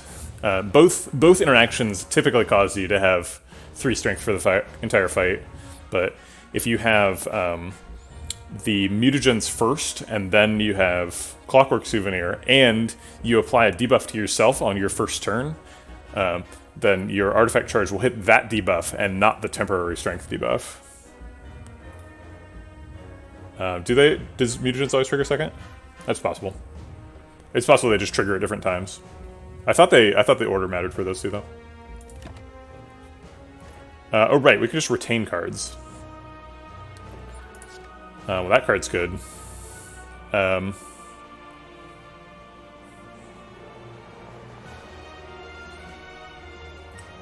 I mean, they're both at the start of your first turn. Oh.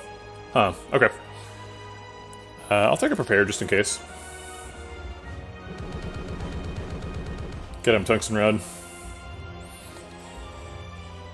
Tungsten Rod flashing like a madman.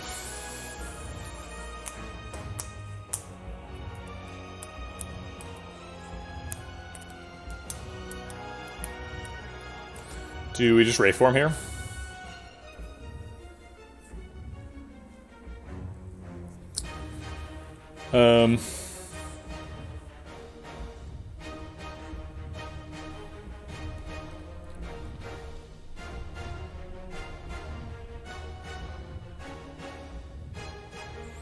I guess we can just Ghost in a Jar this turn and then Wraith form the whole next phase.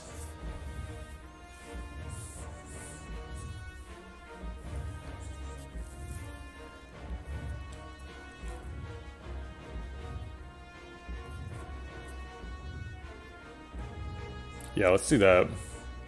Or maybe Ghost in Wraith form the third phase, if we get that far.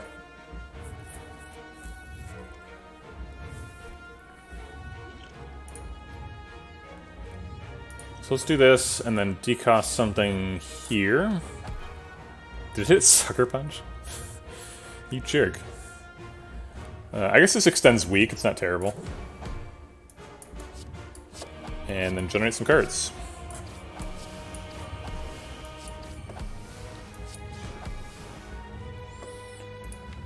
Do we want to draw a card? Void is good to draw right now. I think we want to save the malaise for after. Let's see. Does he purge debuffs? He cleanses strength down, which would be the malaise. So we don't really want to give him -1 strength. All right, sweet. We got burn. I guess for the same reason we want to do prepared, right?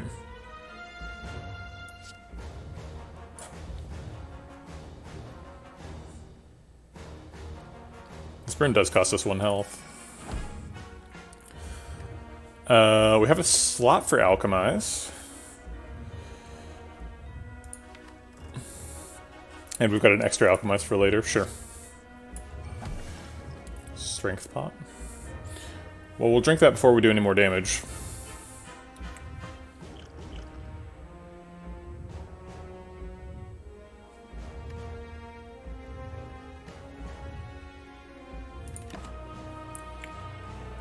Do we hold the Wraith form for safety, or do we let it go to get it back with either Liquid Memories or re-randomize the cost when we draw it next time?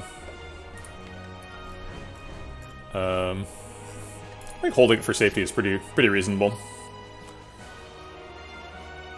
Let's hold Footwork too. I want to get that played. Malaise can come back later.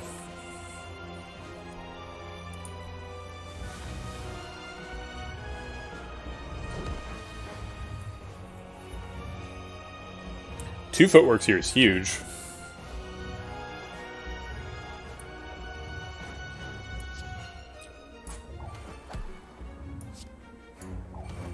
Caltrops is nice too. We should have enough block for this turn. Oops, crap. Supposed to drink Strength Pot. Probably doesn't matter the exact timing. Okay, so we have 2 Caltrops in hand.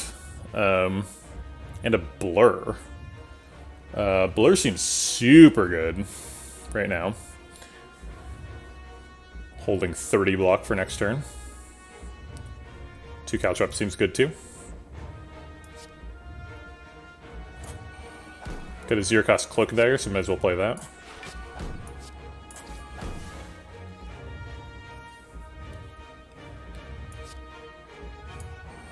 Zero-cost Slime? Sure, why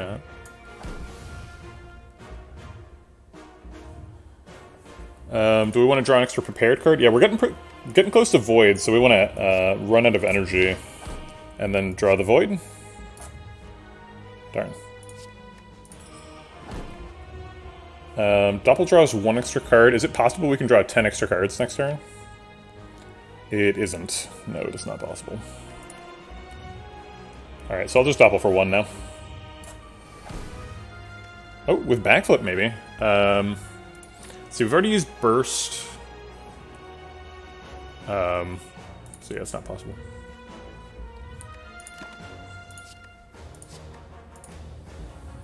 Okay. Come at me, you silly heart. Mayhem's free. Tools trade also free. Not a good Alchemize to Nightmare. We could Nightmare the Mayhem.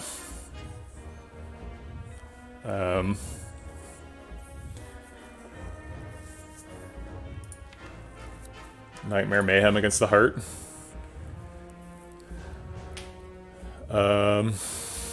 It seems fine. I don't see a problem.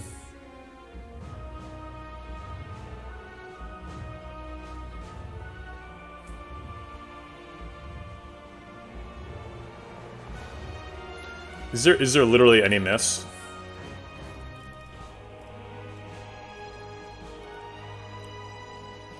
Yeah, it's only overdrawing Shivs, and this is definitely the last shuffle, right? So I don't think we care.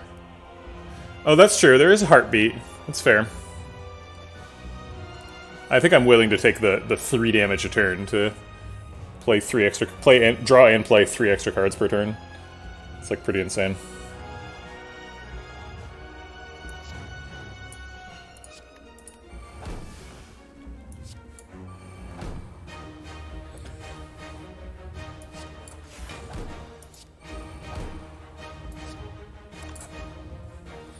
Could Alchemize instead of Cloak and Dagger. They both exhaust one card.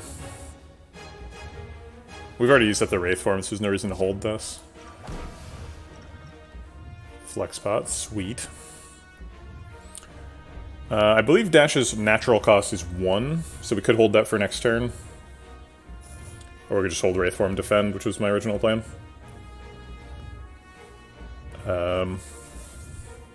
He's below 400, so if we damage cap twice, we don't need to do any more damage this turn.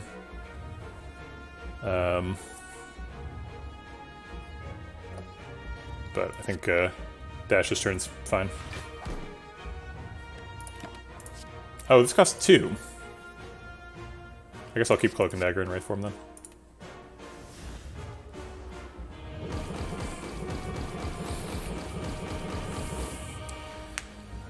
Okay. Many Mayhems later. Is it time for Wraith form? We could discard the Wraith form and then play it for 0.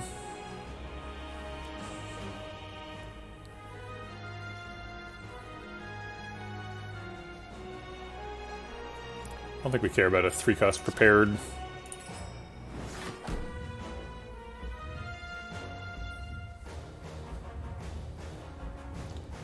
We're going to be able to play it for 0 anyway, because we have 3 0-cost Mayhems. Or not.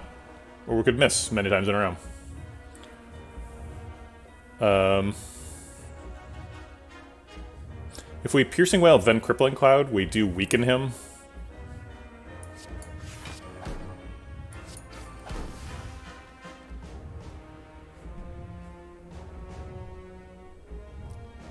Trying to avoid using the Wraith form if we don't need to.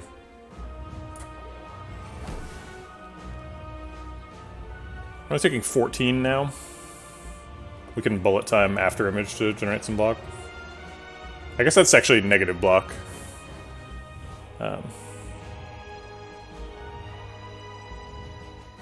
Yeah, we can take 14. I'll develop an after image.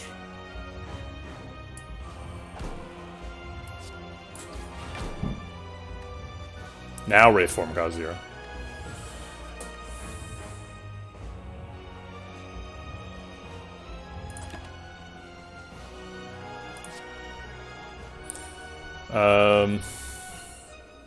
Bullet time or Tactician, both are positive energy things.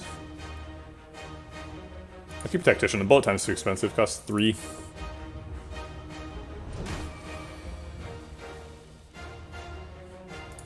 that. Oh wait, Tactician's better, right?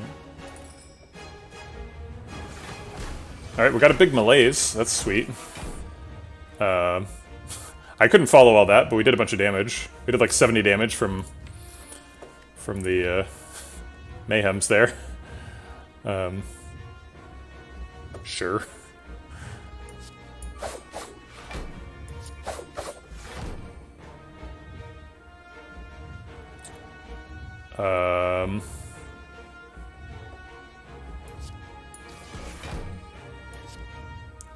I don't think it matters what we do at this point. I think we have won.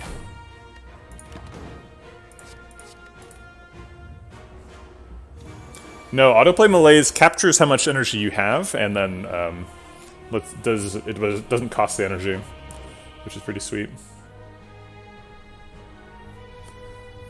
I don't think I need a 3-cost expertise for many reasons. Oh, we've played bullet time. Okay.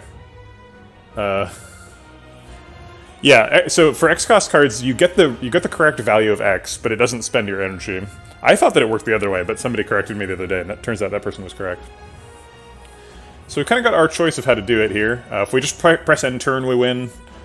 But I feel like we should do something more stylish here. We've got a flex pot. We should definitely drink that. Oh, we should kill him with a shiv, right? That's the right thing to do. This does 60. That's too much.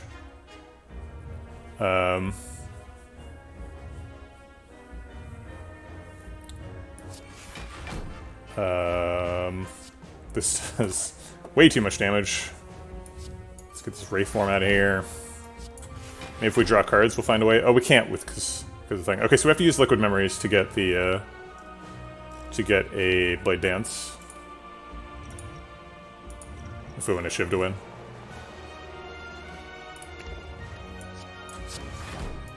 All right, thanks, Shivs. It was a fun ride. We relinquished the giving up the liquid memories at the top of the Spire. Look at all those buffs, man. Jeez. This is one of those Minty Spire changes where it makes it go onto another line instead of just going way over here. Yeah, that was fun. Ended up being a Dead Branch deck, which is fine with me.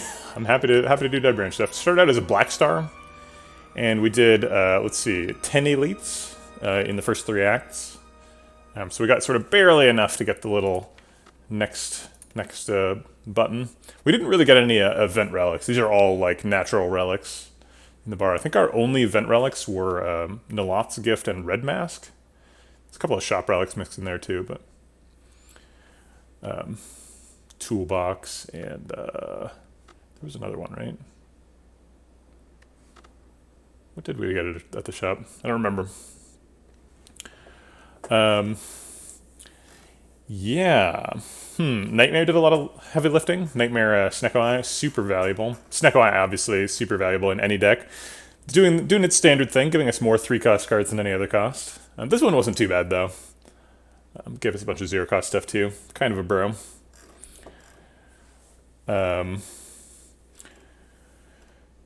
Yeah, what else to say about this? 2 early Blade Dances is always super key. I had an early accuracy too, so it felt pretty strong in Act 2. Malaise, super good in Act 2. We got that Naloth's Gift pretty early in Act 2 as well. We mostly got just a bunch of relics in Act 1.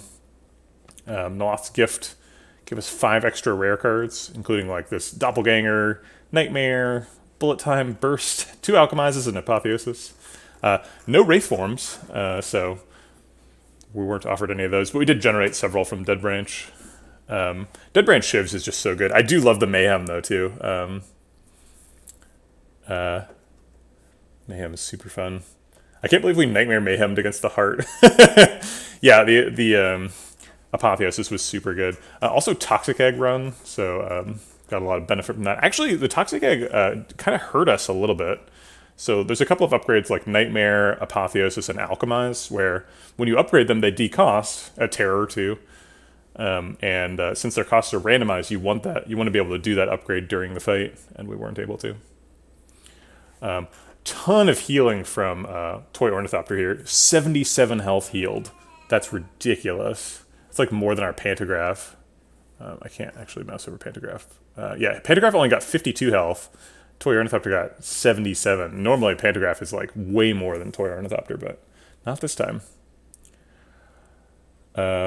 Picked up a paper crane right at the end. Paper crane's obviously super good. Ended up with like 20 footwork sometimes, just because we like Nightmare to footwork. Probably should have taken the second Nightmare that was offered. Oh, I guess it wasn't really offered, right? We were gonna mirror into it, and then we wouldn't have had the card remove. A lot of basics still in the deck. We only managed to remove 2 strikes. We basically never went to any stores because we were just like going for maximum elites all the time because of the Black Star. Pretty aggressive deck. Killed a lot of people on turn 1 with Bag of Marbles, and we never really pulled off the like Act 2 Dagger Spray kills a Slaver on turn 1 sort of thing. Terror did a lot of work. Pretty weird one. I like it.